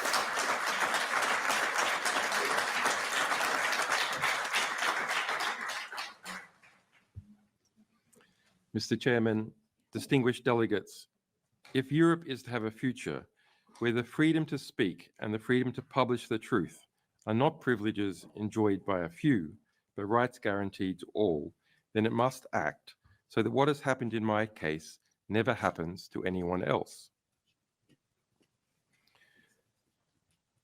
I wish to express my deepest gratitude to this Assembly, to the Conservatives, Social Democrats, Liberals, Leftists, Greens and Independents who have supported me throughout this ordeal. He loves and everyone. To the countless individuals who have advocated tirelessly for my release. And it's true, people with a moral conviction, it didn't matter which side of the aisle they were on, people that had a moral conviction before, like, and believed in freedom of press, believed in transparency of government and all these sort of things, have been yelling for years about Julian Assange, you know, like free him. And it didn't matter what side of the aisle. In Australia, we have like a whole coalition of, and coalition's a bad word to use in reference to our politics, but a group of cross-bench parliamentarians. So it's got Labor, which is the current government. It had Liberal and National politicians, which is totally the opposite side of the government. It had independent politicians. It had some pretty out there characters, like Bob Katter is internationally famous, and a few others that are, you know, kind of got a bit of a character about him, and it brought all of these wildly different politicians together into a group to advocate for Julian, because they all have the same moral conviction about freedom of speech, freedom of expression, freedom for journalism, and the importance of true evidence-based journalism, which is exactly what Julian does. You know, and transparency of government and stuff like that. So people that have that sort of conviction were able to continue holding that support for Julian throughout the 14 years, because, you know, you have conviction within yourself. But people that felt dirtied by what happened with the DNC and stuff, they were leftists that supported WikiLeaks when WikiLeaks was showing them something they didn't, showing them things about the Republicans and the bad things that the Republicans doing. But how dare you show us what the Democrats are doing? And, you know, they all flipped. And it was like, well, you're easily sold off. Do you have any conviction in what this man stood for and, you know, what you yourself stood for when you supported him? So, you know, like it's very much crosses the aisles, this case, you know, if you have conviction that remains, you know, that stays with you, if it's true conviction that you have, true morals that you have in this arena.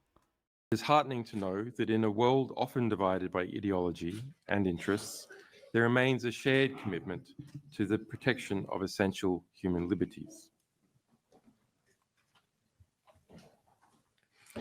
Freedom of expression and all that flows from it is at a dark crossroad. I fear that unless institutions like PACE wake up to the gravity of the situation, it will be too late.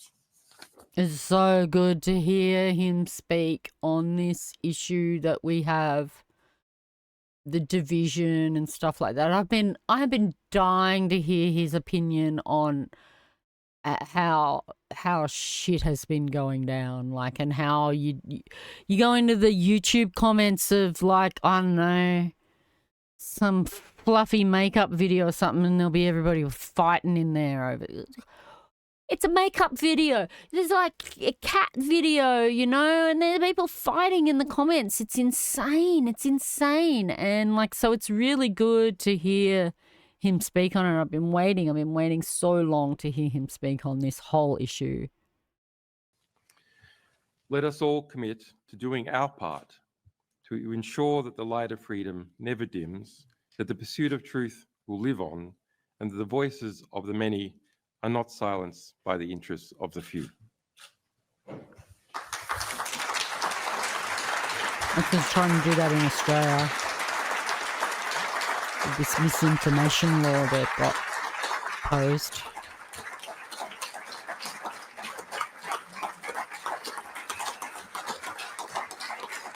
Okay, so that's the speech. This is the bit I haven't watched, which is they're going to do question and answers, Thank you, I guess. Mr. Assange, Which I would like to see. So let's watch for that that together. contribution to our proceedings.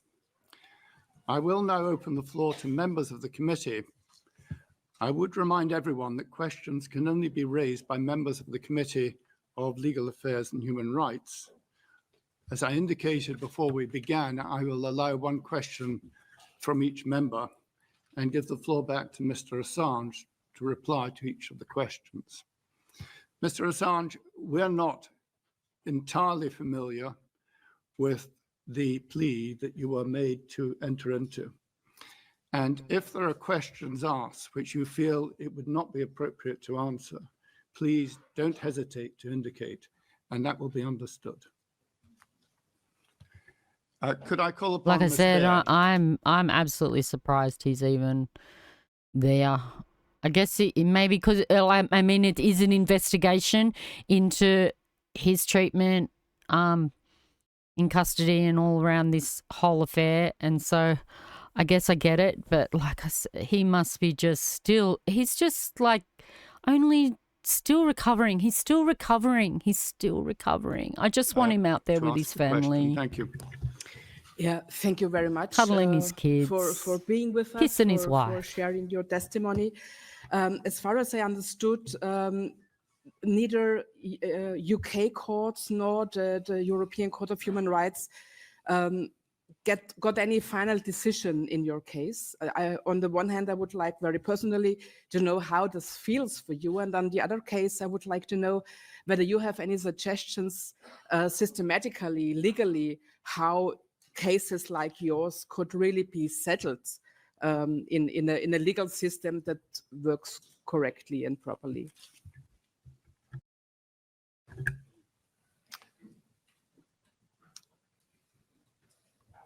After 14 years detained in the UK, including over 5 years in a maximum security prison, and facing a 175-year sentence, with the prospect of years more in prison before being able to have a shot at the European Court of Human Rights,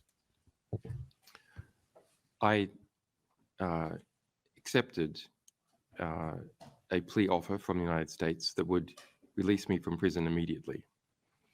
The United States insisted. He was effectively tortured into that too, you know, like anyone's gonna go, yeah, fine, I'll sign it, let me out, let me the fuck out. And he was in the most, like, it was the supermax prison of the UK too. Insisted that I not be allowed to take a case in relation to what had happened to me in relation to its extradition proceedings, nor that I could even file a Freedom of Information Act request that's insane. on the US government to see what was done. There will never be a hearing into what has happened. And that's why it's so important that PACE acts. The uncertainty within Europe as to the defenses that can be used by journalists here to protect themselves from transnational repression and extradition, if left in its current state, will inevitably be abused by other states. Yeah. So norm-setting institutions like PACE must move to make the situation clear that what happened to me cannot happen again. Thank you. Ms. Novica. Mr. Assange, it is great to have you today at the committee meeting. In fact, I don't want to ask about the past, more or less, but past is still the current. Past. Yeah, it's not finished yet, of course. But I wanted to ask you whether you believe that our proceedings here in the Council of Europe, in case and hopefully the report prepared by Suna Evarsdottir is going to be accepted at the plenary session, that will reverse the negative impact that your case had on the position of whistleblowers and the right to expression globally, that really you hope for, that that in case the report is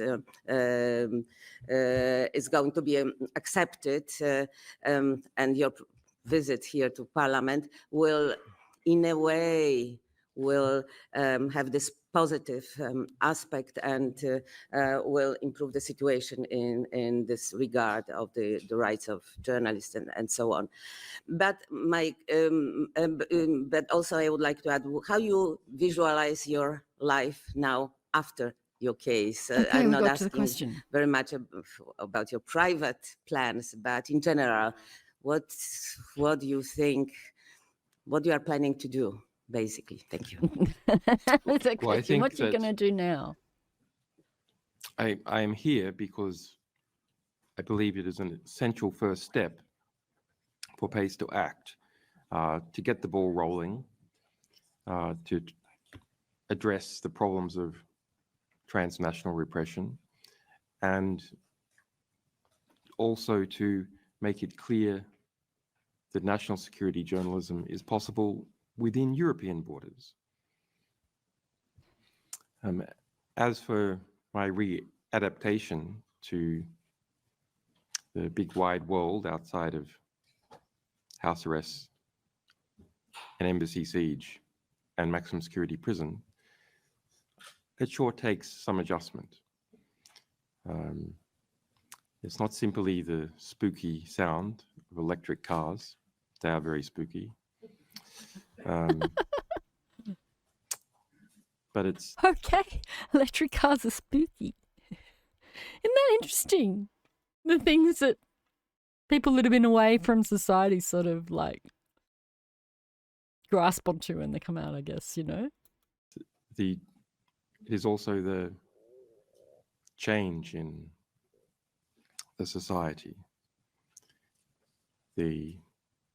And think about how much society has changed just in like since the pandemic, and then 4 years before that into like Trump's presidency, and just like all the rhetoric and just how it got more and more and more and more divided, right? And so we're looking at like 8 years there. He's 14 years kind of been away from societies, and it's changed a lot. Changed a hell of a lot. Where we once produced where we once released important war crimes videos that stirred public debate. Now, every day, there are live stream horrors from the wars in Ukraine and the war in Gaza. Hundreds of journalists have been killed in Gaza and Ukraine combined. The impunity.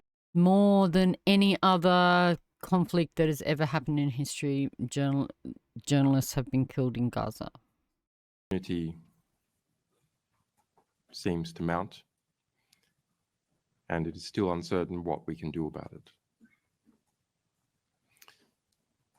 My readaptation to the world, of course, includes some positive but still tricky things. Becoming a father again to children who have grown up without me. Becoming a husband again. Even dealing with a mother-in-law. These are trying family issues. No, she's a very lovely woman. I like her very much. And what's Stella going to give away with her face? She's very expressive sometimes. You should turn off his microphone.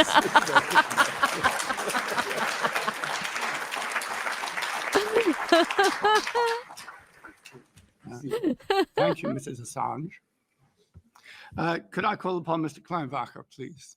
Yes, thank you, Mr. President. Back to a sadder issue. How well, in your experience, does political asylum really work in today's world?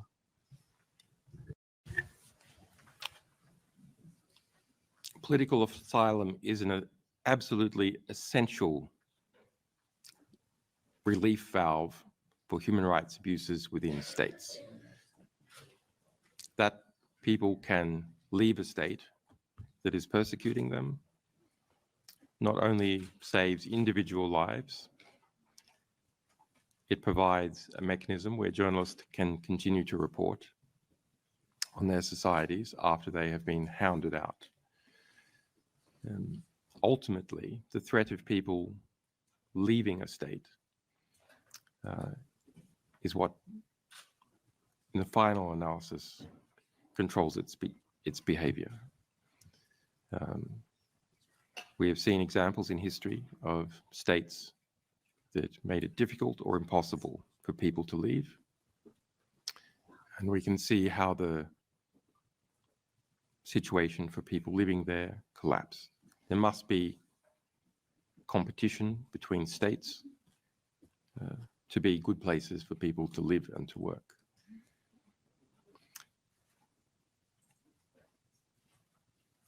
The assault on asylum through means of transnational repression is another matter.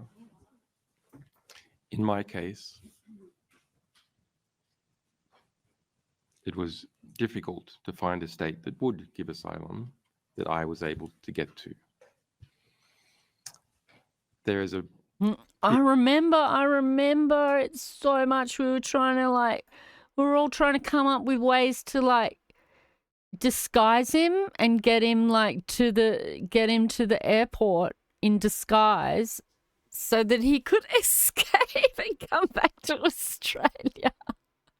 Big gap in the asylum system for people. But it was serious. We were serious. Who are not fleeing their own state, but fleeing an ally of that state, or any third state. That was my case. Asylum law does not easily cover the case where, say, an Australian is fleeing persecution by the United States. Or we could imagine a Kazakhstani fleeing persecution by Russia or China. I was not able to apply for asylum within the UK. Of course, the UK has its own particular political angle. It might have been difficult to convince the courts to give me, or in fact anyone, asylum in relation to the United States in the UK. But there wasn't even a chance, because citizens from third states are under the 1951 Convention, as it's implemented in most European states, cannot apply for asylum. So you can't even get asylum. Thank you, Mr. Assange. Mr. Honko, would you like to ask a question, please? Thank you very much, Mr. Assange.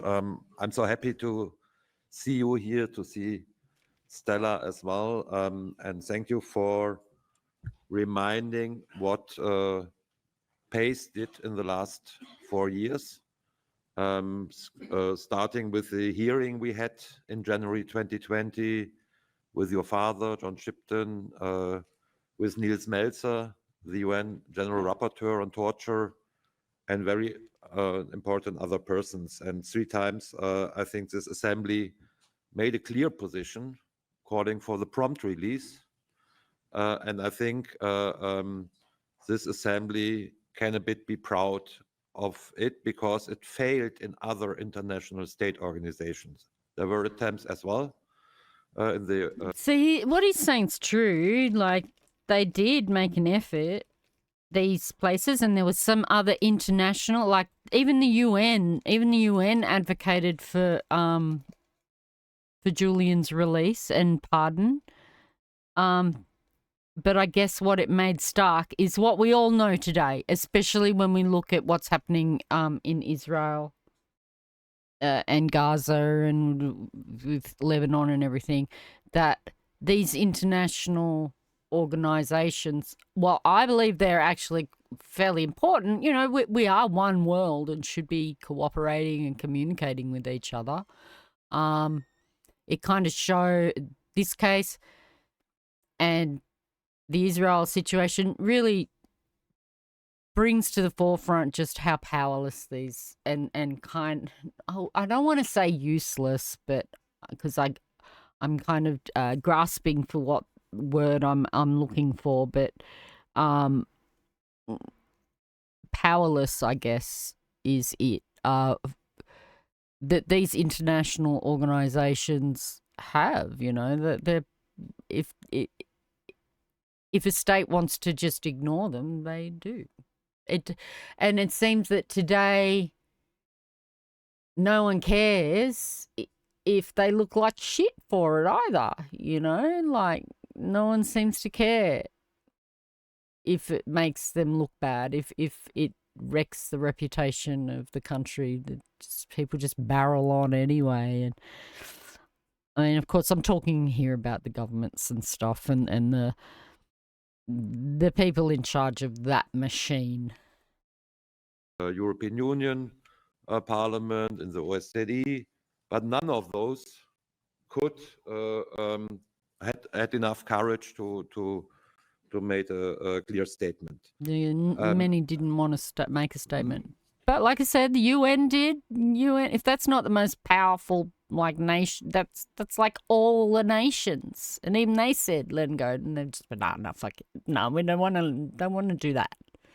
They just did what they wanted, just like they always do.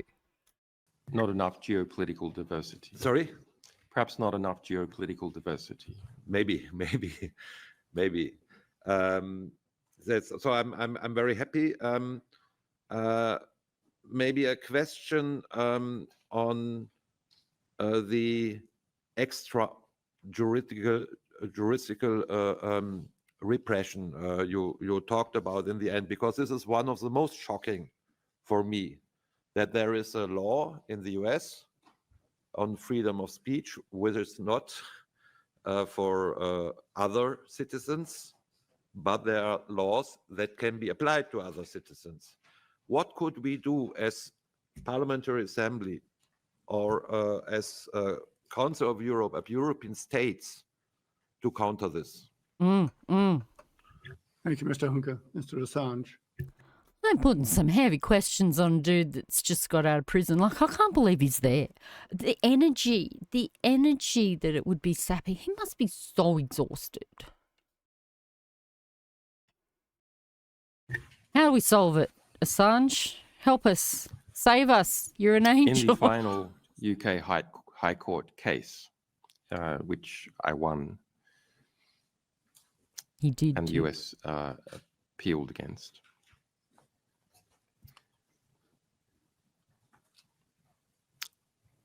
I won under the basis of nationality discrimination. That is, in the UK Extradition Act, you're not meant to discriminate at trial or during a penalty phase against someone on the basis of their nationality.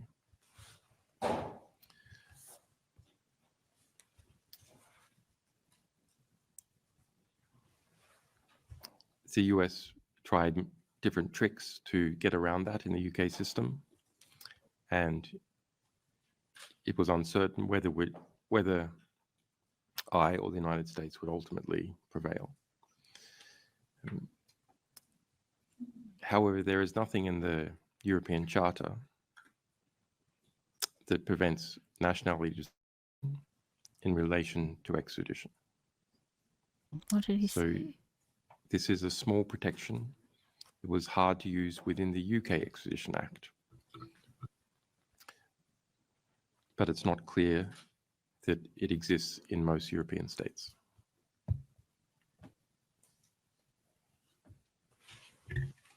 Thank you. Ms. Mikkonen. Thank you, Mr. Chair, and thank you, Mr. Assange, that you are here. BASE has done work on transnational repression, where states go after someone in another state. In this case, in your case, there are these very troubling allegations about the CIA monitoring and even considering assassination. Can you comment more on those? And how do you yourself see your status? Were you a political prisoner?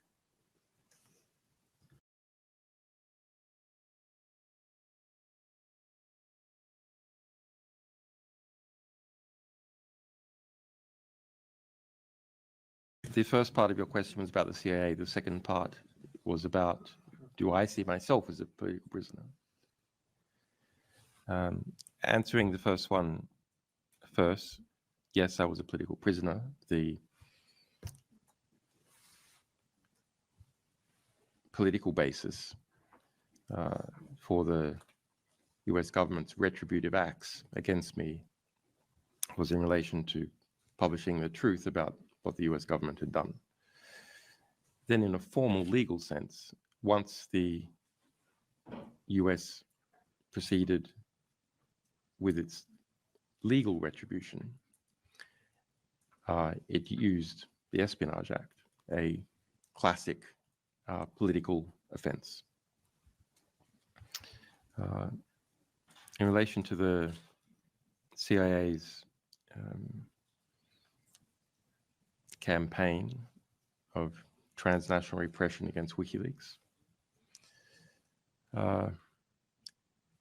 we felt that something was going on at the time. There were many small signs that came together, but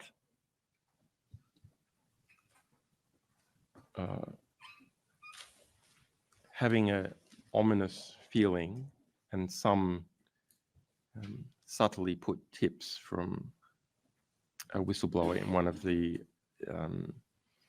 security contractors that the CIA had contracted didn't give me the full and disturbing picture which later emerged. It is an interesting example where an intelligence organization has targeted an investigative organization, WikiLeaks.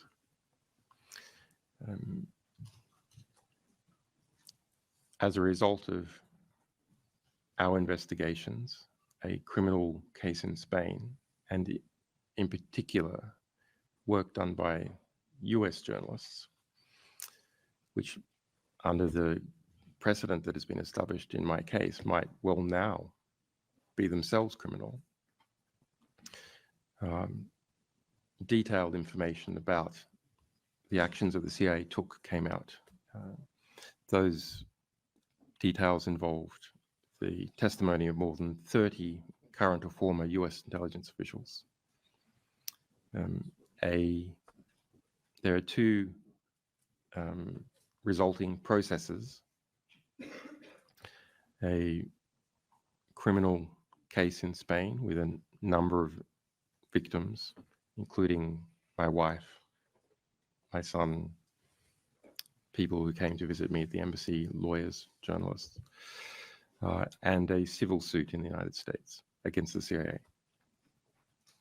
In the United States, the CIA has, in response to that civil suit, declared formally by the CIA director and the Attorney General state secrets privilege to knock out the case.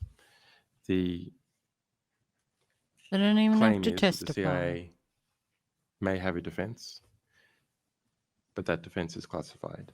Yep. And so that the civil case cannot go forward. So it's complete impunity within the US system. They've been using this trick in a few different places. This was used against an Australian whistleblower, another Australian whistleblower here, that sort of technique that he's talking about there. So, like a lot of precedents have been set through this, and then when they see they could get away with one, like you give an inch, they take a mile. Thank you. Mr. Rucker. How long have we been? I'm just going to take a short break. And this is what I'll be doing when I finally do make affiliate and have to do ads. I'll use those opportunities to take breaks. There's no ads here at the moment, but that's my plan. So yeah, just short break, little intermission, and then we'll come back and watch the other half, and then we'll finish up for the evening. Thanks for those that are joining me. And we'll be right back.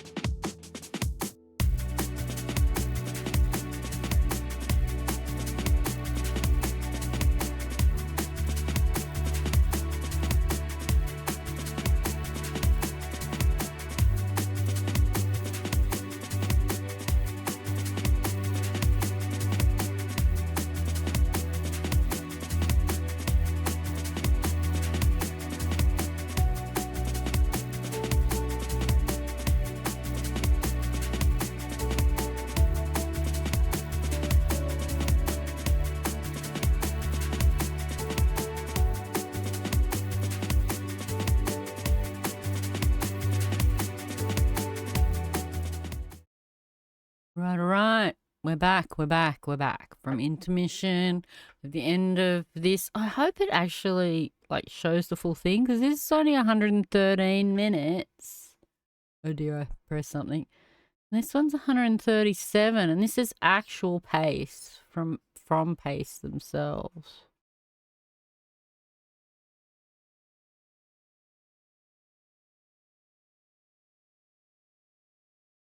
Okay, that's all right. Let's keep watching on this one. Because the Christian is the last one to speak, who is the head of WikiLeaks. At least he was while Julian was incarcerated. I'd say he probably still is. That's Christian over there. So I'd say he probably still is. Because I'm absolutely flabbergasted that Julian is able to come out, speak, and then give informed answers from a place where he was incarcerated and locked away from all of that for so long.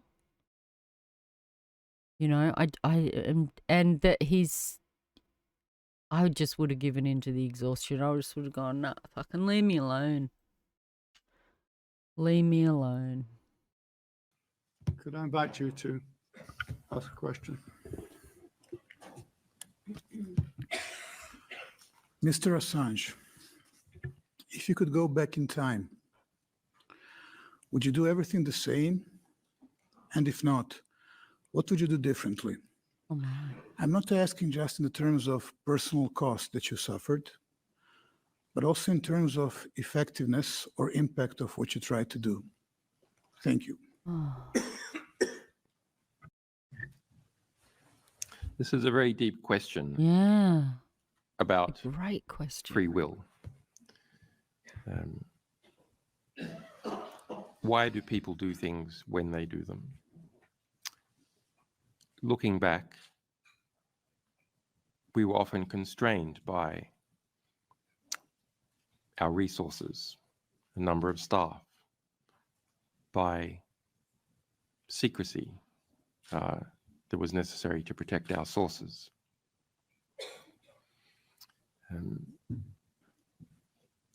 If I could go back and have a lot of extra resources, of course,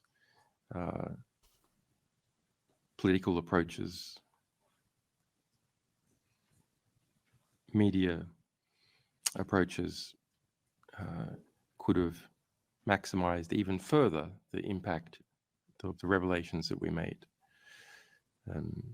But I suppose your question is trying to say, well, were there any knobs that could be turned in hindsight? Of course, thousands of small things. I was not from the United Kingdom. I had a good friend in the United Kingdom, Gavin McFadden, who was an American journalist, a very good man. But it took me time to, once I was trapped in the United Kingdom, it took me time to understand what UK society was about, who you could trust, who you couldn't trust, the different types of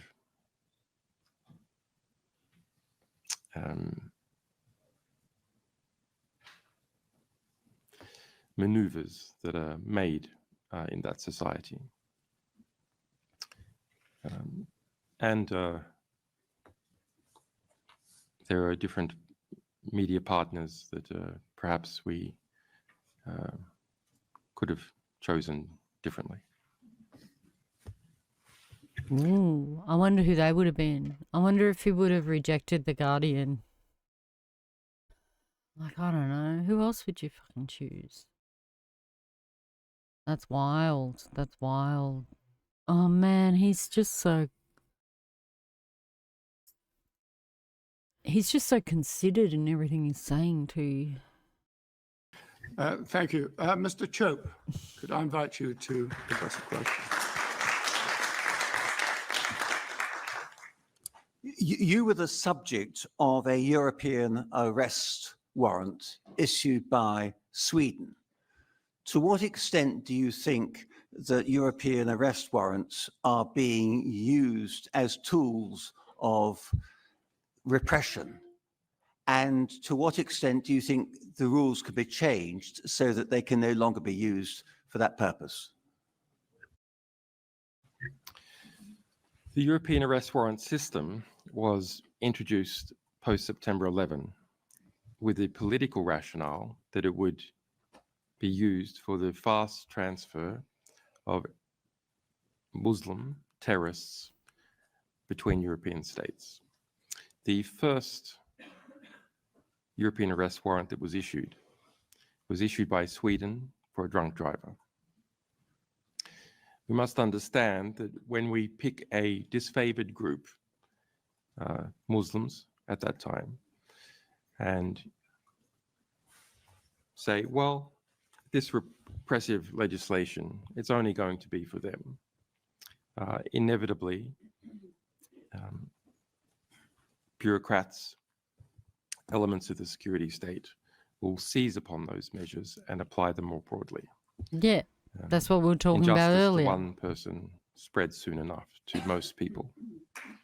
Yeah, when we're talking about hate speech and symbolism and stuff, like we have hate speech laws, but like these symbols and stuff, and then making a law that cracks down on a specific symbol, that means you've got to include now the next symbol and the next symbol and the next symbol. So it is a fine balance to create laws that are effective and broad enough, but also not too broad that they clamp down on all free speech.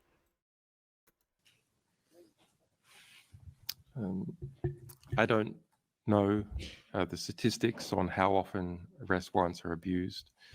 There was an attempt to extradite me without any charge from the United Kingdom by Sweden. The UK government subsequently changed the law to prevent extradition without charge. But in its amendment to the extradition legislation, it included a rider to make sure that it didn't apply to me.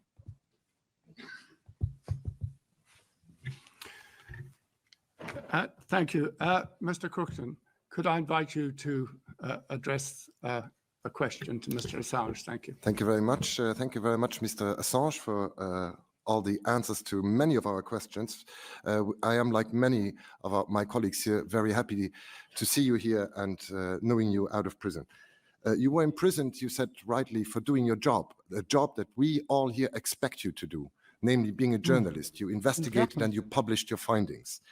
But it is shocking to me and to many of us to see how long the arm of US justice is that can get a grip on you even here in Europe. And of course, this raises questions that we will address tomorrow in Mrs. Eva Stottir's excellent report.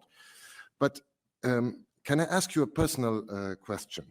Were you aware before all this, were you aware of how little your basic rights as a citizen, but also as a journalist, were protected in Europe? And what, if I may add another question, what do you think will be the effect on journalism as a whole from your case? Thank you. Interesting question. We performed a legal analysis to understand what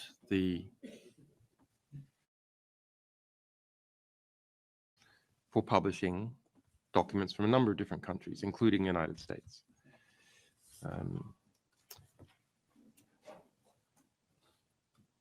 We understood that, in theory, Article 10 should protect journalists in Europe. Similarly, what's Article 10?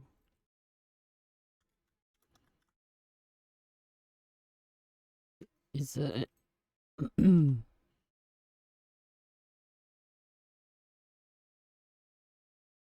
equality, human rights, Article 10, freedom of expression, protects your right to hold your own opinions and to express them freely without government interference. And so part of the Universal Declaration of Human Rights.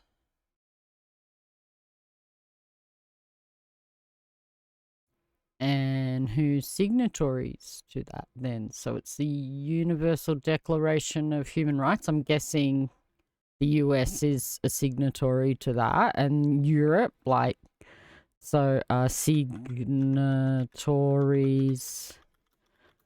to the UN. What was it? What's the fucking Declaration of Human? Oh, there it is. And all. Well, I guess there's quite a few of them that don't actually follow it, and like there we go again, like how much of it is abided by, and how much can it be policed is the question, you know. Like it can't be policed. Looking at the US First Amendment to its constitution, that no publisher had ever been prosecuted for publishing classified information from the United States, either domestically or internationally.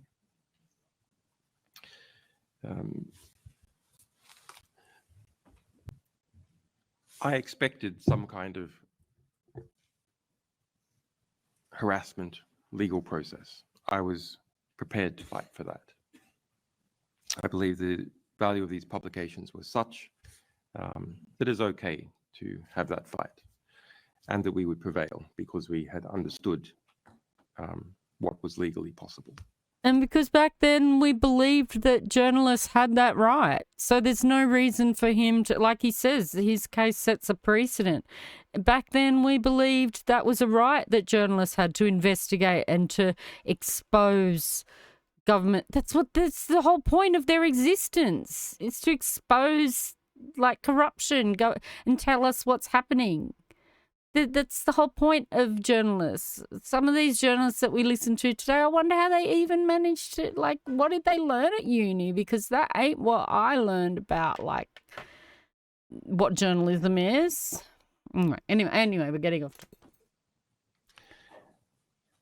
My naivete was believing in the law. Yeah. Back then. When push comes to shove, laws are just pieces of paper, and they can be reinterpreted for political expediency. Man, he's so smart. They are the rules made by the ruling class, more broadly. Sorry, there's a lot of noise in the background that's distracting me.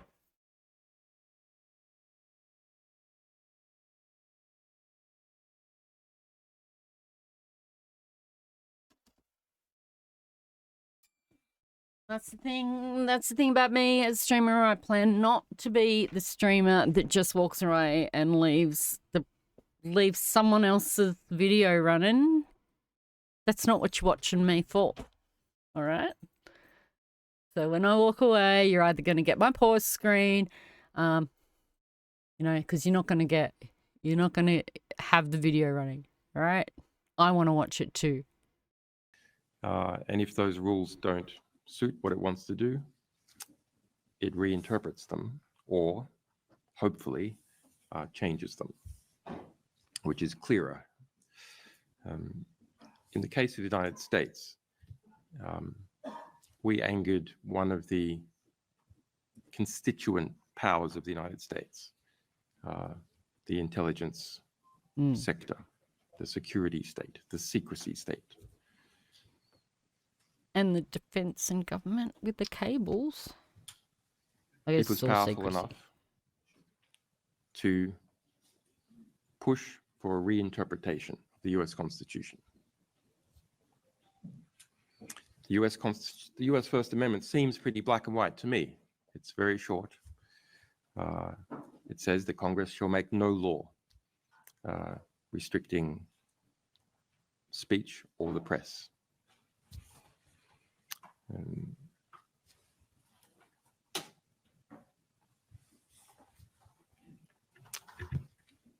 However, that was that the U.S. Constitution, those precedents relating to it, were just reinterpreted away. And yes, perhaps ultimately, if it got into the Supreme Court of the United States and I was still alive in that system, I might have won, depending on what the makeup was. He would have had to of get the there. US Supreme Court. Dude was already dying, you know, like in UK prison. So he's basically saying I would have had to get there first, and I don't even know if I would have made it. Honestly, there's more power to him being out here. If he's going to keep fighting, like I'm absolutely amazed. Like, and so if he's looking to keep fighting and keep being this like incredible activist, you know, he has more power out here. He was better off, absolutely better off. Just, yep, whatever, I'll agree to that. Let me go home. And now he can at least be effective and do what he does best. But in the meantime, I had lost 14 years. Yeah. On the house arrest, embassy, siege, and maximum security prison. So I think this is an important lesson, that when a major power faction wants to reinterpret the law, it can push to have the element of the state, in this case the US Department of Justice, do that. And it doesn't care too much about what is legal. That's something for a much later day. In the meantime, the deterrent effect that it seeks, the retributive actions that it seeks, have had their effect. Part of the reason we don't see investigative journalists, you know, like, because they see what happens. They see what happens if you speak out against that machine, that system. Thank you. Mr. Lee, could I invite you to put a question to Mr. Assange? Thank you. Obviously, there's very considerable sympathy for your plight in this room. I'd like to ask you about the position of the UK government about the allegation that you were effectively a political prisoner. But presumably, your first difficulty with the European arrest warrant was not on political grounds with Sweden. I'd like to ask you with your comment on the quality of treatment of the extradition treaties between the UK and the US, and whether the UK is in fact bound by them, and whether we have very little freedom of maneuver. And I'd like to ask you about your treatment at Belmarsh prison. There's an allegation of torture, which is very serious. Nobody denies that Belmarsh is an extremely unpleasant place, but I'd like to know a bit more about the evidence for that. He said he wasn't going to talk about that. He said right at the beginning, for anyone that is tuning in late, he said right at the beginning that he was not really ready to sort of talk about that part yet. We'll see. The US-UK extradition treaty is one-sided. 9 times more people are extradited to the United States from the UK than the other way around. Yeah, well, that's not surprising. America's always been a mega litigious state, even in like the civil thing. I remember when I was really young, and it was like that's how I knew Americans like against each other. It was always that they'd sue each other. They'd sue each other. Yeah, so they've always been a very litigious kind of country, I guess. Protections for US citizens being extradited to the UK are stronger. Yeah, that'd be right. True. There is no need to show a prima facie case or reasonable suspicion even when the United States seeks to extradite from the UK. It's a allegation extradition system. The allegation is alleged. You do not even have a chance to argue that it is not true. All the arguments are based simply upon, is it the right person? Does it breach human rights? That's it.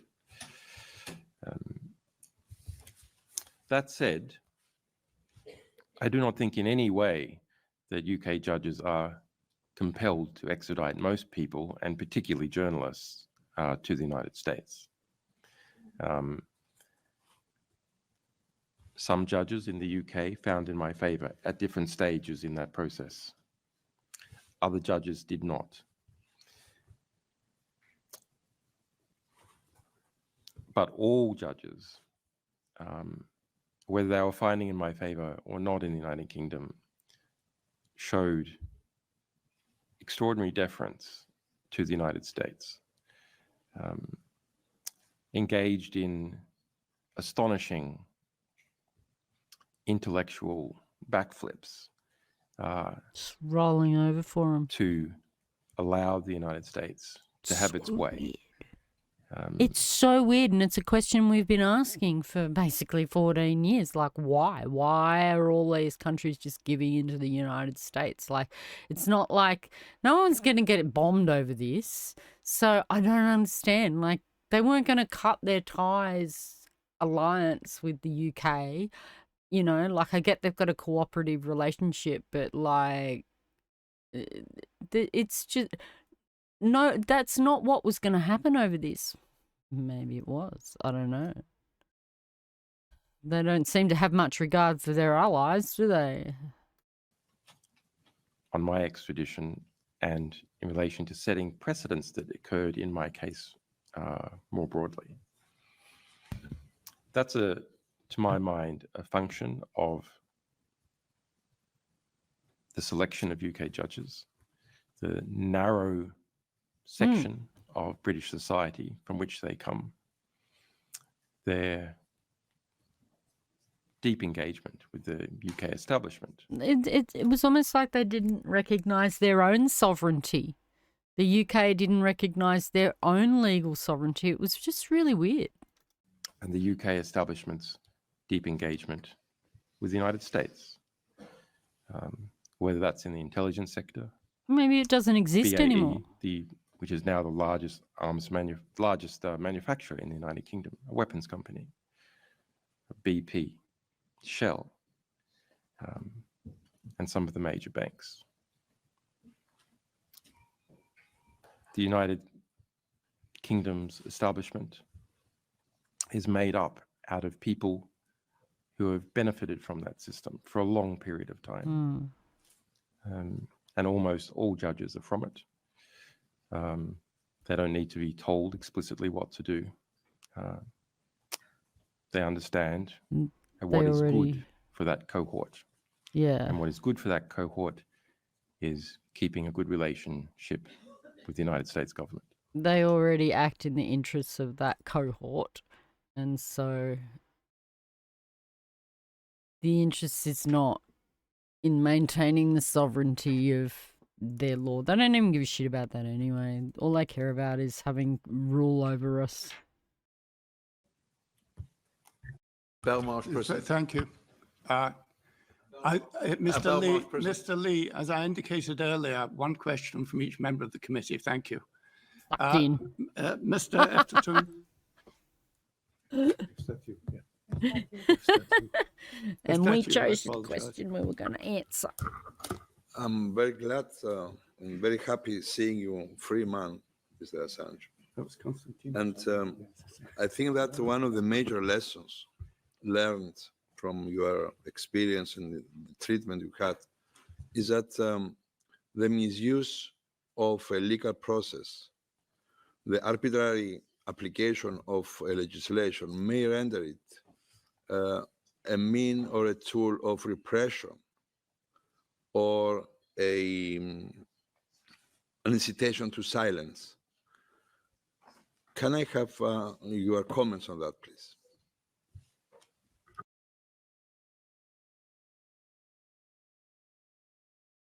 I didn't quite hear you. Can you please repeat the question? And raise your hand. I can't see you. Yeah. I mean, what comes out from your experience and the treatment you received is that the misuse, the arbitrary misuse or manipulation of a legal process can or may render the application of a legislation or the legal process a tool, a mean of repression and incitation to silence instead of a uniform application of law in a rule of law society. Can I have your comments on that? Justice, yeah.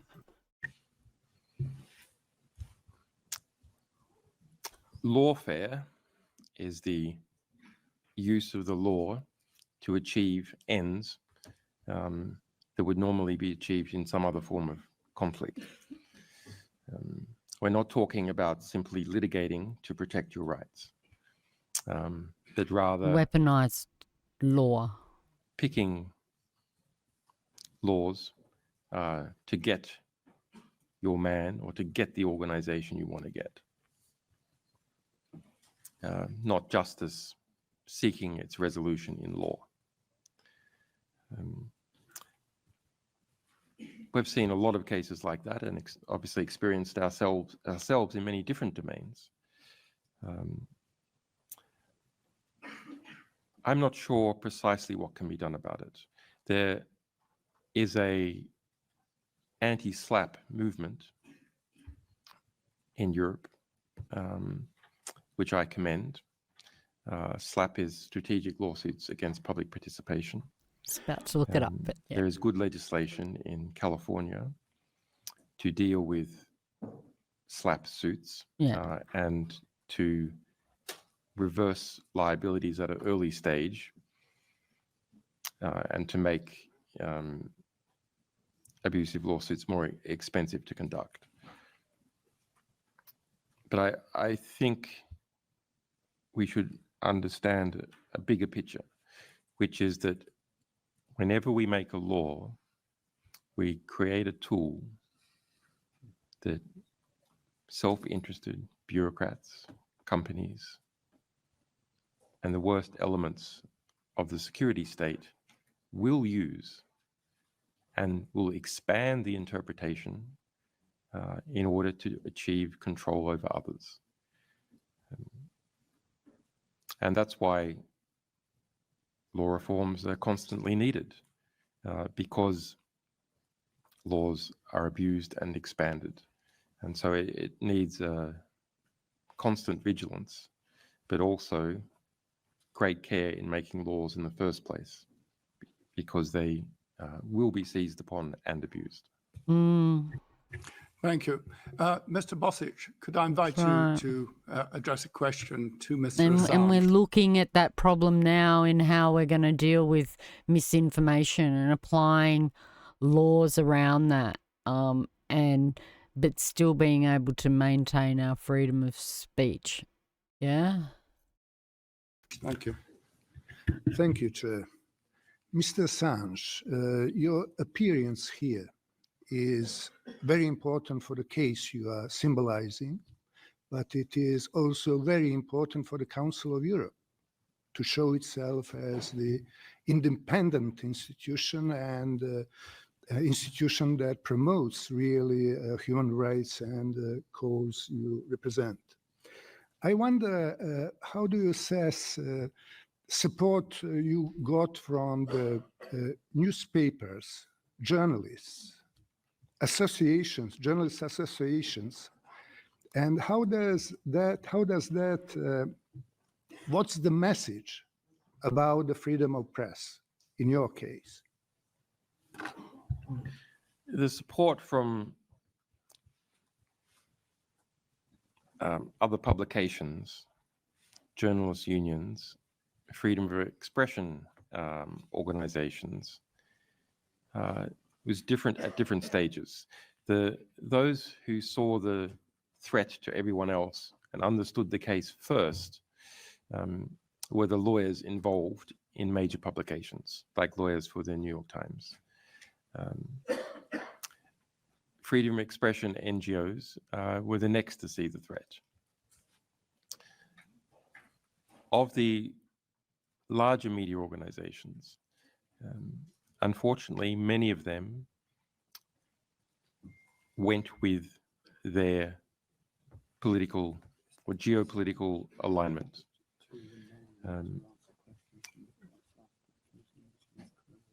So it was easy to gain support from media organizations in neutral states, and obviously states hostile to the United States. Allies of the United States took longer. Media organizations within the United States, the journalists there, not the lawyers, but the journalists, took longer still.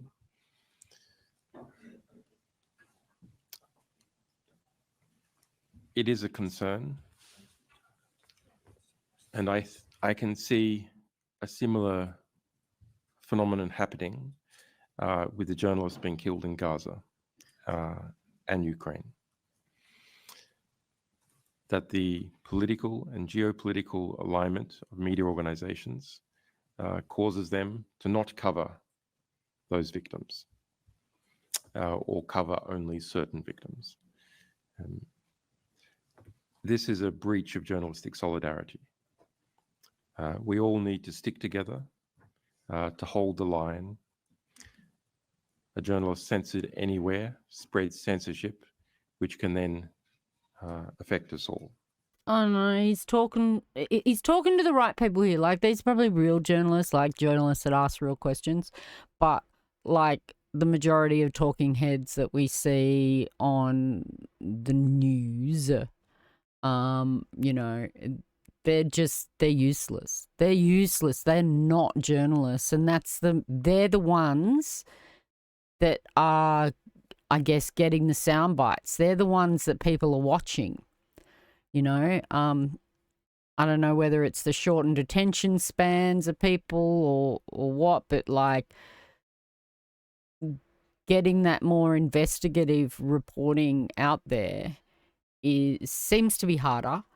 And also, like he's, I guess, implying, they're intimidated out of doing that job. It's easier to be, you know, a talking head that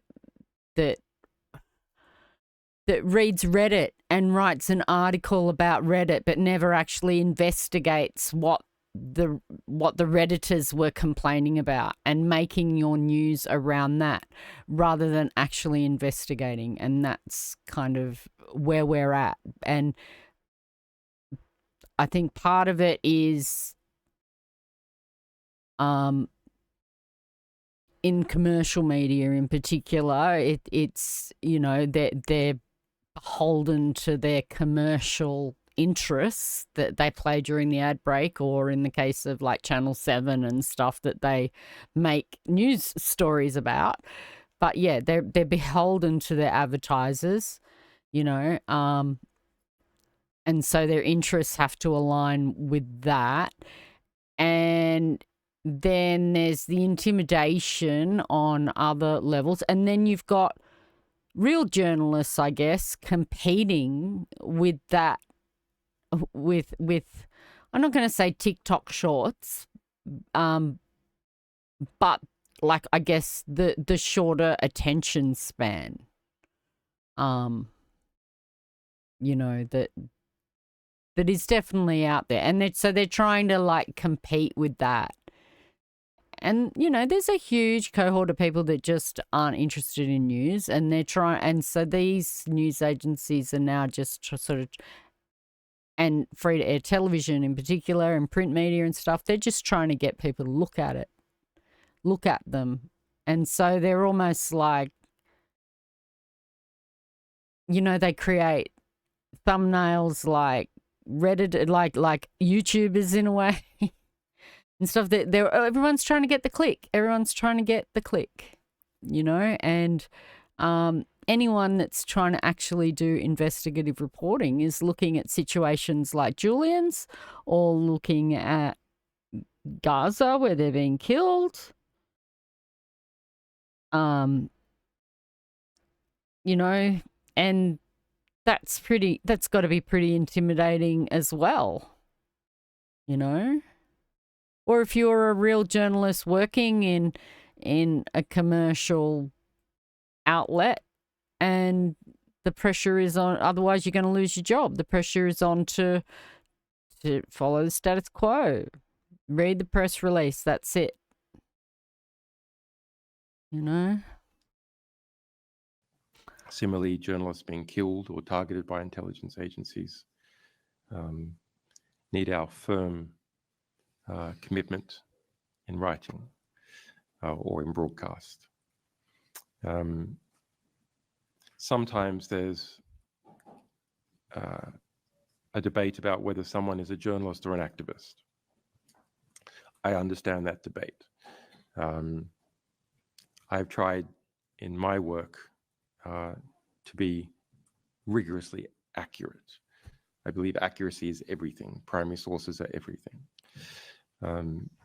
But there is one area where I am an activist and all journalists must be an activist. Journalists must be activists for the truth. Yes. Yes. Oh, they're going to clap. Because it's true. That's exactly what the job is about. Journalists must be activists for the ability to convey the truth. And that means standing up for each other and making no apologies about it. Thank you. Now, could I invite any other member of the Parliamentary Assembly who is not a member of the committee to indicate if they wish to ask a question? And I can see 2 hands in the air. Could I invite you, first of all, to give your name and then to ask your question of Mr. Assange? Thank you.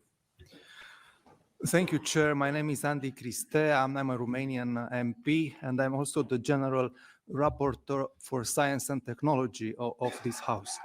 I'm also the rapporteur on the so-called metaverse. And Mr. Assange, I would like to ask you, how do you see these new technologies connected to what you have presented so far? Thank you.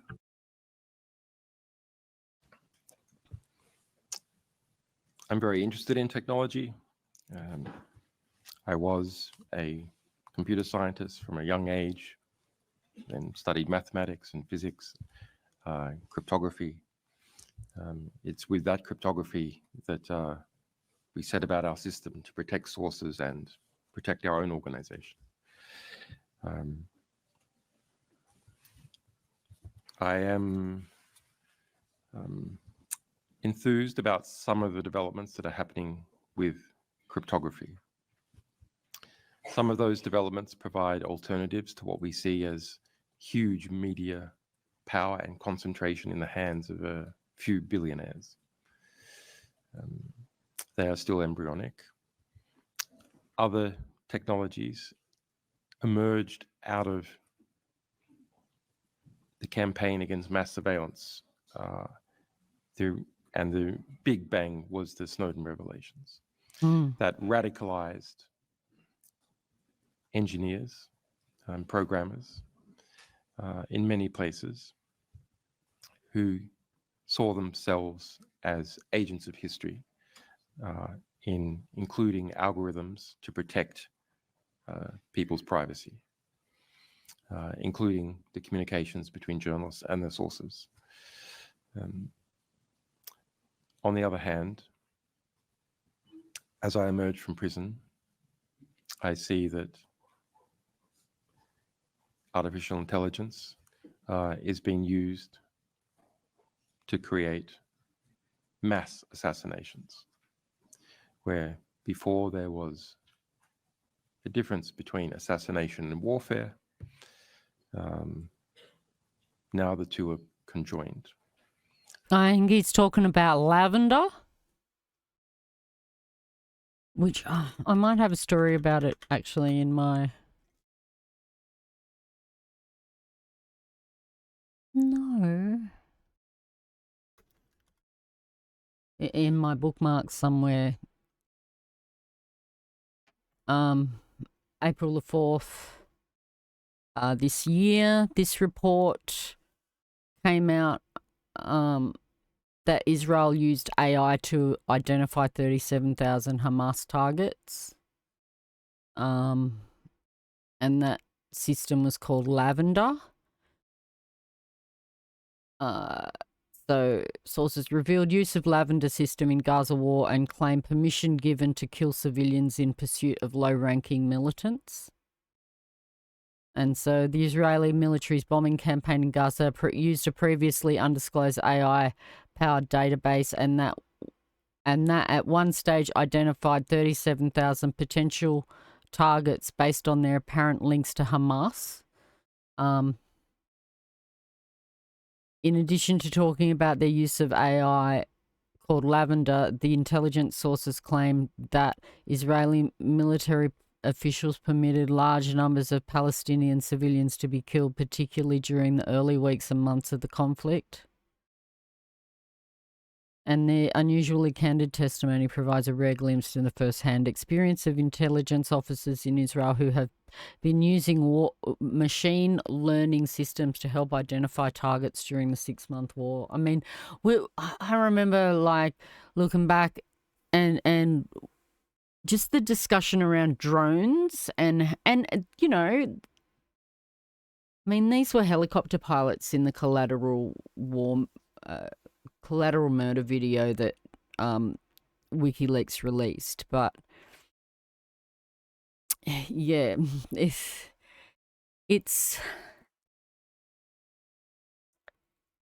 the drones and this separation, I guess, of the human from the battlefield. And with the drones at the time, I remember talking about how it was like a game in a way, almost, you know, because you're so separated from the battlefield. And that warfare would sort of become that in a way. But it's got even darker, like how they applied AI to identify, like, and God knows what those parameters were, to identify, you know, people with apparent links to Hamas. But yeah, so it's not just about having a person behind a drone and they're like in another country, like thousands of kilometers away, and flying a drone and bombing someone in another country thousands of kilometers away, you know, like it's even more macabre than that. It's even more dystopian than that, you know. We're applying AI to it, you know. So anyway, let's go. It's almost finished. And so that's what he's talking about. Where many, perhaps the majority of targets in Gaza are bombed as a result of artificial intelligence targeting. The connection between artificial intelligence and surveillance is important. Artificial intelligence needs information to... Yeah, they're going to set artificial intelligence loose on the CCTV. They probably already have. Of course they would have. Come up with targets or ideas or propaganda.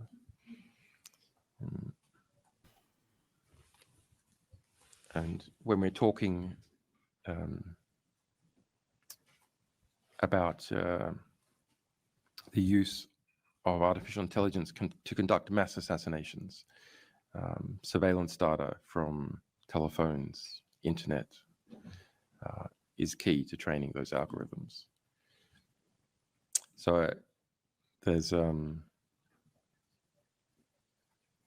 lot has changed. Some things have remained the same. There's a lot of opportunity and a lot of risk. I'm still trying to understand where we are, but hopefully we'll have something more useful to say in due course. Thank you, Mr. Assange. Now, there was an indication from another member of the Assembly. Could you please introduce yourself by name? Thank you. Yes, thank you, Mr. Chair. My name is Sibim Dadil and I'm from Germany, member of the Foreign Affairs someone who knows Julian since 2012 from the Ecuadorian embassy as the first member of parliament who has visited him.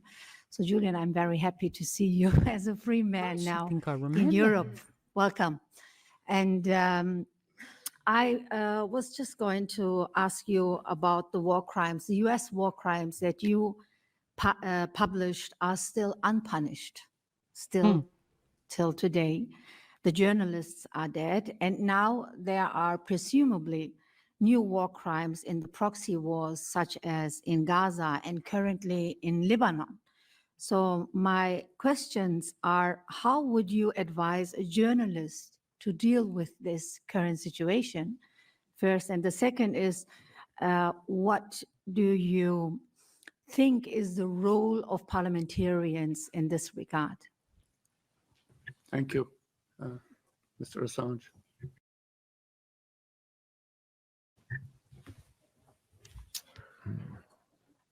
I'm sorry, I'm getting a bit tired, but Kristen, perhaps you want to take the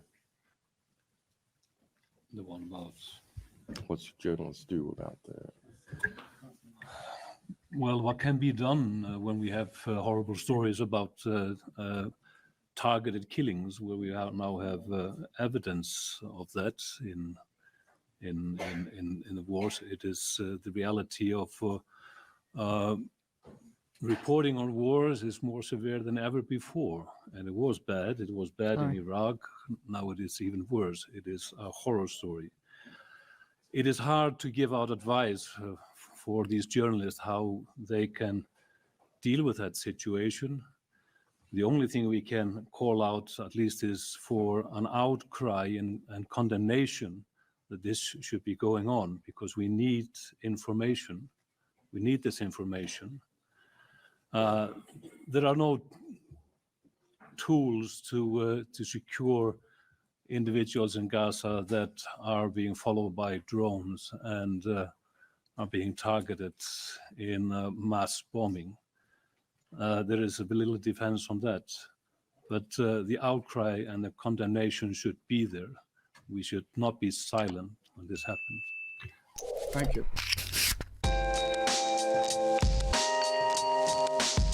That was so good. You know, like, I don't want to, like, I guess, put too much hope into, like, what. Like, I'm just so amazed that he's out there and able to talk on this sort of stuff. I mean, he obviously got tired there at the end, and it was just too much. But, you know, what his voice may bring to the debate that we've been having is, I'm hopeful. But I don't think that he's going to save us all. But, like, you know, I'm just hopeful. I'm hopeful for that rationality that he may perhaps bring to the debate, you know. The things that he talks about in truth, and just remaining in that, like steadfast in that, and you can't go wrong, you know. You can't go wrong. Anyway, it's been a long stream today, and I'm really happy that I went and did this one. I've been doing a bit of work on the stream. That's also a part of the reason why I took a little bit, like I was going to take this whole week, but other than Friday, I've been working on getting my music set up happening. I did manage to get the sound all right, and then I fiddled and wrecked it. So I had to start again because I'm not a sound engineer. I'm learning. And so I think I've managed to get my guitar sounding good. Next, I got to work on my vocal mic. And so once I get that up and running, I'm kind of getting a little bit excited about doing some music streams. I think that could be fun, you know. But for now, I've done a good 6-hour stream here today, and I'm so glad that we did that today. Look, the news is already like catching up on us. You know, like it's just crazy. Let's see if we can fit it back on the screen. I've also got that up. We don't need this steam block, do we? But here, Israeli troops move through villages. Fears of Middle East war grow. I know that they're doing some stuff in the Golan Heights.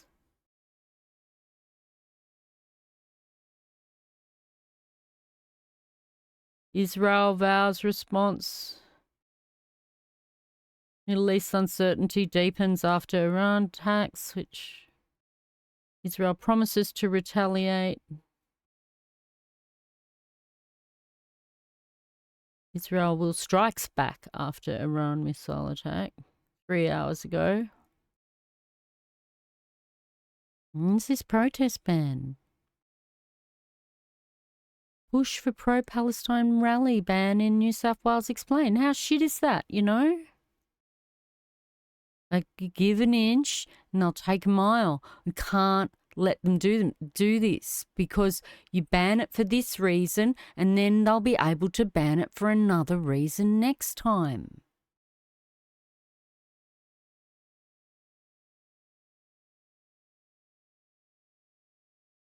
Typhoon coming for Taiwan. I believe there's a second hurricane coming for the US as well. So we've still got a bit of news.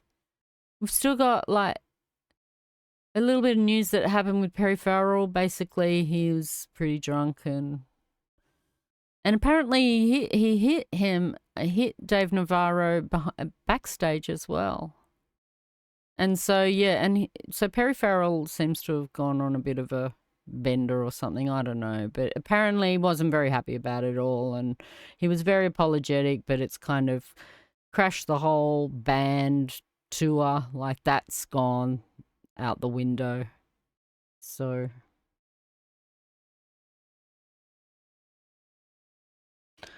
well, 11 years ago, Australian screen legend. I'm going to have to check that one out. This is a great comedian, Lewis Black, very angry. See, here it is. What La Nina will do to Earth in 2025 from Astrum.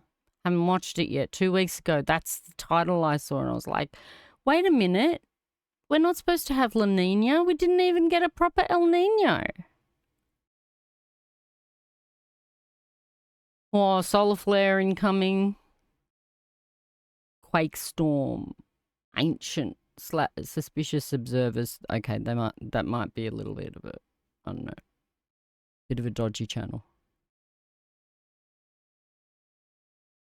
That's what I reckon. Why hasn't he got a tick?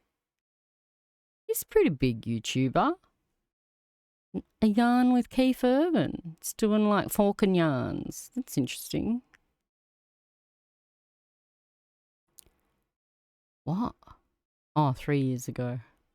Like, YouTube's really broken. They really wrecked their algorithm. Well, I think that's it for me today. American Truck Simulator on Friday. A little bit of news. Hopefully, only a little bit. Hopefully. Let's cross our fingers that like everything doesn't just go to shit before Friday and that we've got to do another 6 hours of news. Right? And American Truck Simulator, I'm sure I'm going to have to do some fortnights on that day as well. And yeah, and maybe we can do a bit of chatting. I don't know whether I'll have I doubt I'll have my music set up before then. But I'm aiming for sometime soon. I'm aiming as soon as I can to have my whole music set up so that I can jam along, and I've got it set up so that we can all jam together. I can sort of give a little bit of a preview.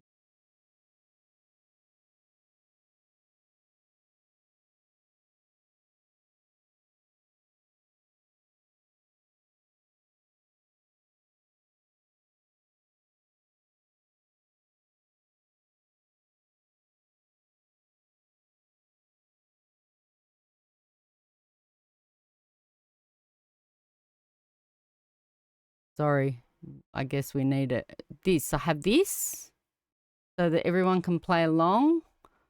I need to make sure that I got a mic on when I switch over to this scene though. So yeah, I got a really cool setup for my music. I just got to fix the vocal, like this has got no reverb. This is just the mic that we've been listening to normally, and then I got to sort of set on some special effects and stuff so that it sounds a little bit more nicer to sing. And then people can play along because, well, not if it's 2 pages, but certainly people can play along with one screen. Is because I'm going to put them up on the screen like this. And I've also managed to incorporate a song list, which is like exclamation mark song list. Some of my bots aren't working. I'm going to have to go and have a bit of a play around. But there it is, song list bot. And people will be able to go to the song list bot and request practice sessions, because I'm not going to say that I'm going to perform the song for you. I'm going to practice the song for you because I cannot guarantee perfect performances every time. Anyway, it's been really good. I've enjoyed the show. It's been a long show and a real brain, like I'm burned out from that one. There was a lot to take in today's show. That Julian Assange stuff was all great to look at. But yeah, time to go and have some dinner, get myself ready for bed. 'Cause it's pretty late here now in Australia. I might go and watch a couple of other streamers for a little while and then head off to bed. Thank you so much for joining me. And I will be back for my regular stream time on Friday at 5 p.m. 5 p.m. That is what I wrote. Let me check it for you. I'm pretty sure. It's 5 p.m. on Fridays. Sometimes I come in a bit earlier because it's the news and I just want to... Whoops. Wow, there I am on the streams. Oh, my. Sometimes I come in a bit earlier and get the news over on Fridays. It's not letting me get to the schedule. Here we go.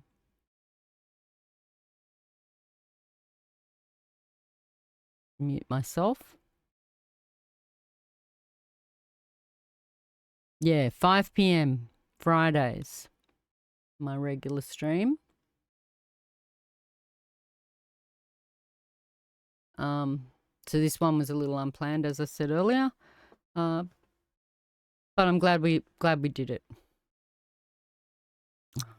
A woman's been charged over displaying the Hezbollah flag at the Sydney rally, so they've done it.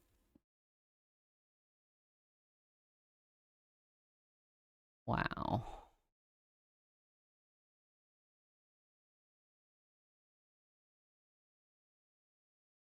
Said they hoped woman could assist with inquiries of prohibited symbols. I mean, they are like classed as a terrorist organisation in Australia. Well, I mean, we've talked about all of this, but wow.